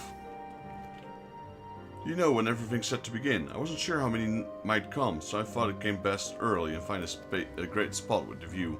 When I heard that Sir Emmerich was planning to make a speech, I know I couldn't miss it. I mean, that man risked his own neck to rescue those hostages. How even do we get heroes like that in this day and age? And he's more than a fighter too, he's a thinker. He is. He's got plans to better our lives, to change things, and he'll do it by the Fury. Me and my friends and family, we all believe he can do it. Right, that's good. I'm not sure if these guys are convinced. Wrath. Bloody exciting, isn't it? There's no peace with dragons, but with all them heretics besides. Don't misunderstood. We got a healthy fear of being bathed in dragon fire. That being said, the heretics did far more to hinder our efforts here in the past, so hearing that we get close to reconciliation comes as a great relief. Guess he's also pretty positive, I suppose. We have Redwall. Haven't seen him in a while. He's captain of Falcon's Nest, if I'm not mistaken. I'm glad to see the rumors were true. Well met, Master Jaeger. And fear not. I have no intention of begging your aid with this or that. Everything appears to be in order. My only lingering concern is the one that convictors might not have been informed of our plan. As I recall, Vidofnir may pass directly over their encampment. The last thing we need is a glory-seeking nobleman attempting to slay Dravani ambassador to a peace conference. Yeah, that's kinda important. Hello, Arturel. How much has changed since we fought alongside each other in the vault? If you had told me then that we would soon be hosting a peace conference, I would have thought you a naive fool. Yet here we are, preparing to make a fantasy a reality. Ha! Here I am, laboring to make it so.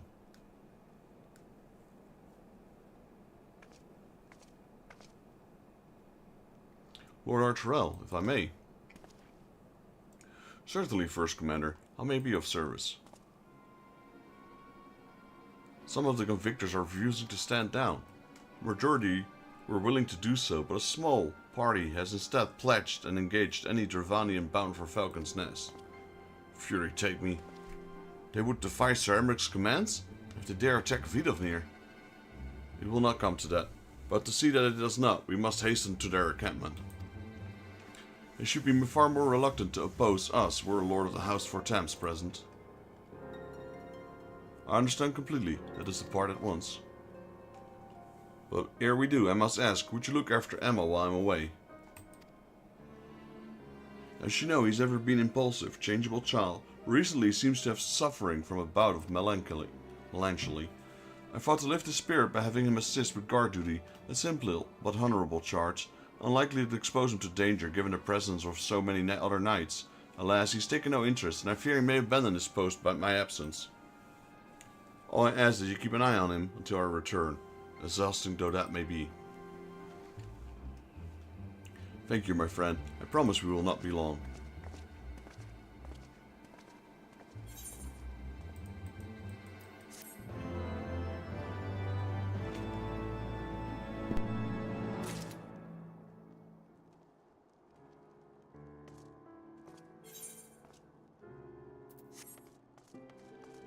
Alright, let's talk to Emma.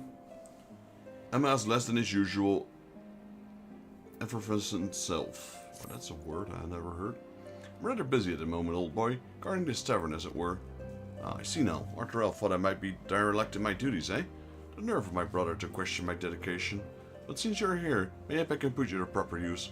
The wasteland beyond the walls must be kept safe for travelers, yet have been forbidden from leaving Falcon's Nest.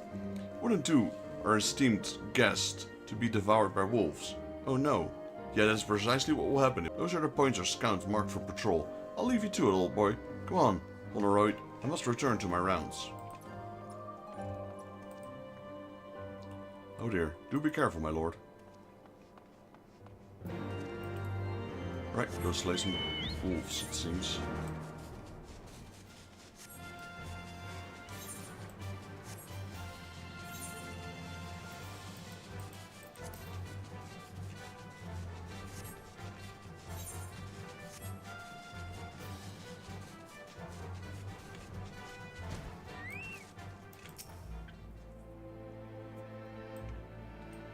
Stand watch for wolves outside Falcon's Nest.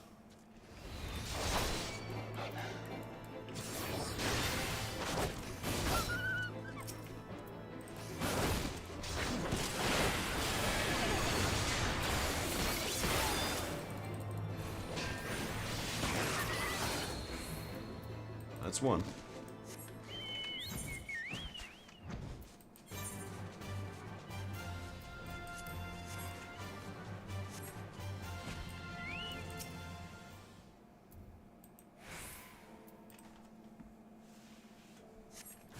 There's two.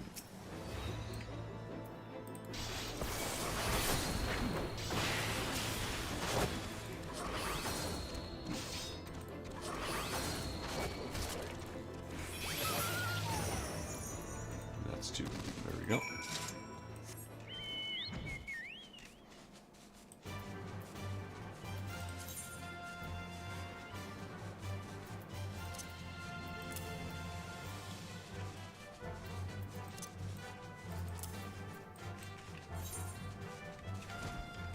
Still have the wind up hunch we need to do as well. Wonder about the aftermath scroll. Oh, we already have that one, but not this one though. There we go. Forgot to select that.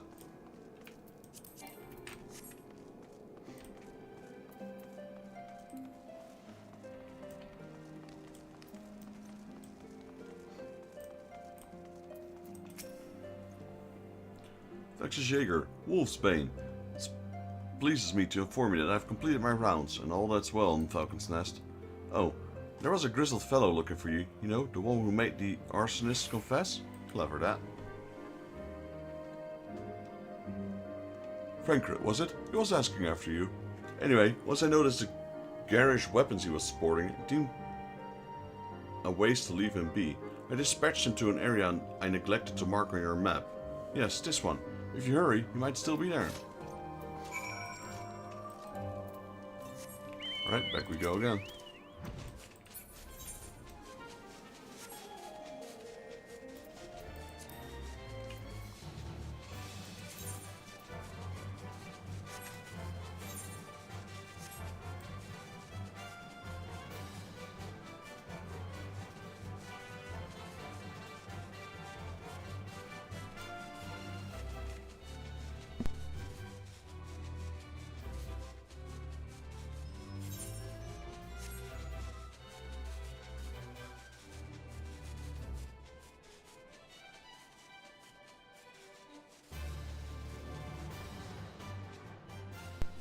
Alright.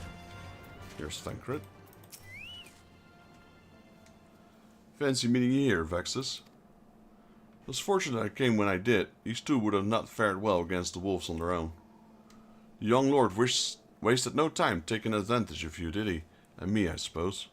Let's return to Falcon's Nest then, and see what our trifling task he may have for us. Well, we saved two heretics, or at least Thancred did. Didn't do much, I suppose.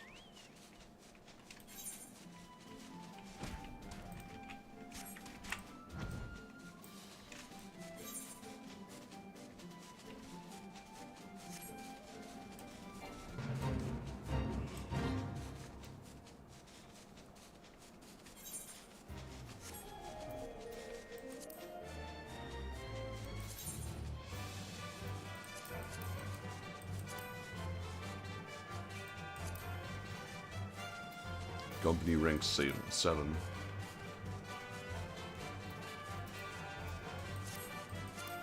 Since I'm the only one that's kinda active in this guild, it takes forever to level up. Look at the difference between rank 6 and 7. That's been over a year.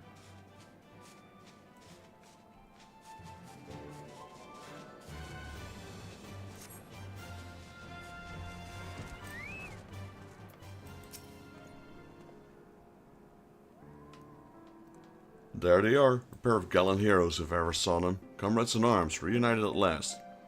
By your selfless sacrifice have you guaranteed the safety of our many guests. On behalf of Ishgard, I thank you both. And with that, there is nothing else left to do but to enjoy your well-earned respite.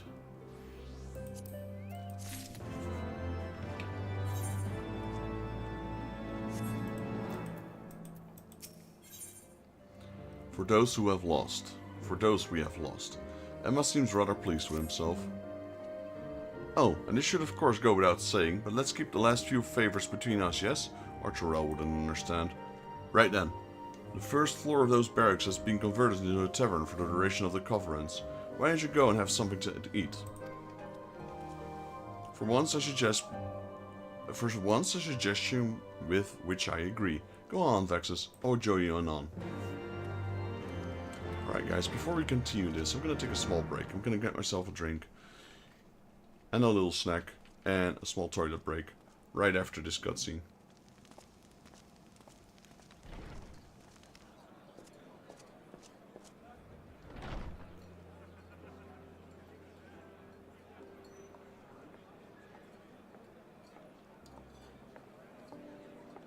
Welcome, welcome. Find yourself an empty seat and I'll be with you in a moment. Right. During this cutscene, actually. Be right back.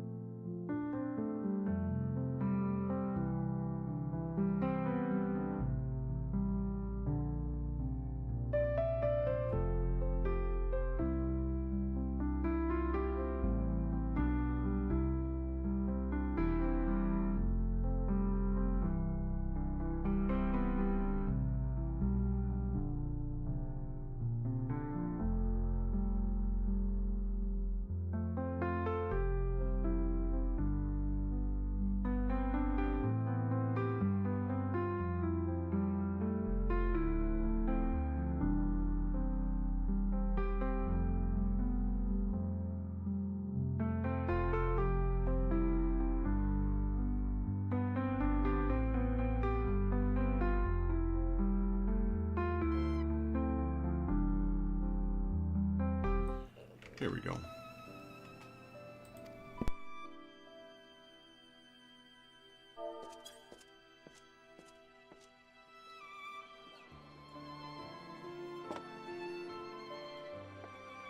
Cold out, isn't it?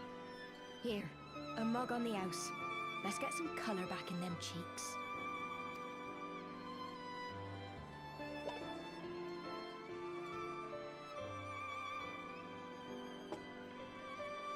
Afraid food will be a bit longer than usual. We've got a lot of hungry folk to feed, what with the conference and all. Oh, so many people with cause to celebrate. To think there could be peace in our time, after all them years of fighting. When I heard about the conference, I knew I had to come. I knew I had to be here, to do my bit. My husband, he died fighting the dragons, you see. And here we are, about to break bread with him.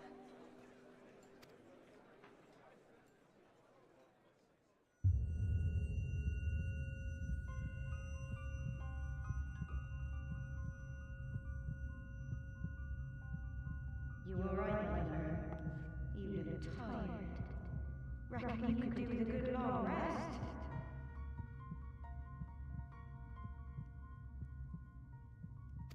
After all you've done, I'd say you've earned it.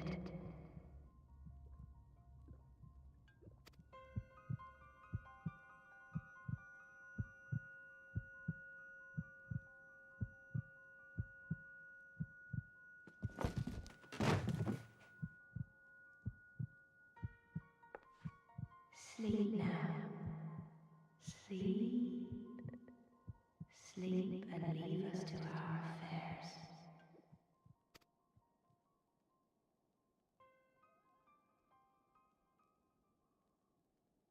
This was never your fight.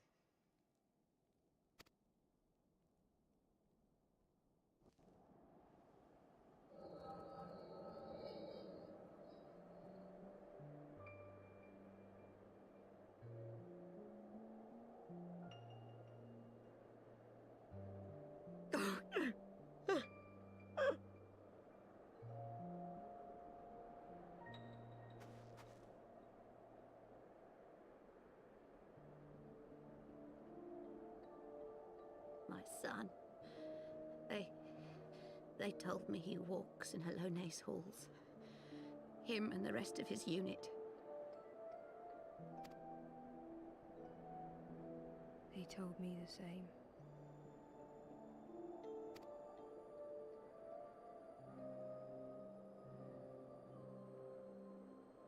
I expect they think it's comforting. Every time I come, I cry. I cannot bear to remember, but to forget would be 1,000 times worse.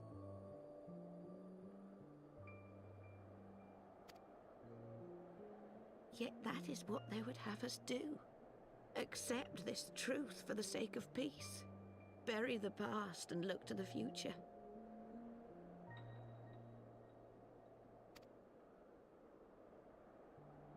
But he was my future. My flesh and blood. My heart.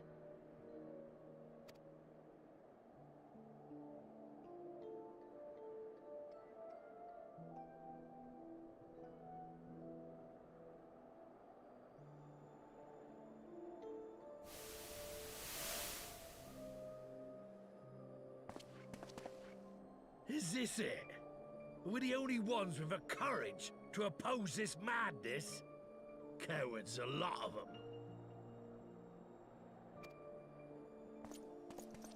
They think only of the prize, of the peace Sir Emmerich promises them. They know in their hearts it's a lie, but they go along with it anyway, desperate fools. But not I. Not I!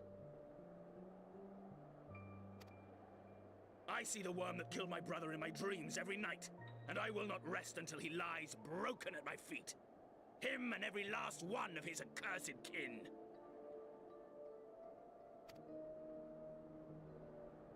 All this nonsense about Kings of Eld, as if I care what they did or didn't do. Makes no difference to me and mine. Have the dragons sued for peace in 1,000 years? Are they bollocks?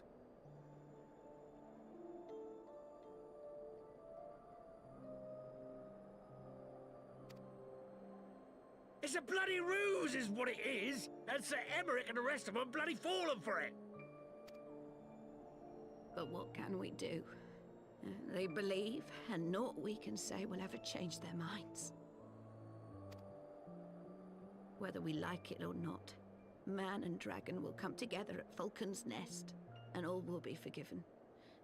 Forgive.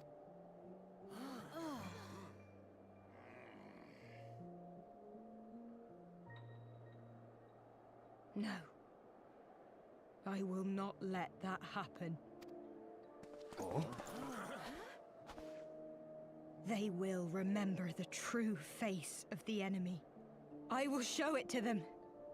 And we will rise up against them once more.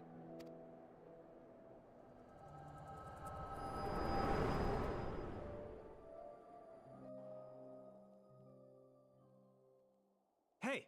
Hey! This is no time for napping.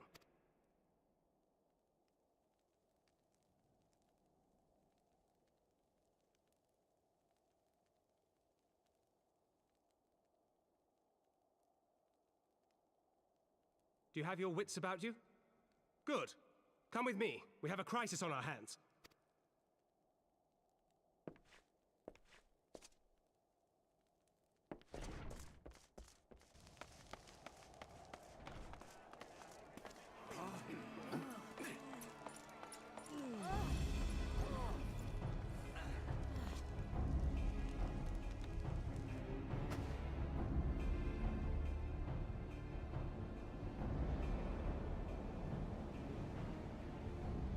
Hear me, brothers and sisters. Do not be fooled by the honeyed words of the Dravarnians. The peace they promise is but a prelude to slaughter. Remember your husbands and wives never returned from war. Your children torn apart by fang and claw. All your loved ones shown no mercy. Does not your heart cry out for vengeance? Your blood boil at the injustice? Remember the face of your enemy, brothers and sisters. Remember it, and strike back!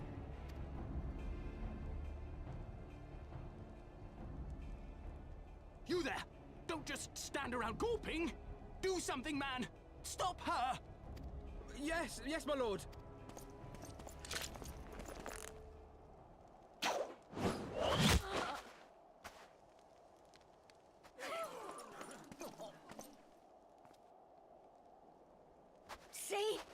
See here the true nature of the Highborn. With lies and deception they lead us to our doom. And dare we raise our voices in dissent? Death is our reward. This is the choice they have given us, brothers and sisters. Death by dragon's fang, or death by nobleman's command. Death to all we hold dear. I spit on your choices, noblemen! You will take no more from me! No more! No more!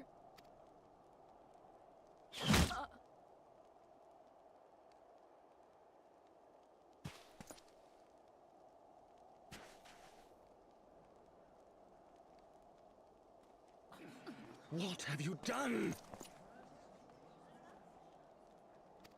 I only did as you ordered, my lord.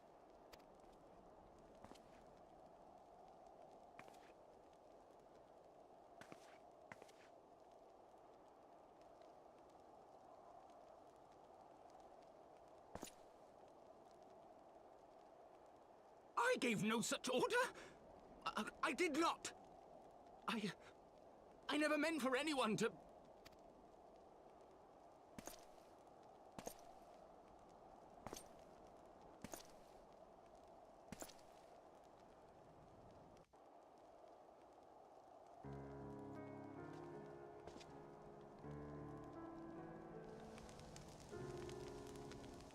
Well, things just took a turn for the worse, that's for sure.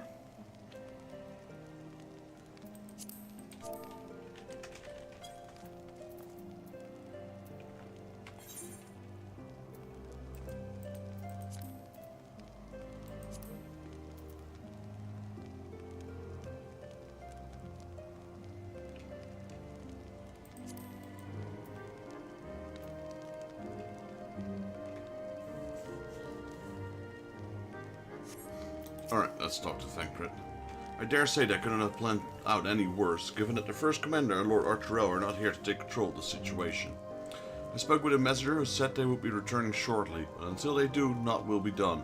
Lord M has retreated to the barracks and is refusing to speak with anyone. Therefore it falls upon us to ensure that order has been fully restored.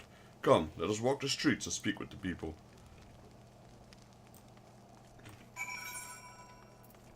Okay, so there's 3 of them.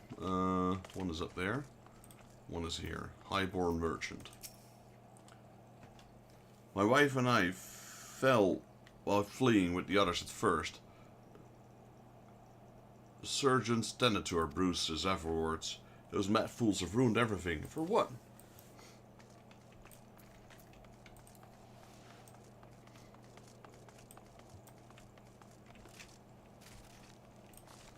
Okay, we got Josselux. They were wrong to resort to violence, but when I heard her speak, her words were as a dagger in my heart.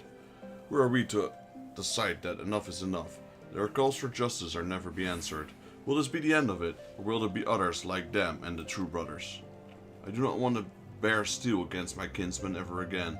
I don't know if I ever could. Spirited Stonecutter. I heard the rumors that the young lord was a drunken fool. What imbecile thought it would be a good idea to let him have the run of Falcon's Nest? Well, I say him and Sir Emmerich take their bloody change, shove it up their arses. I'll not be taken in by that rod again.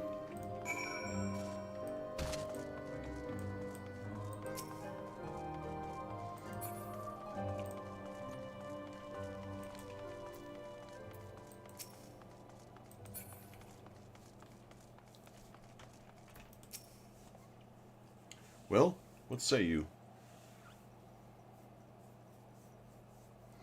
So the violence is past, but the people are far from recovered. That is to be expected. For the moment, it appears that no innocents were harmed by the guards. The blame for all casualties can be placed squarely upon the protesters. Nevertheless, the people will not soon forget the image of a lordling ordering the public execution of an unarmed protester, one whose words resonated with the hearts of many. After all, who among us have not lost loved ones?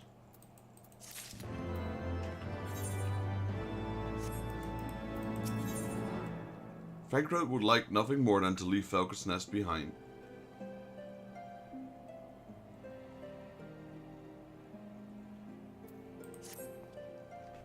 Lord Arturel and the First Commander should have returned by now.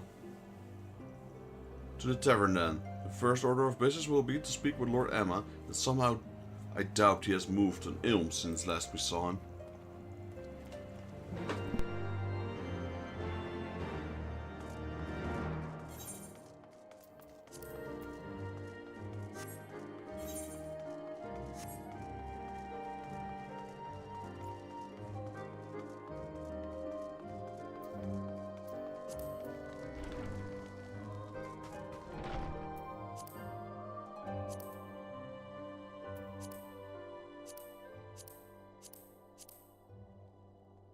Trying to think, we had a link shell thingy? Oh, no more link shells, I guess. Oh, at this time, why is that?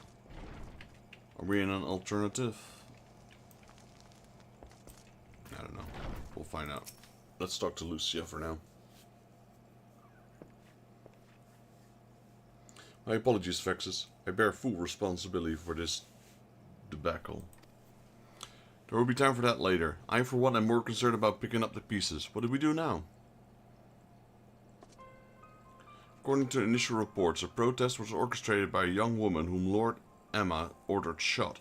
She and her conspirators infiltrated Falcon's Nest, posing as servants and guests. Several were taken alive, others resisted and were struck down. Still, others took their own lives. Our forces suffered casualties as well, but by the grace of the Fury, no civilians were seriously injured. Still more remarkably, the ring leader yet lives, for the time being at least. The surgeons are doing what they can for her, but she may not live through the night. Given the impeccable timing, it is likely that the convictors who drew us away from the hamlet were in league with the protesters. Accordingly, we have them detained for questioning.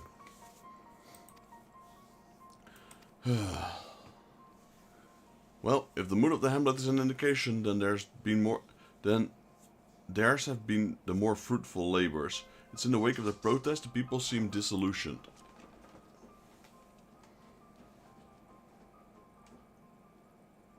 You spoke with them. Then, I see. Sir Emmerich placed his trust in me. It will be difficult to explain what has happened here. Remember how far we've come, First Commander. People's faith may be shaken, but we convinced them before, and will do so again. If you can find a means to remind them, to show them once more the promise that changes hold for all, then this tragedy too shall pass into the past. This tragedy. We must pray that you are right. Nevertheless, for the time being, I have no choice but to suspend the peace conference, pending Sir Emmerich's final decision. Under the circumstances, I cannot leave Falcon's Nest. Vexus, will you deliver my report to the Lord Commander in my stead? Get up, Emma. You're going with him. Go on without me. I was not asking. You will answer for your actions, in person. Is that clear? Yes, my lord. Come, Honorite. Your manservant is not here. In fact, I have not seen him here for some time. Honorite? Honorite? I could have sworn he was...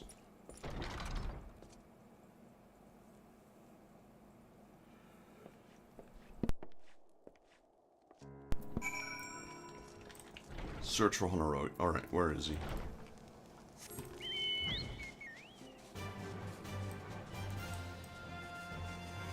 He's down. And he's up. Okay, so he's got to be here somewhere.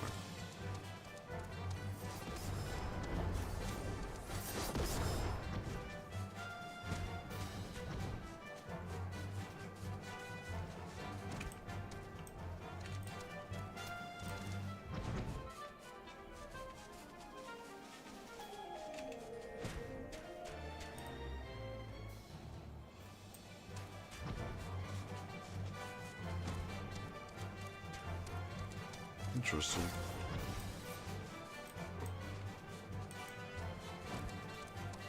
He should be up. He's not. Or maybe he's inside this. This can't open.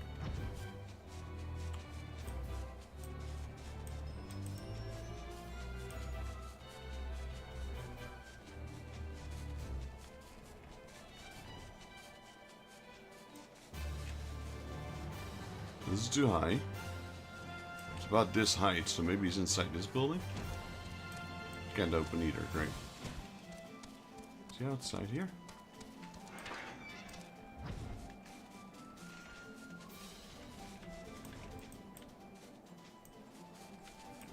Oh, there he is.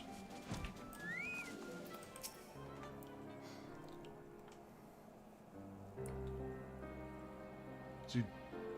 He's still alive, is he?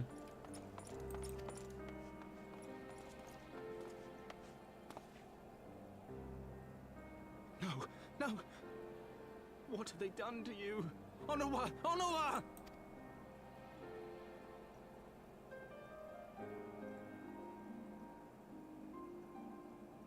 Is that you, my lord? You seem rather flustered. Because of you, you imbecile! What in the seven hells happened to you?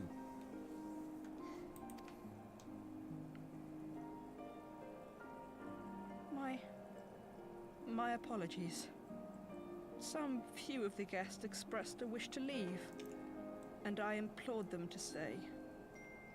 It would seem they took issue with my request. Oh, gods forgive me. If I had only been more careful with my words.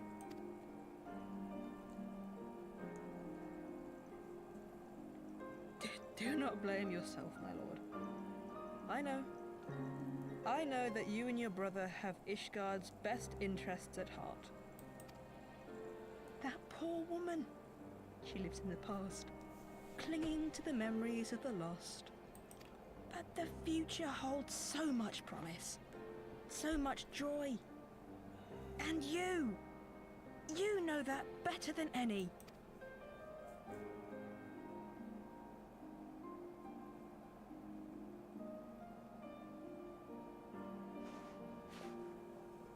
Onua? Calm yourself. The boy will live. But it's imperative we get him inside and into the care of a chirurgeon without delay. Chirurgeon. Yeah, I'm gonna say surgeon, because chirurgeon, yeah. I don't use that word. Oh, we were so close!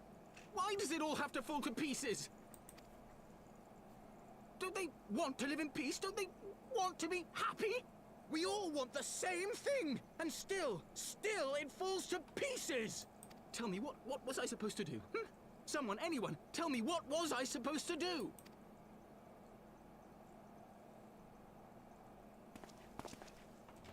Smack him.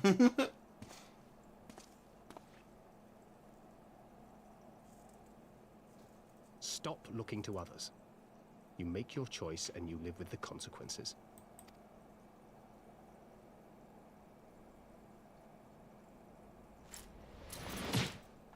And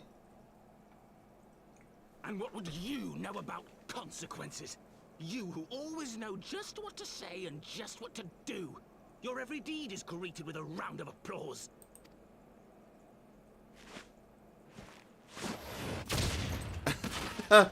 Fly. You know nothing about me. I have fought tooth and nail for the people I hold dear. Done everything in my power to save them. And I have failed.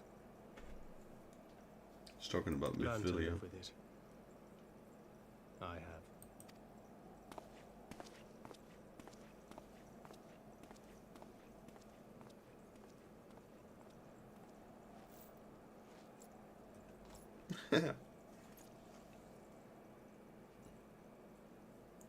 Took that one straight to the face.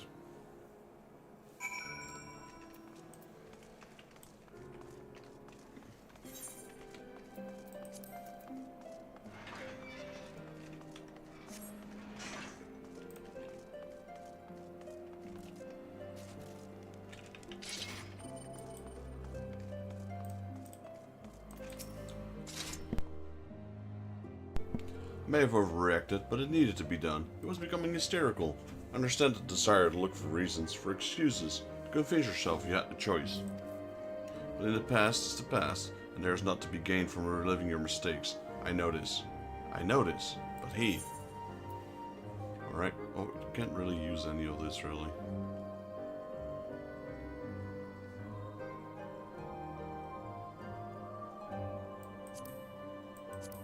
I'll just take the silver pieces. Might go with the healing staff. Might be better than what I have. Thancred has lost all patience with Lord Emma.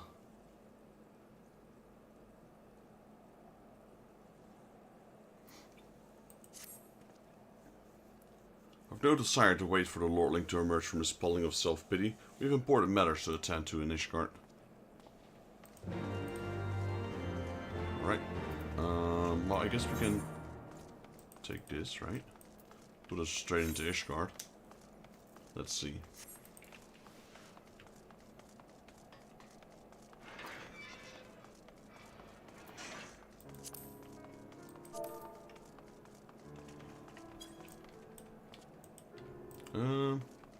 This one. Yeah, so this puts us straight into Ishgard. I wasn't sure if we had to take a hot air balloon or anything.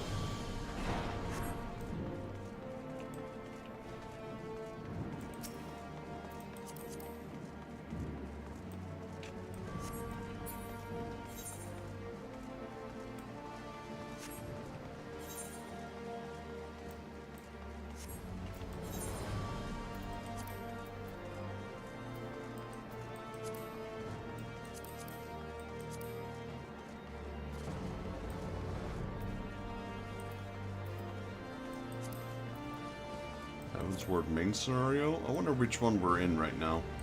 We're past this one, so it's Dragon's Song main scenario. Yeah, this is the one we're doing. Is it? Yeah. Dragon's Song. Still deep within the Heaven's Word content.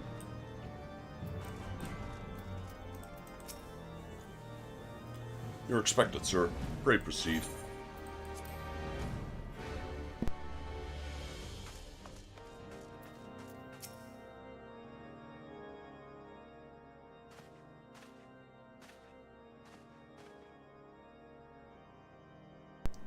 Word of the demonstration and its resolution outstripped you, Vexus. Every man, woman, and child in Nivigurd has heard the tale. It's rumored that my youngest lack of judgment was to blame. Of course, such stories are prone to exaggeration. What exactly came to pass?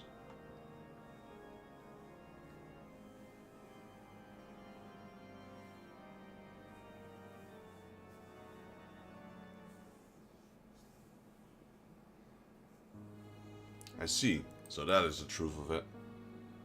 Regardless of his intent, the result is undeniable. He has furthered the cause of these misguided few who cannot let go of the past. In an instant, the delicate peace we were poised to forge is once more beyond us. To dwell so deeply on that war of vengeance it begets, only for that too to be taken away, is it any wonder they were left bereft? There we go.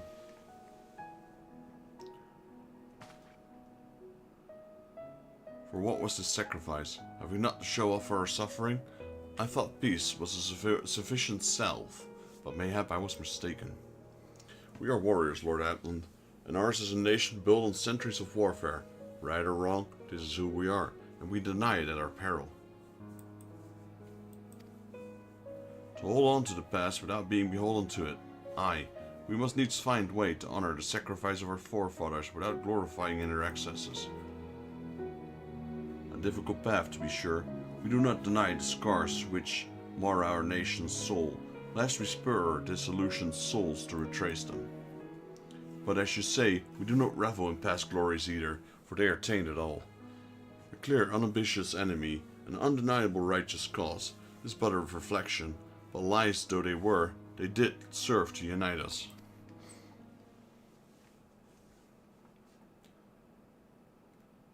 No truth will ever serve as well, I fear, yet we are not without options. At our last meeting, a proposal was tabled by either members of the Eorzean Alliance for joint military access, to strengthen the ties between our nations and to test our readiness to meet with a common threat. I had thought to delay these exercises until after the peace conference, but mayhap a grand melee would just be the thing to lift our beleaguered spirits. Better still, an occasion for the Temple Knights and the Watch to take field as allies, unify this guardian force, filled with men and women from all walks of life, which would stand against the coalition of the allied nations' finest. Hosted by Ishgard in the shadow of the Gates of Judgment, a victory under such circumstances would serve as a reaffirmation, nay, a declaration to all at sundry that we are strong and united as ever. Such a victory would do much to fan the flames of patriotism, it is true, but if we should be defeated though, even to uphold our own against the cream of three nations might be presented as a triumph. Very well, you may count on my support, for what little it's worth. However, I have a request. I'll have my son Emma take part in the grand melee. By his deeds, as he brought shame upon Ishgard, and so by his deeds I would have him bring honor our nation again. Here's your wish, my lord. If that is his desire, then it shall be so. Now then, we have no time to lose. Vexus, would you be so kind as to deliver my instructions to Lucian? I shall write the Alliance leaders at once, and begin making arrangements for a grand melee. Should you chance to see my son, pray inform him of his duties. If he has not already returned, he will soon enough. Make every effort to avoid me.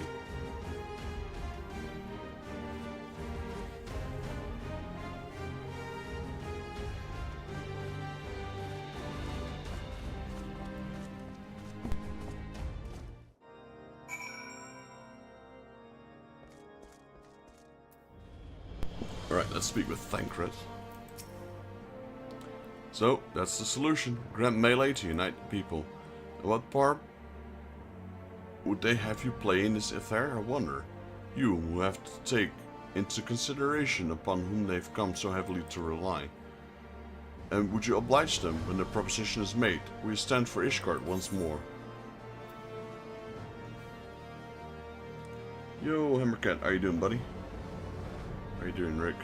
I'll stand for my friends and comrades, not a nation. A poor choice of words. For friends tried and true, then. The living and the lost. So for the grand melee of his, Sir Emmerich wishes to feel the force compromising both his temple knights and Hilda's watch, yes? I can only imagine what she will have to say about that. In fact, curiosity compels me to go and see for myself. Isn't that most of your days, Rick? Speak with Lucia, alright? I've been pretty productive today. Well met, Thuxus. Have you spoken with Sir Emmerich?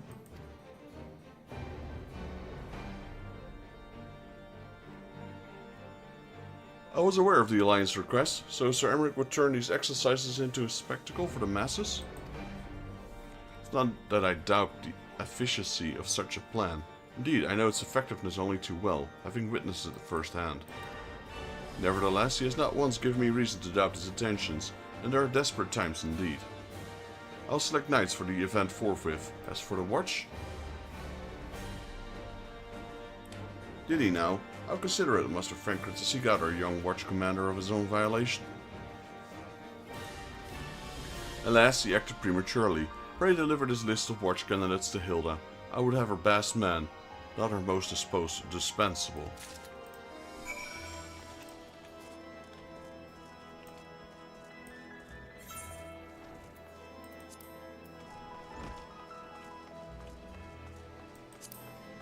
Let's see if any of these want to help me out for a second. She might still be busy. Yeah.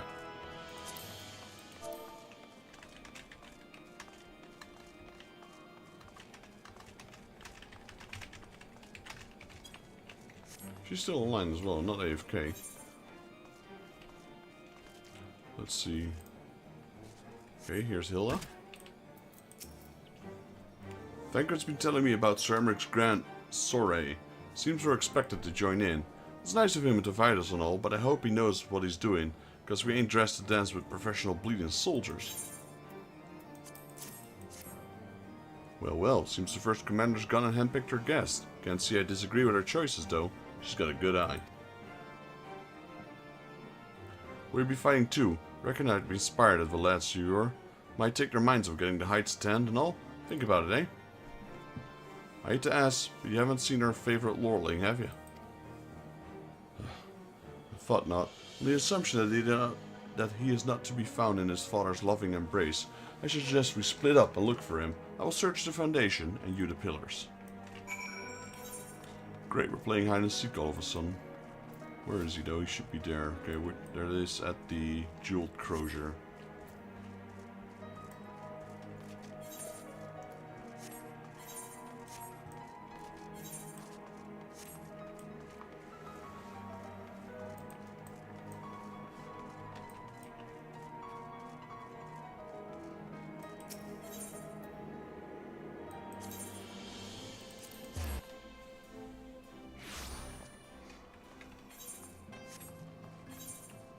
We did clear already quite a few quests today.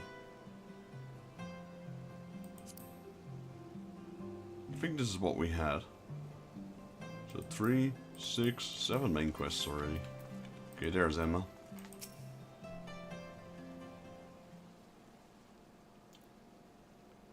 I carried Honorroyd to the manor. Our best surgeons are tending to him as we speak. He is yet to awake, but surely he will. So father has volunteered me for his grand melee of theirs. My beloved family, always making decisions for me. I'm gonna smack you if you don't stop whining. No, it's not like that. It's just... Oh, you wouldn't understand. How could you? You're a free man. You're free to be the man you want to be. Whereas I'm a son of House for Thames, don't you see? My future was determined before I was born. what I could and what I could not do. Right or wrong, that was the way of it, until the old order began to crumble.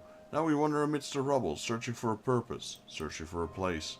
All around me, brave men and women rise to the occasion, with faith and conviction to dedicate themselves to their causes. But not I. I was terrified of making the wrong choices, which is why I let the better men make them for me. Do this, do that, take this duty, guard this conference.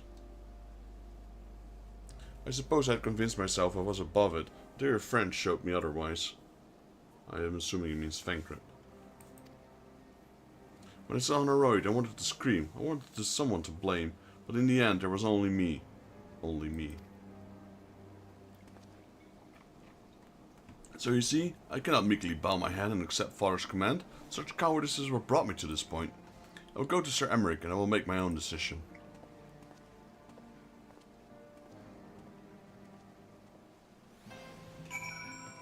Speak with Sir Emmerich at the congregation of our knights most heavenly.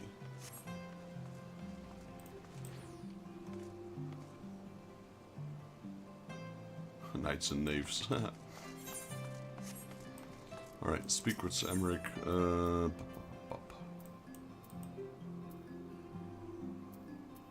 forgot a knight, that's the closest, I suppose.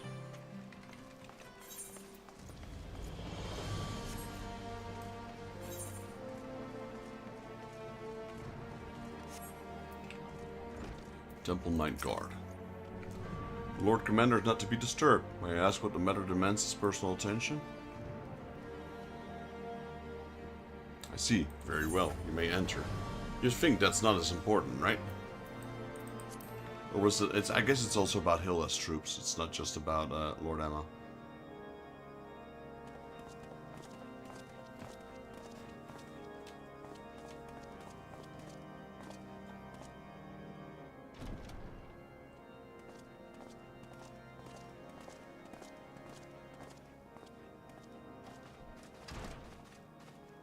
Lord Commander, if I may, I wish to speak with you before the Grand Melee.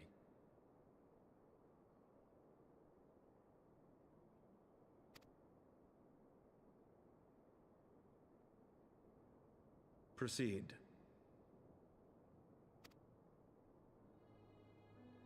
How do you do it, my lord? How do you lead with such certainty, when so many of our countrymen will not hear of peace with the Dravanians?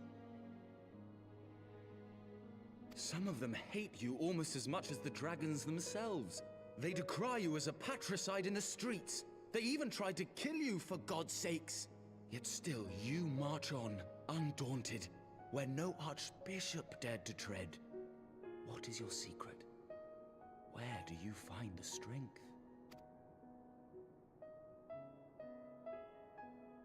For centuries, our nation has been punished for the sins of our forefathers. If our punishment is to end, I believe we must right the wrongs of antiquity and move forward as a nation united. Needless to say, my father did not share this opinion.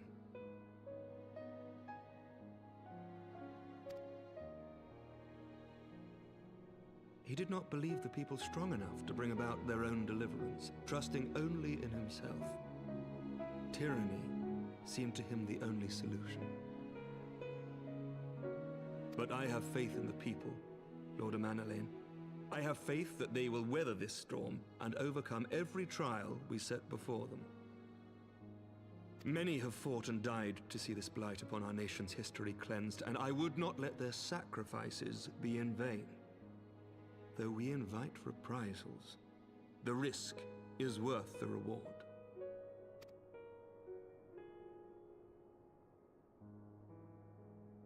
I want to believe. I do.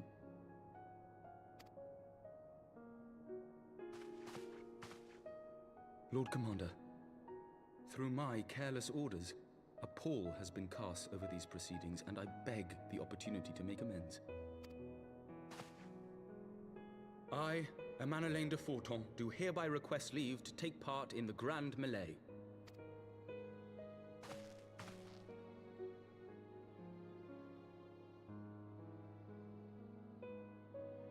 Who am I to deny such a heartfelt plea?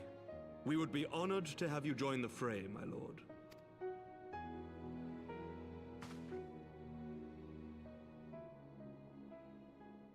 You'll take charge of the Ishgardian forces?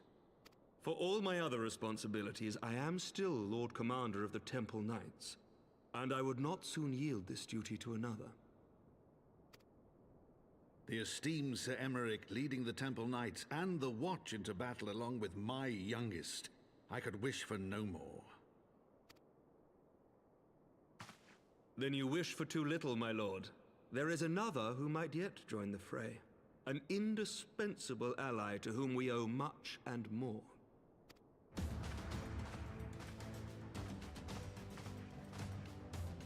An adventurer beholden to none who nevertheless chose to champion our cause, who has shared in our suffering and in our glory. A warrior without equal, who I am privileged to call a friend. There is no one I would rather have fighting by my side.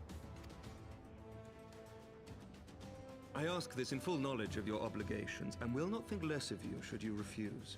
But if your conscience will allow it, might you oblige me, my friend, one more time?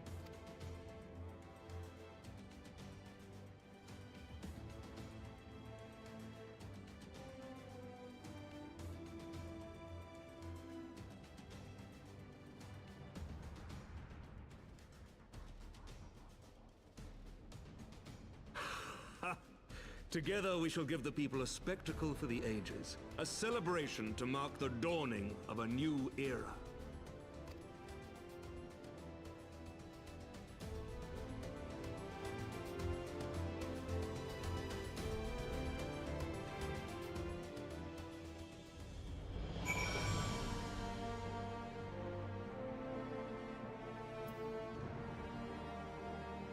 Alright, speak to Thancred.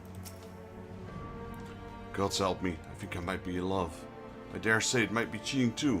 Your mere presence is enough to turn the tide of most battles. Did you see the way his eyes lit up when you nodded? It was a look of boundless relief and joy. One would think a politician more practiced in concealing his emotions. Still, his honesty doesn't credit.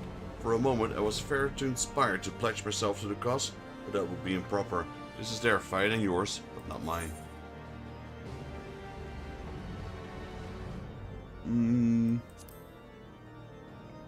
I'll take this again.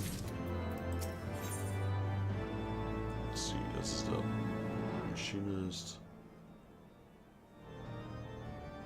Okay, still none of that. I'll take the things again. The Grand Melee is poised to begin, and Lucia would not be late. Sir Emmerich informed me that the Alliance leaders have agreed to this proposal. The Grand Melee will be held here, in the shadows in the Gates of Judgment, and inside of the capital. An announcement has been made, and Allied forces are currently en route. The eyes of Ishgard are upon us, Vexus. We must not fall. A rare opportunity to see you pit yourself against Allied forces. Outside of Cardano, perhaps. I will not miss this for the world.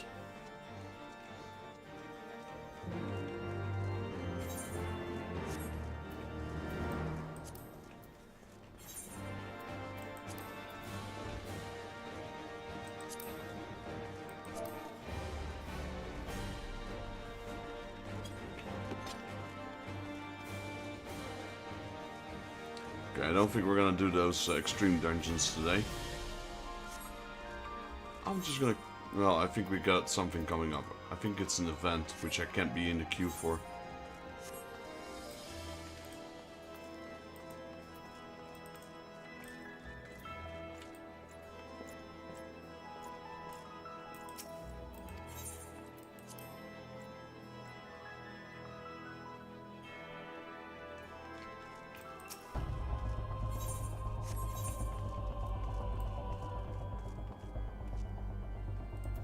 Right. There he is, I say. When you didn't appear, I began to question. Nothing. Never mind. To think that we're mere moments away from being the cream of Eorzea's soldiers in battle, and I'm mere... But what am I saying? I have to stop imagining the worst. I must think of the victory, of the glory, and the stories I will tell Honoroid when he awakens. Ready, old boy. Are you? Yep, let's go. Mighty Fury, how could I forget? Father bid me to present this to you. I know this is sudden, but we believe the man would find inspiring if you bore the colors of House for Temps in the battle. Pray do us the honor. During the Grand Melee, some of your gear will be glamored. Your attributes and abilities will be unaffected. Alright?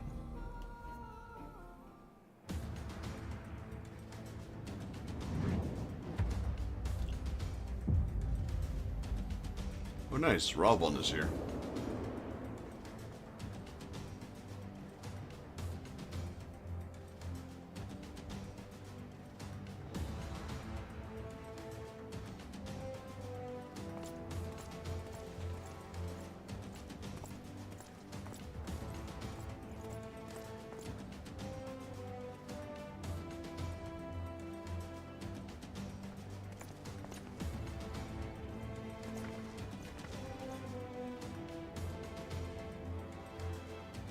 Let all here present heed well the rules of engagement.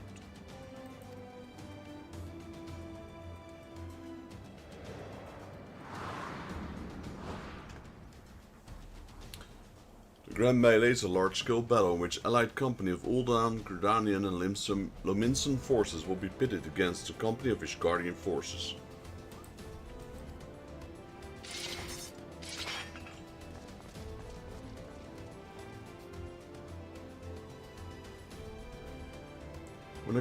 When a combatant is incapacitated, the opposing company will be awarded tactical points.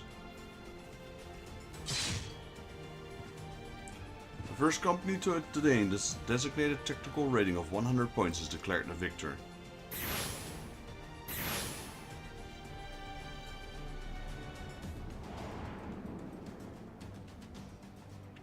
During the Grand Melee, officiants may mark certain combatants with Fury's Gaze, which will be indicated by an ethereal tether linking them to their company's flag.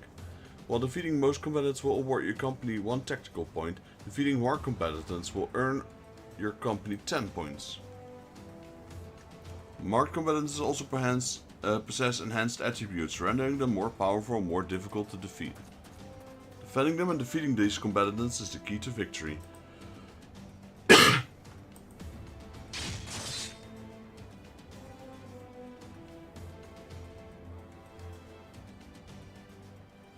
For the honor and the glory of Ishgard.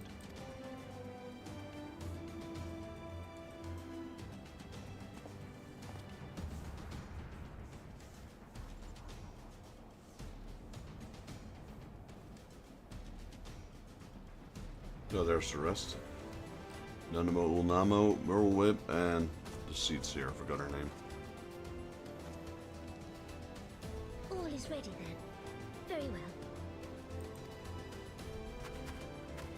Brave men and women of the Eorzean Alliance, let the Grand Melee begin!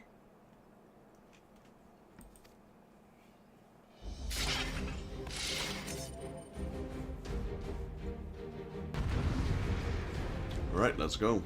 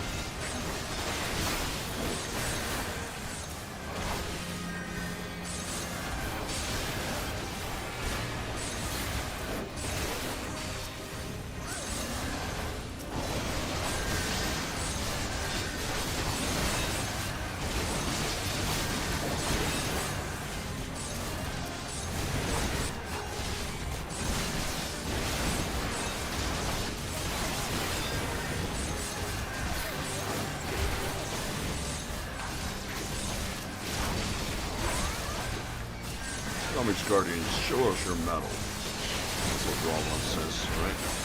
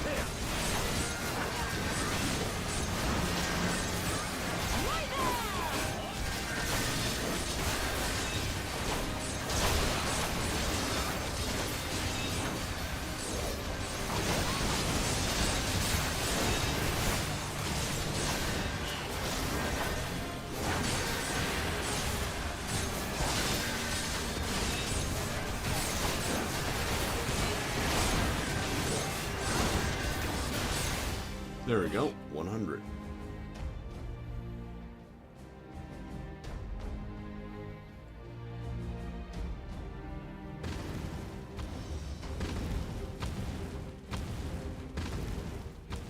Cyclops! Cyclops! Everyone on your guard! All forces, fall back!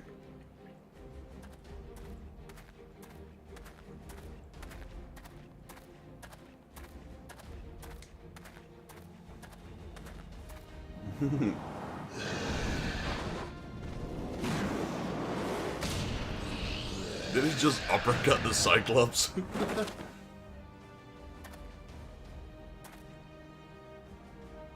Dude in melee, I will deal with him.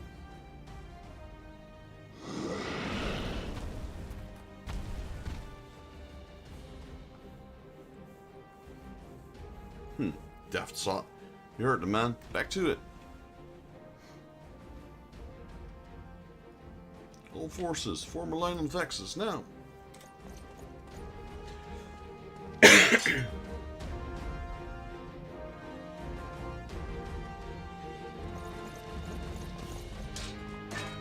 Yep, here comes the power of Bravo.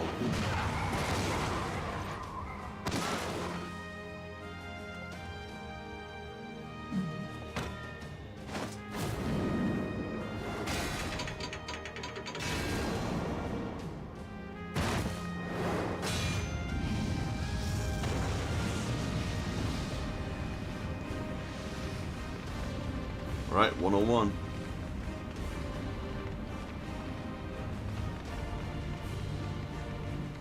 Lieutenant, I will not lie. I was hoping I would come to this. So then, shall we dance?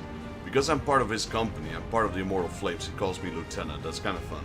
It's one of the reasons I choose to be Immortal Flames. Because the Immortal Flames are the most integrated into the story, it seems, most of the time. Damn it all.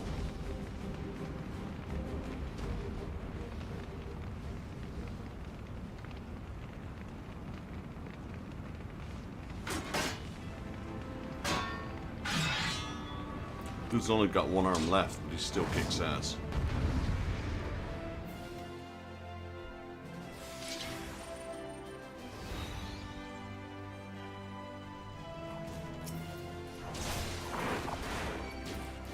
Fighting Fury. It's just the two of them in there. Be your guard, Lord Emma. The fight is not yet finished.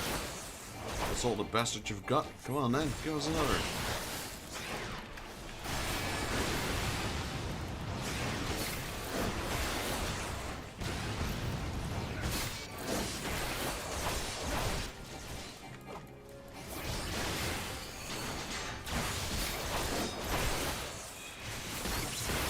God, they just kept coming. You hear me, old boy? Don't you dare lose. You literally need 1 point to win. This is still climbing though, so I guess there is a timer for us.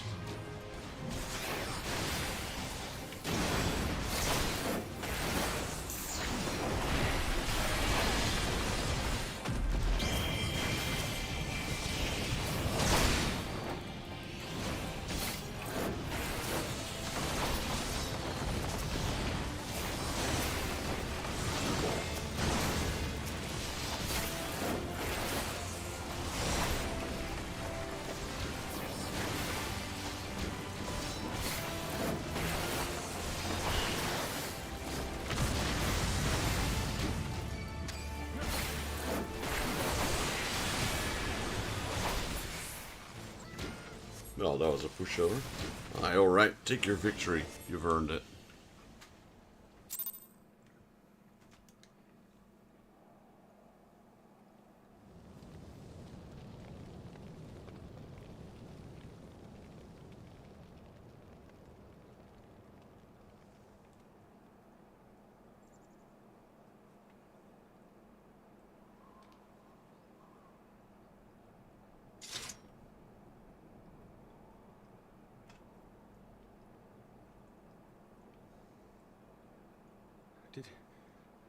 Did he win? Then we...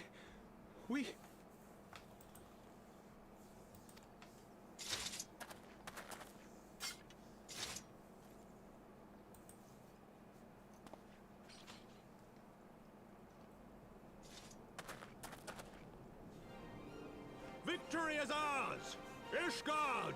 Ishgard!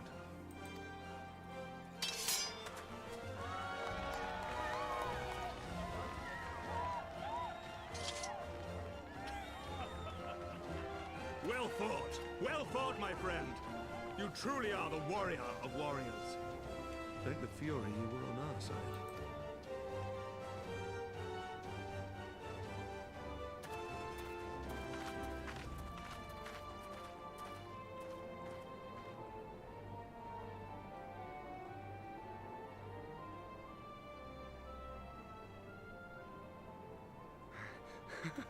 Oh, my lungs are burning, and I can barely stand.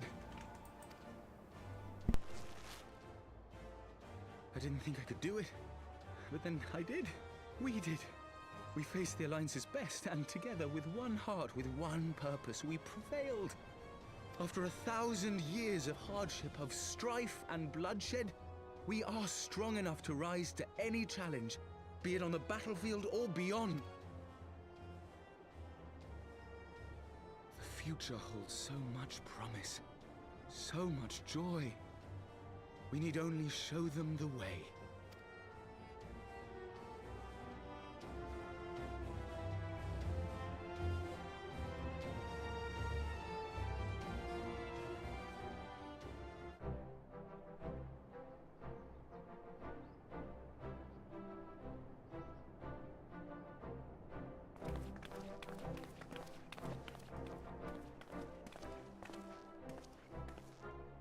Truly magnificent display, Sir Knight. While doubtless less than pleased, I am quite sure the Grand Companies are honored to have been bested by such valiant warriors.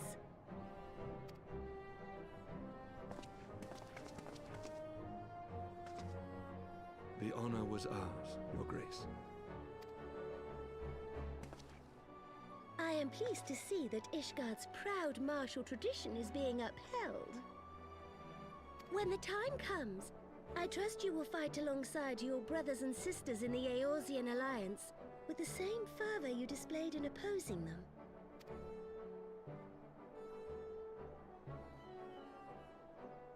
I note that our friend elected to take the field in Ishgardian colors. At my behest, Your Grace. If we have given offense, the blame lies with me.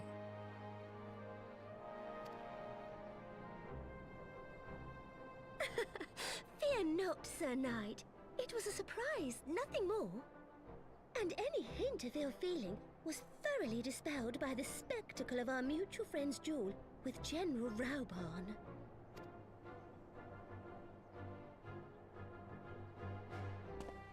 On the subject of surprises, I could not help but marvel at the passion and unity of purpose displayed by your countrymen, given the troubling reports we have received of late. I shall take that as a compliment, Your Grace. The events to which you allude are the price of change. The end of the Dragonsong War marks the beginning of a new era for our nation, and for the people, high and lowborn alike, who will lead her into the future. Ah, yes. The people. Change is indeed a perilous thing, for we who seek it, and they who fear it. I shall pray for Ishgard, and for you.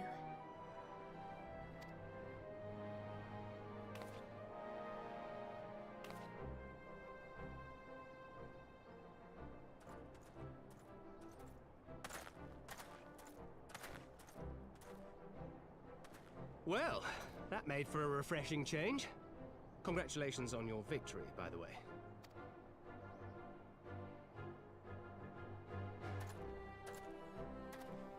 Ishgardians certainly seem happy with themselves. I, for my part, am merely glad you did not strain anything in the process of single-handedly winning the battle for them. Yo, random. Not yet. I haven't been able to test them out that much. Did a few plays with them, but no, haven't really played them that much yet. Might play them in the future with my girlfriend, because she likes Magic as well. She's the more avid Magic's player. Me personally, I'm more of the collecting type. She's more of the playing type. I do like myself to play from time to time though, but she's definitely better with building decks, etc. I still need to continue with my YouTube shorts, but, you know, where's the time?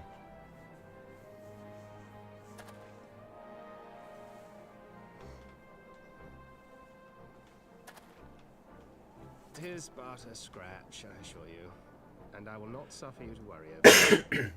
Not when we have a dozen far more important concerns.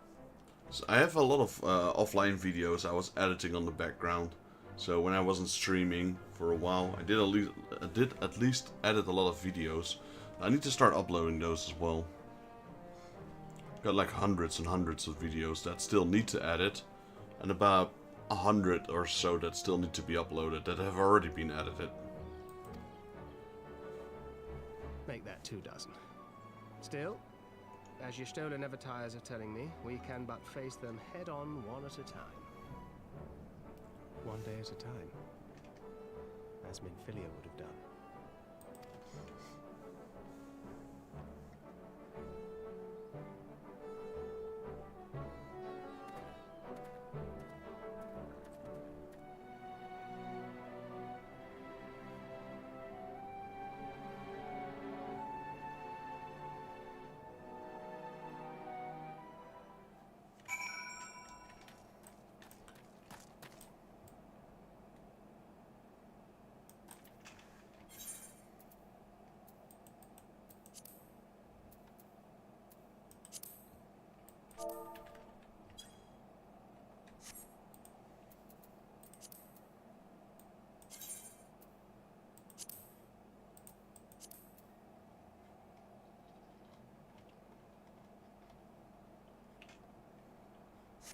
Alright, speak with Rauban. Where'd the rest go? Everyone's gone, just Pippin and Rauban here.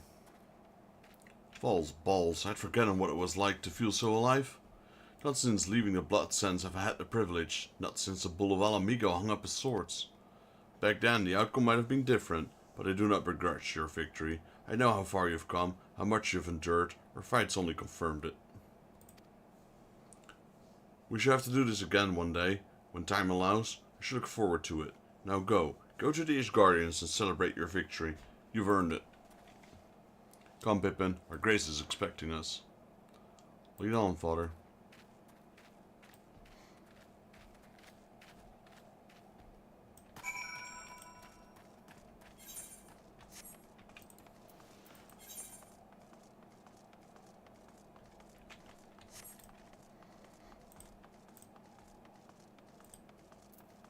Who do you talk to? Oh, Thancred. He's right over here.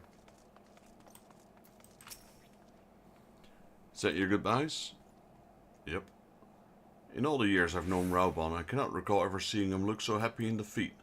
Well, everything seems to be falling into place, does it not? These Guardians have claimed their symbolic victory, and the Eorzean alliance have been strengthened in the process. Be proud, Vexus. You made this happen.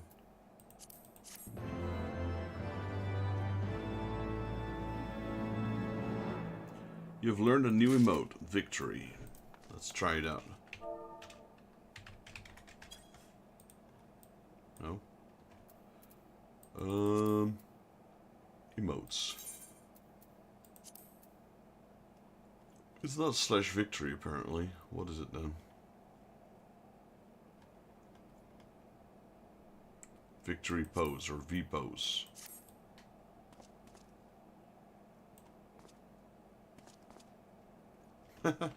Okay, that's a little bit over dramatic.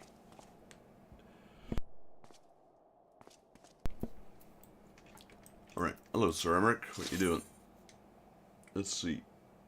Conjure White Mage. I might want that one. The augmented, what is it? Augmented Hailstorm King.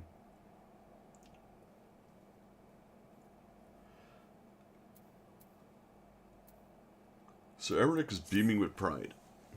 We have done it. Nay, you've done it. You brought us victory. We were so desperately needed. There is naught left but to return to the capital. Come, let us see what the reception awaits us.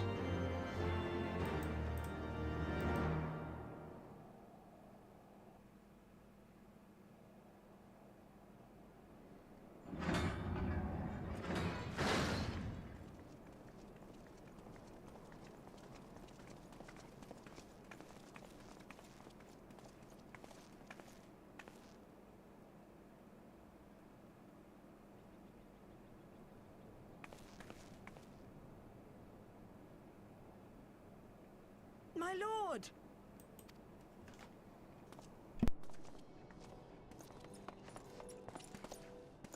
Honorwa, my boy. Shouldn't you be in bed? Thank you for your concern, my lord.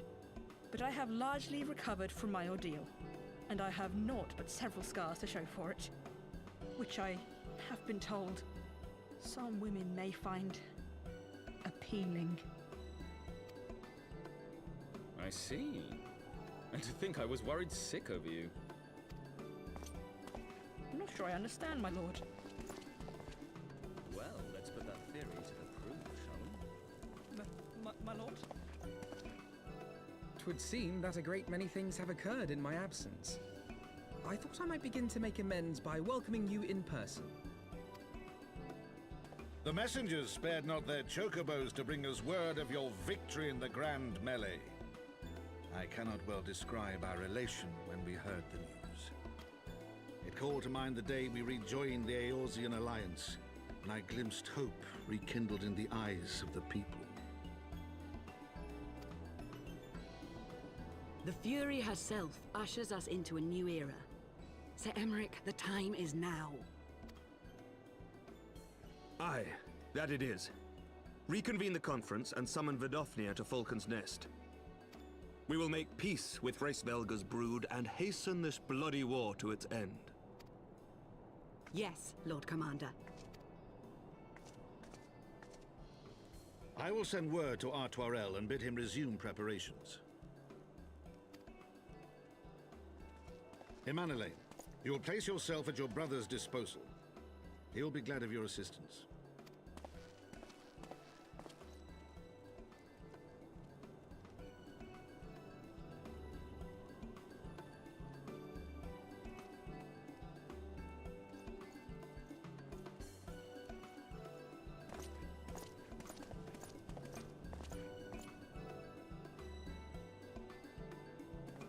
No stopping it now, is there? We should inform Y'shtola and the others.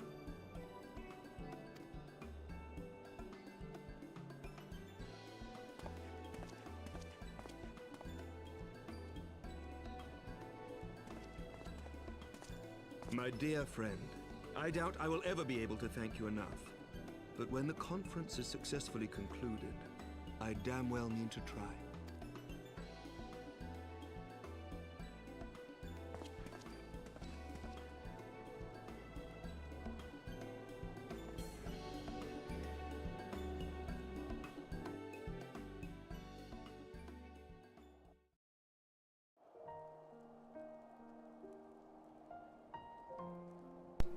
Alright, let's speak with Alfino here.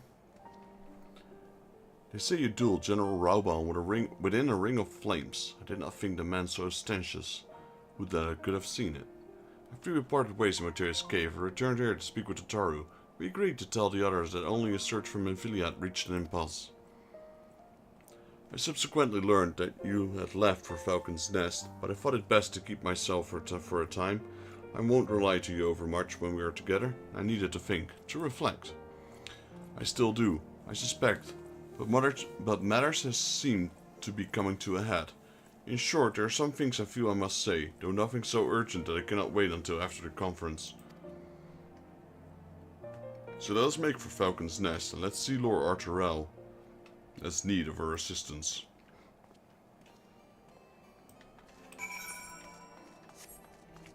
Right, back to Falcon's Nest.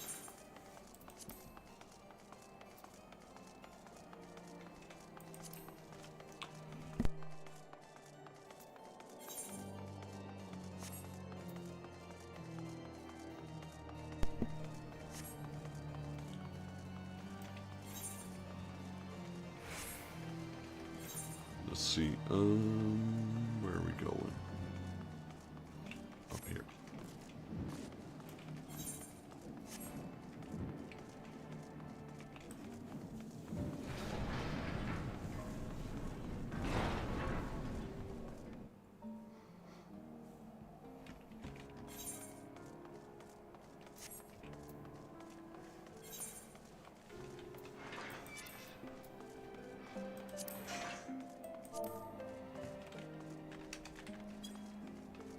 I think she's in a very long dungeon. Alright, let's go to Arturel. Well, Master Jaeger, I thank you for looking after my brother.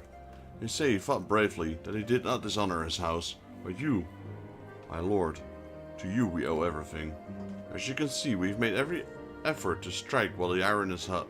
We made our intentions known, and that all would be welcome to attend, and so they came. By the grace of the Fury, they came. The ceremony will not be a lengthy affair. There is still much to be done. I would speak with you more, but I must see to my duties. As for you and Master Alfino, you will do naught but to enjoy yourselves. Is that clear? If any dare beg your assistance again, I will have words. Right, let's speak with Alfino. Well, there you have it. We have been forbidden from meddling. Shall we wait, or do you have other matters to attend before the ceremony begins? Wait with Alfino for the ceremony to begin. Excellent. I only hope Thancred and the others will not be late. Epochal events do not come around very often.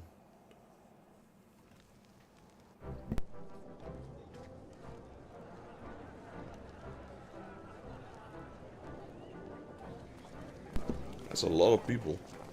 I don't think we've ever seen so many people in the game so far. Not in one place, not NPCs at least.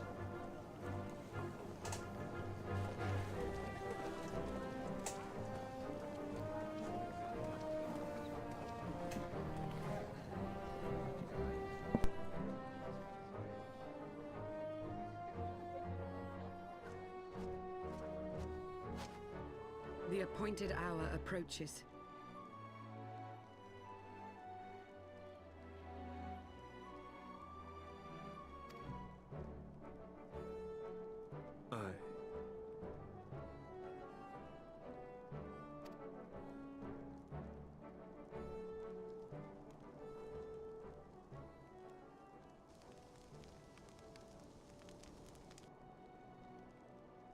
She begged leave to watch the proceedings. I saw no reason not to grant it.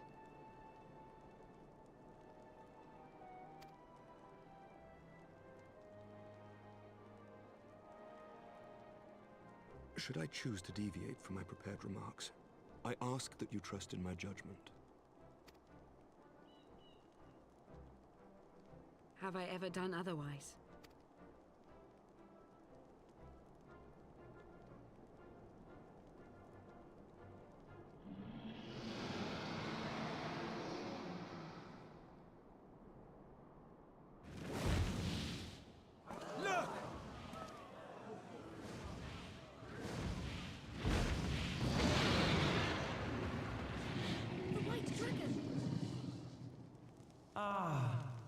How long it hath been since our peoples met thus, children of Thordan, even by our reckoning. Vidofnir, daughter of Hraesvelga, we give thanks for your visit, and bid you welcome to Falcon's Nest. Our sire bade us hearken unto the whispers of our hearts. They spoke to us of a paradise lost, of bonds of brotherhood, which they yearn to see restored. Ours too yearn for such a restoration, and they have guided us here this day, that they might yearn no longer.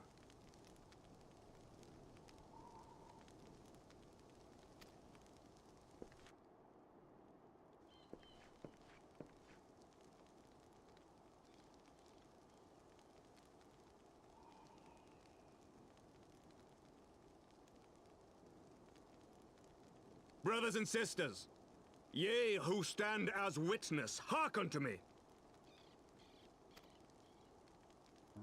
Since the days of Eld, when the bonds betwixt man and dragon were sundered by our hand, our peoples have known only war.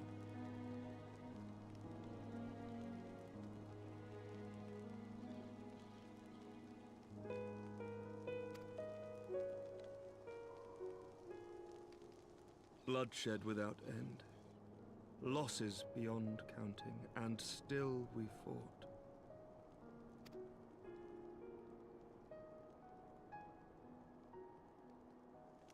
Some wounds do not heal. The dead cannot be returned to us. But we, the living, can yet choose another course. Here and now, we can lay down this burden, this hatred, this vengeance. Our forebears fought not so that we could die, but that we might live. So let us honor their sacrifice and spare our children this death sentence. Let us gift them a new legacy.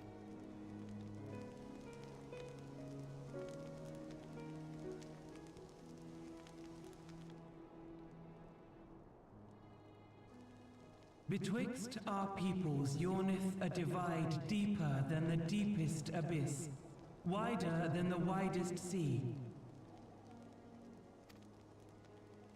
Generations will live and die ere this divide is bridged. Knowing this, doth thy heart yet yearn for peace, son of Thordan? Look now on the legacy we would leave to our children. A dream of peace, inscribed in stone for generations to come.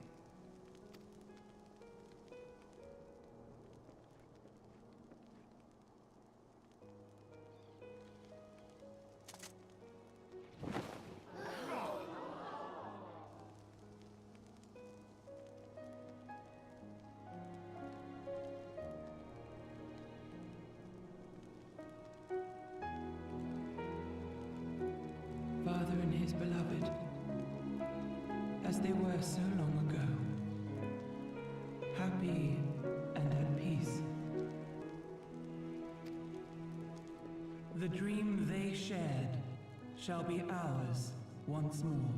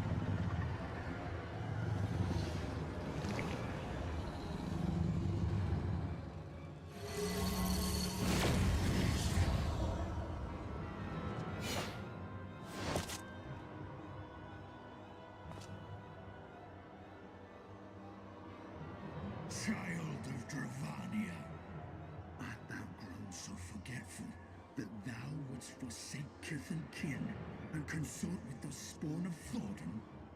That thou wouldst dare contemplate peace? Hearken unto me, all of you! The final chorus is nigh, and all will be held to account. All will bathe in the flames of retribution. Till the coming of that day, look you on your sins and despair, for none shall escape my wrath. None shall escape my revenge! Seven hells.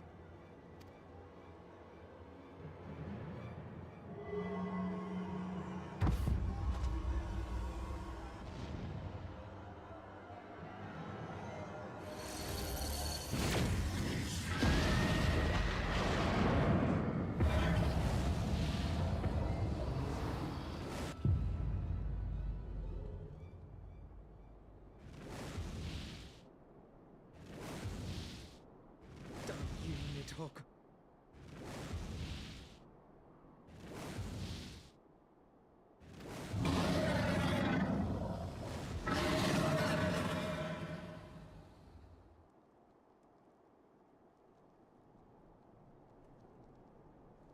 Fudge. Every time things are looking up, something else goes wrong. Hells, take that worm! While he lives, we'll never know peace. Aye! There'll be no end to this war till Nidhogg is dead and gone! So let's kill the bastard and be done with it! Death to Nidhogg! Death to Nidhogg! Death to Nidhogg! Death to Nidhogg! Death to Nidhogg! Death to Nidhogg! Death to Nidhogg! Death to Nidhogg! Death to Nidhogg!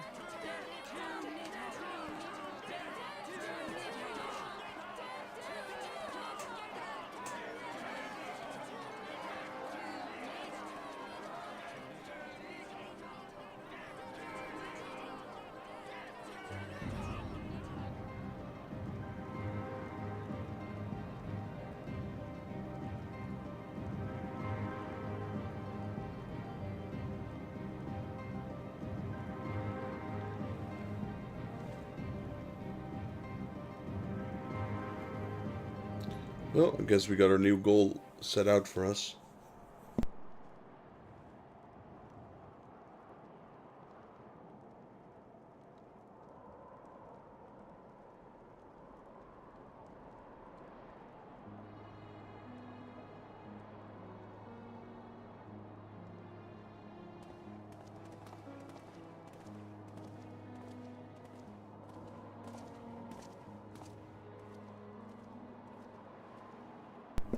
There they go, the last of our guests, having come hither with the hope in their hearts to depart with hatred and bloodlust.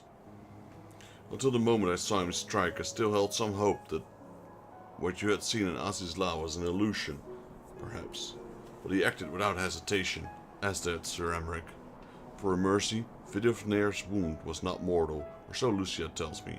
The dragon was spirited away to Enix Shrine to receive care from her brethren. We can but hope he recovers swift. But such was surely Nidhogg's intent, to deliver a proclamation not only to the children of Thornton, but to his kindred. War is coming, and ye who do not stand with us, stand apart. She was an example, a message to her brood, another instrument of vengeance like a Stydian. Alright, let's take the cane.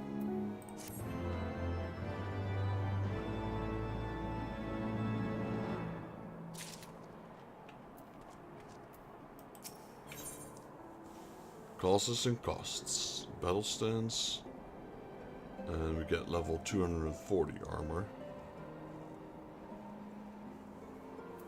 Alvino knows at last what he must do. Alright, Hellfire armor, that's fending, maiming, striking, scouting. I might just skip this one and go with the gold.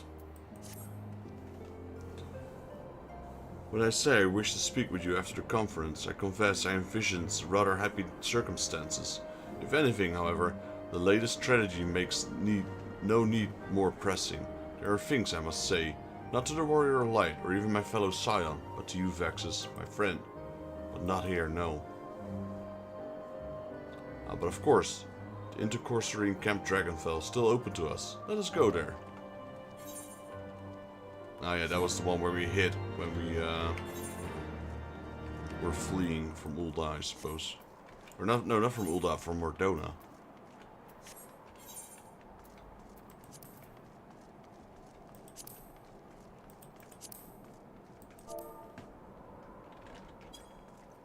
Okay, she's still doing the raid. It's 11:45, guys. Progressed quite a bit in the main story. The story is really catching up. That's what I like about the Final Fantasy XIV story. Every time you think something's good's gonna happen, they're gonna knock your legs right underneath you and throw you to the ground. It's like, everything's looking up? Nope. Something here. Okay, this guy dies, or that guy dies, or this enemy appears, or this is going to shit. These people are getting lost. It's a story of struggle, that's for sure. Anyway, next stream, we'll see if we can tackle these extreme... we've done that one. We'll see if we can tackle these 3 extreme ones.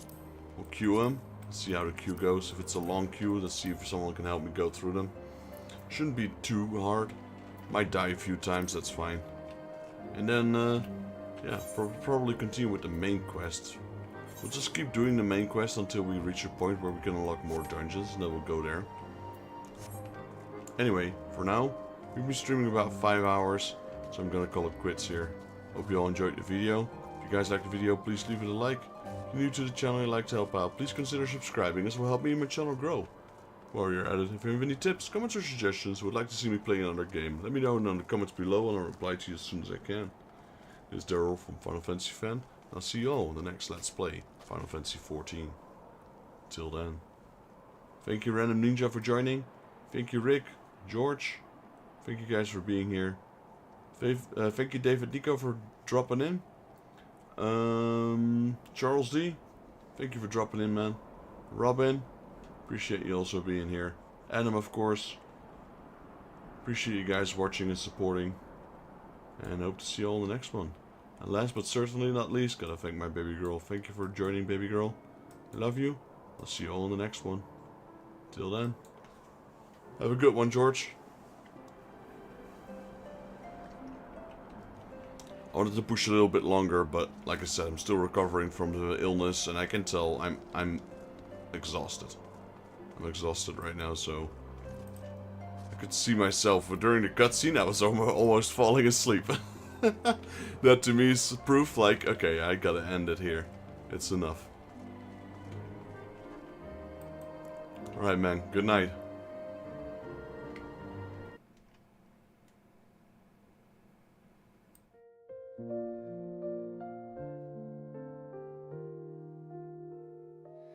The stars are whispering to the night, a tale of journeys bathed in light. Footsteps fade on the softest ground. Dreams are calling without a sound. Lay your head on the clouds above. Let the winds cradle you with love. Close your eyes, the world will wait. Dreams unfold at the heavens' gates. A lantern flickers soft and slow, guiding hearts where dreams may flow. The sky wears hues of gentle gold. Stories rest as the night takes hold. Lay your head on the clouds above. Let the winds cradle you with love. Close your eyes, the world will wait. Dreams unfold at the heavens' gates. The echoes of the day retreat.